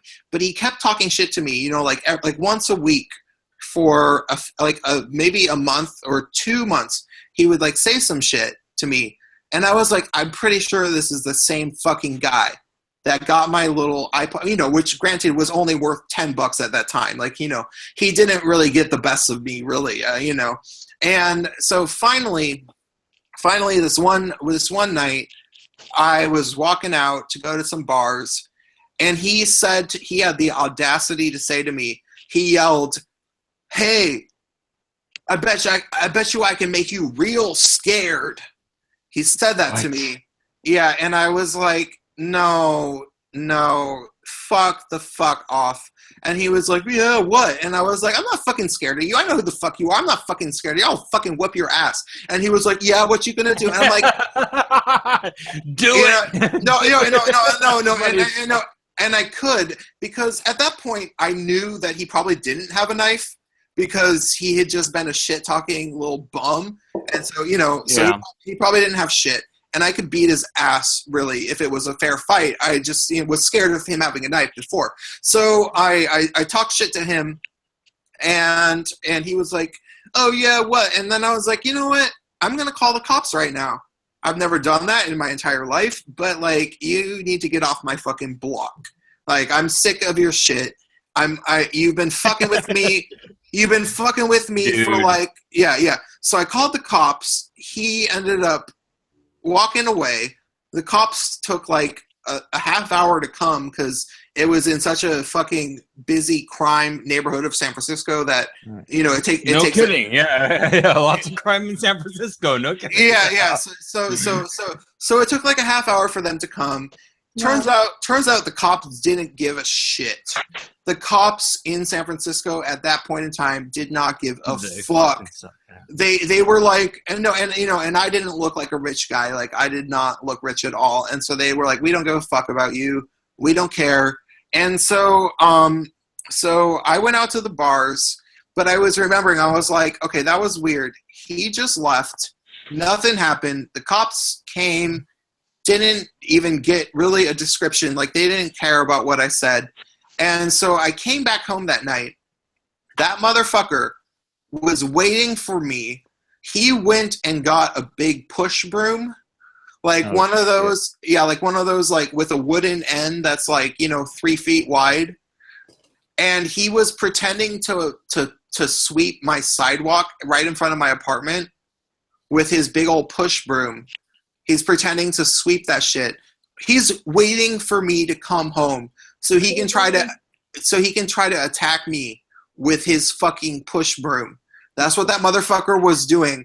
And and he thought he was being all clever. Like, he thought that I was going to come home and like not see him or something, but I saw him from like 200 feet away. And I was like, oh shit, this guy's going to try to attack me. So I ran up into the gas station that was on my corner, and I was trying to like tap on the glass, like, hey, you guys got to call the cops. You guys got to call the cops.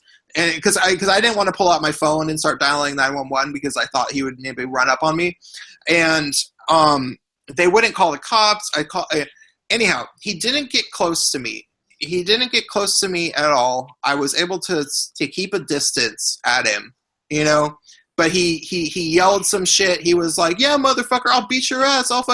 It's like, and I was like, dude, you have a fucking big old push broom. I'm not going to fight you. Like, you have a weapon. I don't. Obviously, I'm not going to try to fight you right now. And then, so, I don't, honestly, I don't even remember how I got into my house that night. Like, I don't remember, like, somehow. You were too drunk. Yeah, it was an intense moment. And I think that I got him to like run towards me. And then I just ran around him, and then I just jumped into, I pulled out my keys and I jumped in my door, and he didn't have time to catch up or some shit. But it was an intense little moment because that's no fun. Yeah, and he was fucking crazy. Like, this guy was a fucking tweaker or something, and and this tweaker lived around you for a good while, or like? Well, for months. Like, he was homeless, but he was living on my block, trying to fuck with me for months. See, my local homeless person is a nice dude. Like, I like him. Okay, so in this area that I was living in, those couple blocks that was around, there was a number. Yeah. There was a number of homeless people, and most of them were nice. And then after this guy left, like after I got so let me finish the story. A number of them were nice. A number of them were my friends. A number of them I would give cigarettes to. I would give change to. I would give a $1 bill if they really needed it. But this guy tried to fucking mug me, and so it's like So I tried to call the cops on this guy like twice or something, and the cops never did shit. They didn't do shit. They didn't give a fuck about what happened. Jeez. But then, and this is where it comes back to what we were talking about earlier, was that the Mexicans, the Latino people who are legit, they're actually super nice. These people. I love the dudes who say, I love me my Mexicans, man. They've only done me positive. Yeah, well, this is what happened. This is what happened. The people in my building, mostly at this point, the people at my building have been pushed out by gentrification because my building was being highly gentrified in a very busy area. Yeah. But there were some permanent residents that had rent control that they couldn't get out. And one sweet.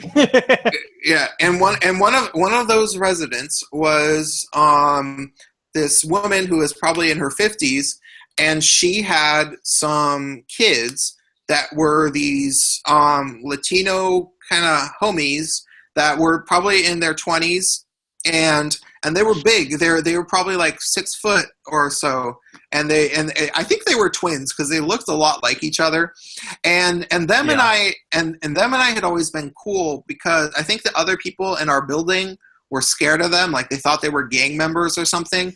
But yeah. Well, yeah, I mean, you know what? Like when you're talking about big Latinos, like they're not, you know what I mean? Like they're not generally big people, I suppose, is probably the nicest way to say it. But I totally get that. Hey, you know, yeah, but these guys happen to be big. They were big, and and they would come every so often. Like I would mostly just see their mom, but then like every 3 weeks they would be around. You know, like they'd be like and like one time I had to let them in at like 4:30 a.m. and they were locked out of the building. And they were like, yo, let me in. And I was like, huh? Who the fuck are you? And they're like, oh, you know, I come here sometimes. And I was like, wait, who are you? And they're like, I mean, I don't. And then I was like, oh, wait, I remember you. And so I let them in. We're the large Mexicans. Yeah. But because they weren't really around that often. So, but I was like, oh, wait, I do remember you. I know that you are connected to this building. So we were cool with each other. You know, like I was probably one of like, I mean, if they were there till 4:30, it was probably because my other neighbors weren't letting them in. Like they were like my other neighbors who were mostly white techies who were probably only staying temporarily with an Airbnb setup in my building. Like those people probably weren't letting them in. And I was like, no, I know these guys. Because actually, by the time that I left that building, I think that most of the units in my building were year-round Airbnb setups, and it was just a temporary thing. Because Airbnb started doing that really bad in San Francisco. No fucking kidding. Yeah, dude. Yeah, they started taking over rental spaces and just setting them out for Airbnb things. So they weren't going to let these these kind of homey looking dudes in, but I did. I because I knew them, and so I was cool with them. Right. So after that motherfucker tried to mug me and try to fuck with me for months, you know, finally I had it, and I decided that I was going to take matters into my own hands. So I wrote out the entire story of what happened with this guy, how he followed me and got my iPod, and then he tried to fuck with me. I wrote it out on a piece of paper, and I made a copy of it, and I put it into every mailbox in my fucking building. And I put it... Dude, that's fucking... I really appreciate that. Yeah, because I was like, this guy's fucking crazy. He tried to attack me with a broom, like, you know, like this, and the cops wouldn't do nothing about it. And then within the next 2 days or so, I came home, and I was with some friends. My friends witnessed this. I came home, and the homies were hanging out in front. They were hanging out in front of the building, and they were like, "Wait, you're the dude that put out the letter about the crazy guy." And I was like, "Yeah." And they were like, "Don't worry about him. He is not going to come around again." And I was dude, nice. That's great, dude. Seriously. I love me my Mexican peeps. And that's what they said. They were like, "No, you're our fucking neighbor. You're our fucking neighbor, He's not going to come around again. No, they said he's not going to come around again. He's not even going to fucking look at you. Dude. And I only saw him ever. I only saw the crazy motherfucker one time again, and it was about maybe like a week after that. And it was like it wasn't even on our block. It was like 3 blocks away, and I walked past him, and I looked right at him. Like, I remembered, I was like, "Oh, you," and he wouldn't look at me. Like, he was fucking, he was scared. He had the fear of God put in him. That's hilarious. Yeah, I love that. Yeah, so that was a brilliant moment of, you know, and that's, you know, that's what people talk about, you know, when people talk about the bad parts of the cops. That is a legitimate complaint, is that the cops don't always look out for everyone. Right.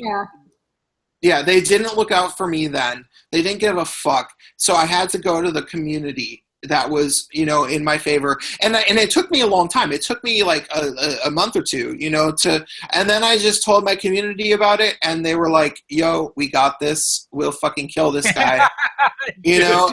Yeah. That's seriously like, you know, like it sucks that it had to come to that, but at the same time, you know, like your community is going to be one of those places. They're going to be one of those people that, you know, they'll take care of you, and I love that, seriously. Like it's something I adore. Yeah. The only thing I regret about it was I talked to one of my friends that was, you know, a guy from Mexico. He was a Mexican immigrant, and I told him about it. Like, somehow it came up. Like, he was like, you know, and he was like, "Oh, dude, you know what you need to do? You need to get 2 12-packs of beer and stop it off in front of their door." And not, you know, like, dude, seriously, beer gets things going. Yeah. He's like, you know, like that will be the, you know, the problem is that they lived with their mother only part-time, so right. They didn't actually. I didn't see them around that often, so I never got to repay them with the beer, and I felt always particularly bad about it. But I did have a time. I did have a time with one of the white neighbors that was a techie. I was walking home, and he saw me, and he was like, "Hey, how are you doing? How are you doing?" And then he was like, "So what's up with those like Mexican people that live on our floor? Are they cool?" And I was like, "Yes, yes, they are fucking. They're fucking cool as shit, and I will tell you exactly why." And I told him the whole story of how they fucking protected my ass. I was like, "So don't fuck with those guys. Do not tell the landlords on them for nothing. Like, if anything happens to you, they have your back." So, yeah. I fucking love that dude, nice. Seriously. Yeah. Okay, I gotta go to bed. I do, you know, honestly, I probably should end this live stream. There's only 2 viewers now, but I'm gonna record. I'm gonna save this one, and it's probably like really long now. It's probably over 5 or 6 hours. So, but I love you. Yeah, it's been a lot of fun. I enjoyed it though. Yeah. Well, and this is what we're gonna have on this is that you know, it's gonna be innocuous because it's so long. No one's gonna just watch the whole thing. But we did give a lot of predictions about things. So we talked about the presidential base nerd. You weren't actually here during that whole period where we were talking about. Actually, but I was just part of the chat rather than being part of the conversation. But yeah. Well, I was here because I've been well. There was a button to I don't know what you call it, stalking. You click the button to where lets you know if someone's doing something. So yeah. I'm glad that you were a part of this, at least in an extension spirit of chatting. And let me give a big shout out to Sky Ninja Speaks. Thank you, sir. Yes, love you, dude. We're gonna get to know each other better in a chat, and it's just gonna be you and us, and we're gonna talk about shit because it got overwhelmed with people after. But Sky Ninja is the reason. Sky Ninja was the reason that I was able to start this chat because I didn't have a person to found it with.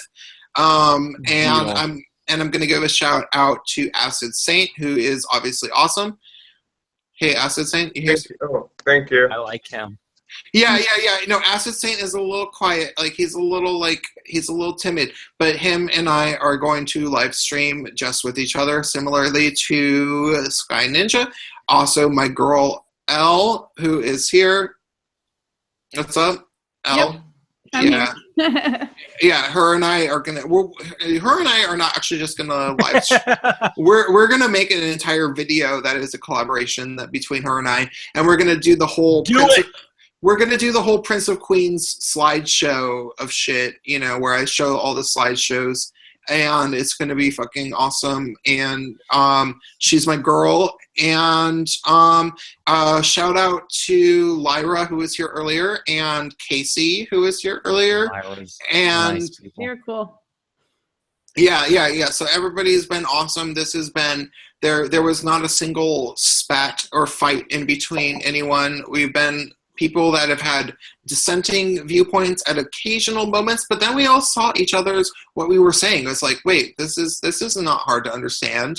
It's amazing how easy it is to be civil once in a while. Yeah. That we're nice to each other and all that fun stuff. What a Why did you have concept. longer than 140 characters? Yeah. It's like you have to have a little bit of character selection about who to send messages to. Like, hey, I was sending messages privately to people because I was like, these people are legit. These are good people. They can come in my fucking stream that 2 people are watching now. So It's a good channel. Yeah. It's been great to have all you guys. And if anybody's watching, stay fucking tuned because my 300 Spartan army is gonna fucking destroy your Persians. So, oh my god, that sounded almost Islamophobic, but I'm able. It was very, very, very Islamophobic. Is your 300 army your subscribers? Because you're at 200 Yeah, now. because I'm at 300 right now. I know, that's so cool. I know, I'm the fucking Spartan general. Apparently, because the Spartans were faggy. I'm the prince of the Spartans, and that's a little bit. They like to touch butts, from what I understand. I like to lick butts, so. well, you can lick all the butts you want. They're all yours, buddy. Awesome, cool. Well, yeah, don't fucking steal them from me, because my whiskey's all gone. I can't take a shot right now to decompress. I'm gonna have to probably to log out. And if anyone someday in the future, maybe 2 years from now, there's gonna be some SJWs that have come to their senses, and they're gonna be like, why didn't we understand that Trump was going to get elected? And they're going to go through the history books, and they're going to watch this stream. And All 6 hours of it. Yeah. Oh no, they're going to find me. Jeez. I don't need this. No, but by that time, everybody in this chat is going to be made. We're all going to be millionaires because we were ahead of the curve. We knew Far too gay. Yes. Yeah. We knew what was going on, and we predicted it. And oh my god, if what's up? Didn't we bet on it then? I got $25 that Hillary Clinton will cough once. Well, come on. She's gonna take that. Well, hey, look, she's probably gonna die during the first debate. Just saying. Oh. Oh my God! In a good way. I mean, in a good way. But she'll die. Yeah. Oh my gosh! I was watching Coffee with Scott Adams, and I have to like share this one because it was so funny. It's like his Periscope videos, and he was talking about how like he was responding to his chats about, you know, what are they going to do because they can't take her out because she's banking. The whole party's banking so heavily on her being the first female president, and then like they can't have her like bow out and then put a guy in there because it would look so much like. But seriously though, if she dies, then I will. I'll think it's funny, in a good way. Yeah. There's oh my God, you know, like Ella and I especially, like we are supposed to be, we're being Seattle kids. I like her. We're supposed to be back in the Democrats till our bitter end, till everything is gone. And this live stream has completely shown what we actually. Wait, what's up, Saint? Aston Saint, what do you say?